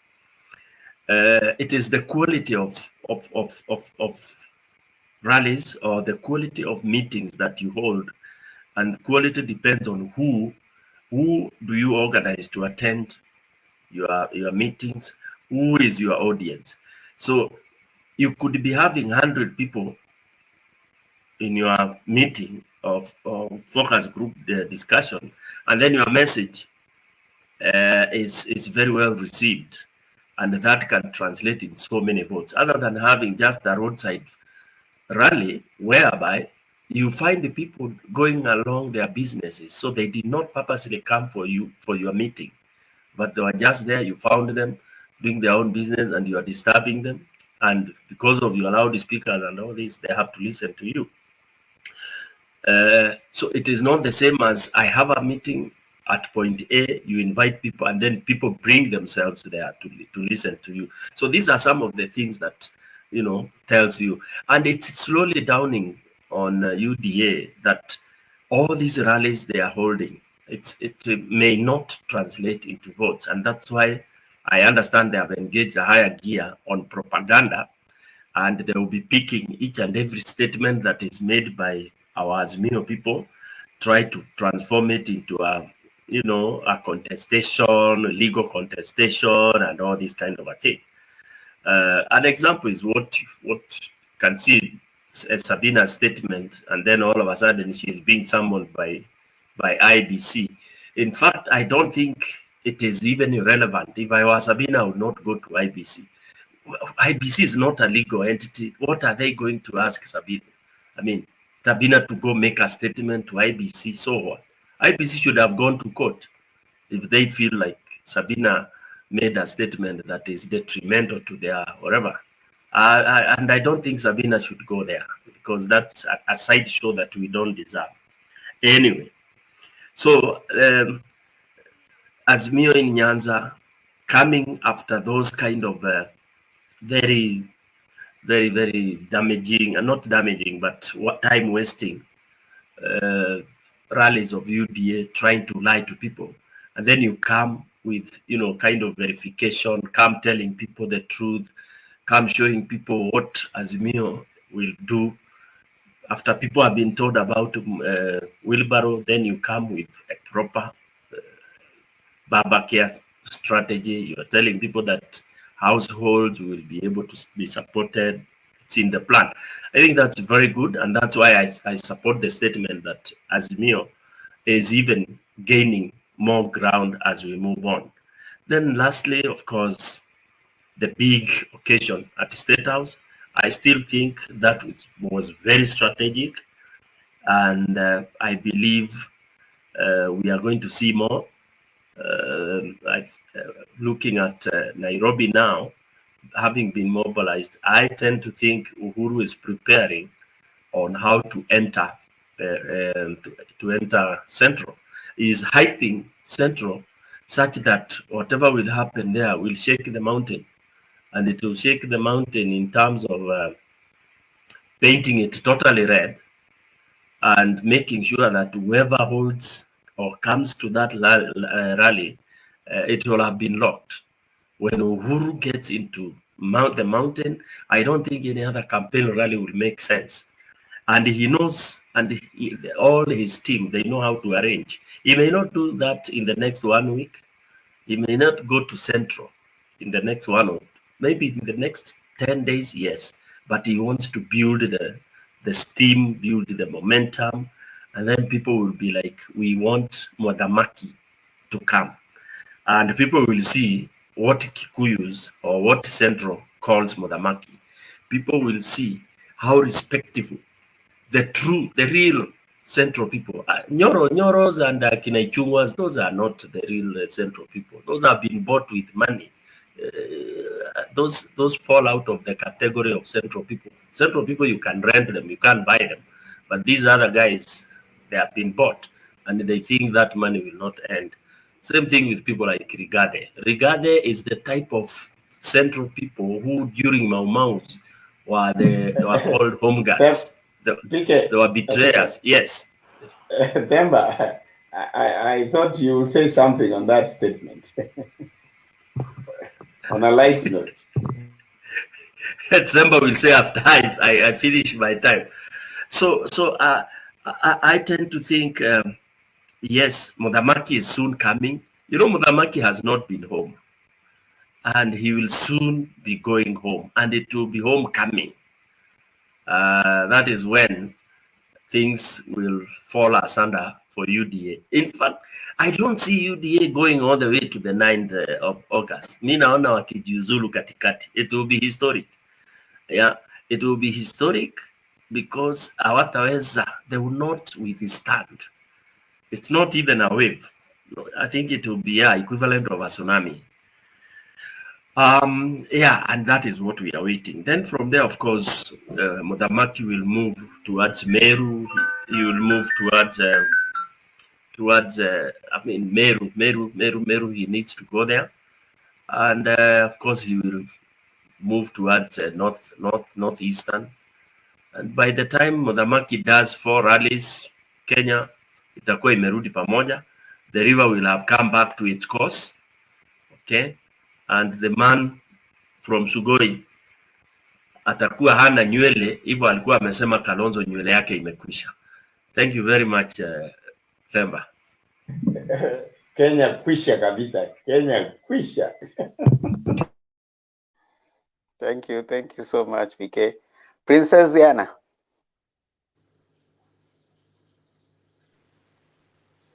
Nipo hapa bwana Themba. Nilivamiwa hapa kama haupo. Nilisahau kuwa bwana Bernard ndiye alikuwa hapa. Nikasema asante sana bwana Themba. Nilikuwa karibu kupigwa mangumi na mateke, lakini nimeshukuru sana kwa vile umekuja. Shukran. Wacha nizungumze kidogo kuhusu hii mjadala.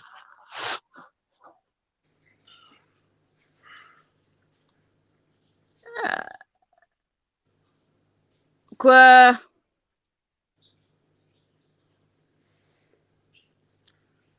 tukiona kuhusu makamu wa rais, mimi kwanza nilifurahia kuona watu walipokuwa wameenda pale katika ikulu. Nilifurahia sana kuona watu wameenda ikulu. Hapo ndipo tumejua ya kwamba rais hayuko mwenyewe. Akisema kura moja, kura yake moja, anajua mahali ataipeleka. Sio kura moja, ana kura. Kwa hivyo ana watu wake. Kwa hivyo sisi tunashukuru sana kujua ya kwamba rais ana watu wake. Na makamu wa rais kinachomsumbua ni kana kwamba amewachwa na mume. Na unajua ukiwa umewachwa na mume, kila wakati nasema ukiwachwa na mumeo una hasira, kwa sababu hukudhania mume wako atakuacha. Ulikuwa unafikiria mtaishi milele daima, kifo ndio kitawatenga. Lakini haikufika hapo wakati kifo iliwatenga, kwa sababu mwanamke alianza madharau. Na ukiwa umeanza madharau kwa mumeo, mume ni lazima akutupe nje. Unajionyesha una nguvu kumshinda mume wako. Hakuna siku mwanamke atakuwa kichwa cha nyumba. Hata katika Biblia tukiangalia, mwanaume ndio kichwa cha nyumba. Na ikiwa sasa wewe utajifanya wewe ndio kichwa cha nyumba, hakuna siku. Mimi nashukuru watu wote katika nchi yetu ya Kenya ya kwamba mtajua siku ile rais atawaambia ni kwa nini walikosana.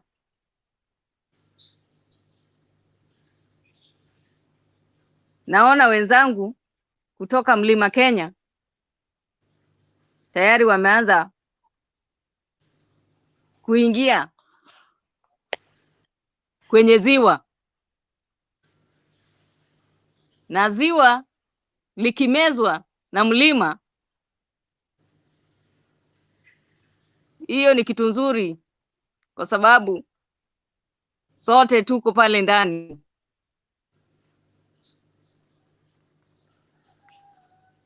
Lakini kile ninachowaomba wa Kenya, na ninazidi kuwaomba, umoja ndio nguvu. tushirikiane, tuwe na upendo. Sisi wote ni Wakenya. Mama yetu, hata ukienda wapi unasema Kenya nchi nzuri. Kenya ndio mama na ndio baba. Kwa hivyo sisi ni Wakenya, tushirikiane. Ningali ninarudia tu kile nilichokuwa nimesema, tuwachague MCA anayeweza kukusaidia ukiwa na shida.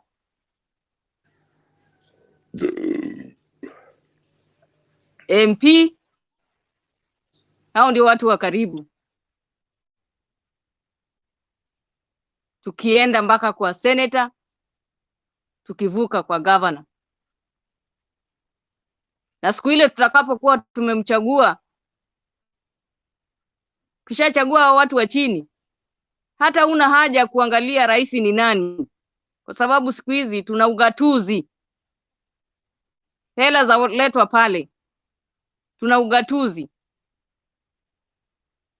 Utaangalia ni nani amechaguliwa kuwa rais, kama atakuhudumia vizuri, kama atakuwa ni rais ambaye atakuwa amechukua ile mambo ya ugatuzi. Lakini nikirudi tena, kuna rais ambaye utachagua hataki ugatuzi. Kwa hivyo mchague rais ambaye anataka ugatuzi. Ni nani huyo? Ni Raila Amolo Odinga, ambaye aliyeleta ugatuzi. Asiyejua kuzaa hajui kulea. Kwa hivyo ukimpa mtu ambaye hakumzaa mtoto, hatajua namna ya kumlea.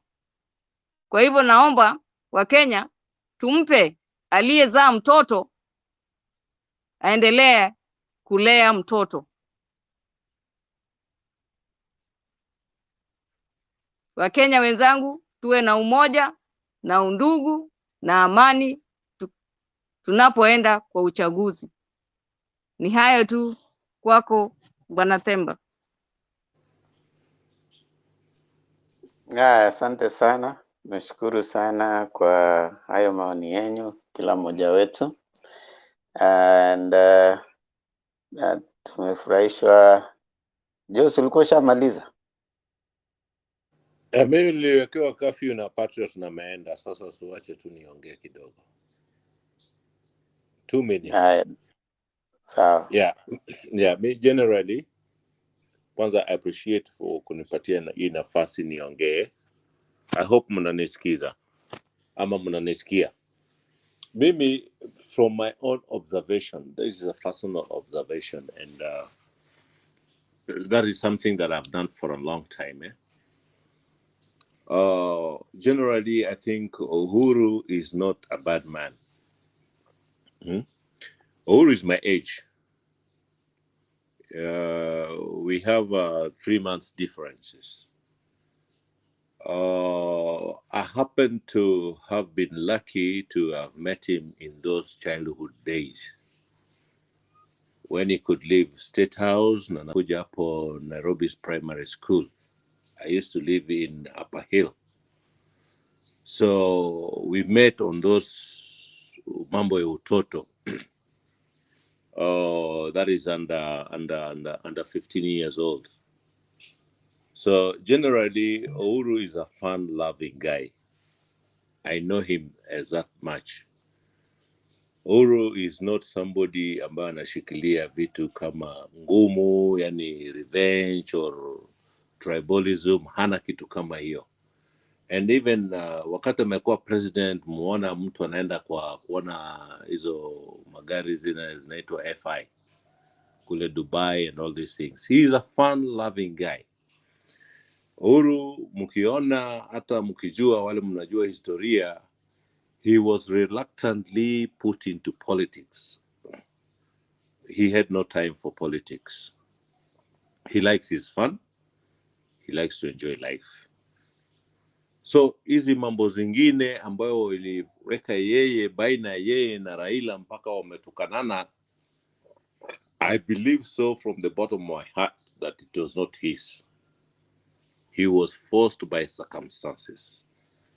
And ukiangalia about 2 years ago when we had our prayers day, he was the first person to apologize to Raila during a prayers day. Na kamuinvite hata Raila akuje. That is way, way back before the handshake. So, hananga had feelings. Even today, even jana, alisema yeye hana shida na mutu. So that is Uhuru. That is the real Uhuru. Hana shida na mtu. And I believe vile aliweka kwa politics, Uhuru anafanana na babake kwa physically, hata kwa sauti na kadhalika. So he was a symbol of Jomo Kenyatta, and that's why I think Michuki alisukuma yeye pale. And the damn Jomo Kenyatta could sell. So he actually took it reluctantly. The first time he stood for presidency, wakati aliposhindwa, he conceded very fast. Within 24 hours, he had conceded. That is the Uhuru I know. And I've said as jana, alisema yeye hana shida na mtu. That is Uhuru. And I think when he finally took the presidency, apparently his deputy is an over-aggressive and ambitious person. Hata zile vitu matukano walitukana Raila, I think it came from this other guy. Even wakati walikuwa kwa podium wakipromise this stadium, somebody in this forum had said he was sort of not comfortable with those words, and you could see it, the body language. So this guy took advantage of him. And because of the fear that had been sold in Mount Kenya, he had to play along with his deputy up to when he was looking for his second term. But when he got his second term, I think Uhuru wanted to become himself. Vile yuko personally, vile yeye anaona hii nchi anataka iwepo. And then they had to differ. They had to differ because whatever his deputy was doing, haikuwa ati Uhuru ana support. No. He was just there to secure his second term and then aelekeze hii nchi mali anataka. And that's what he has done. Exactly, that's what he has done. Munaona wakati walipata uongozi, wakadivide this... Joe ilikuwa dakika mbili. Okay, let me wind up. Walidivide hii serikali 50-50. Yule jamaa akachukua watu wake. Uhuru had time. Mnakumbuka he had to appoint moja for a long period. Alitaka to include all Kenyans kwa hiyo 50-50 yake. That is him. And I believe he has very good intentions for this government. So, tufuate vile anatuambia. Hana nia mbaya. Hana ukabila. I believe so. Hana nia mbaya. So, tusikize, amesema sasa ameingia kwa siasa. Let's listen to him keenly what he'll tell us. For the other guy, forget. Ako na track record yake, tunajua from YK92 up to now. We know what he's capable of doing and what he can do. Hana nia mzuri kwa hii nchi. That's what I can say. Sababu umesema zimechukua muda, wacha nikatia hapo, lakini I had a lot to say. So I believe tutakutana kesho pia. Tutakutana kesho. I know. Najua hapa ni kupiga gumzo, and of course we do have a lot to say, and we can never finish it in a day. And even if we had a whole day, exactly, we will go on and on. 24 hours is not enough for us to say what is in our hearts. Yeah, so we can only say that we would love to please, but to have to leave. but we are not finishing to talk. So this conversation Asante. continued. Yeah, like it Asante is. Thank Themba. you so much, everyone who Yeah. joined us on this forum in Mutembei TV. And we ask you that kindly, if you may, this is a platform where you come and you listen and you hear reliable and a very, very interrogative panel that is looking at what is going on in our political scene. And you only need 4 things for you to join. You need one, a gadget, working laptop or phone. You need connectivity. You need what you want to share, and you need an open mind to learn. We try to make sure that our discussions are very accommodating and informative to anyone who comes and tunes in to listen to Mutembei channel. This is our way of doing what we call civic education, so that you as a voter, wherever you will go to vote, you'll be informed. You need to make an informed choice. That is very important. Because we say, if we stop talking, we'll start fighting. So we have to continue talking. That's what we do here. You don't have to support AZIMIO or Ruda or whichever. Just come and share with us what you have in your mind. And the most important thing above all is that you are informed. That's very important. I want to acknowledge those people who have joined us on the comment section. I can see Brother Benson, Hi Themba Moke, Steve Mutumbu, thank you. Michael Mwarenge, thank you. George Gakure is very serious. Kenya Kwisha or Kenya. Let me allow you, Kenya Kwanza supporter. We thank you so much. Stick there. I mean, if you are convinced that whichever choice you have is the best, that's okay. And yeah, I mean, but here for us is to open you up. They say that information is power, so it's important. Lama, who else is here? Can see Junior Sampler, thank you. Bernard Njogu, thank you.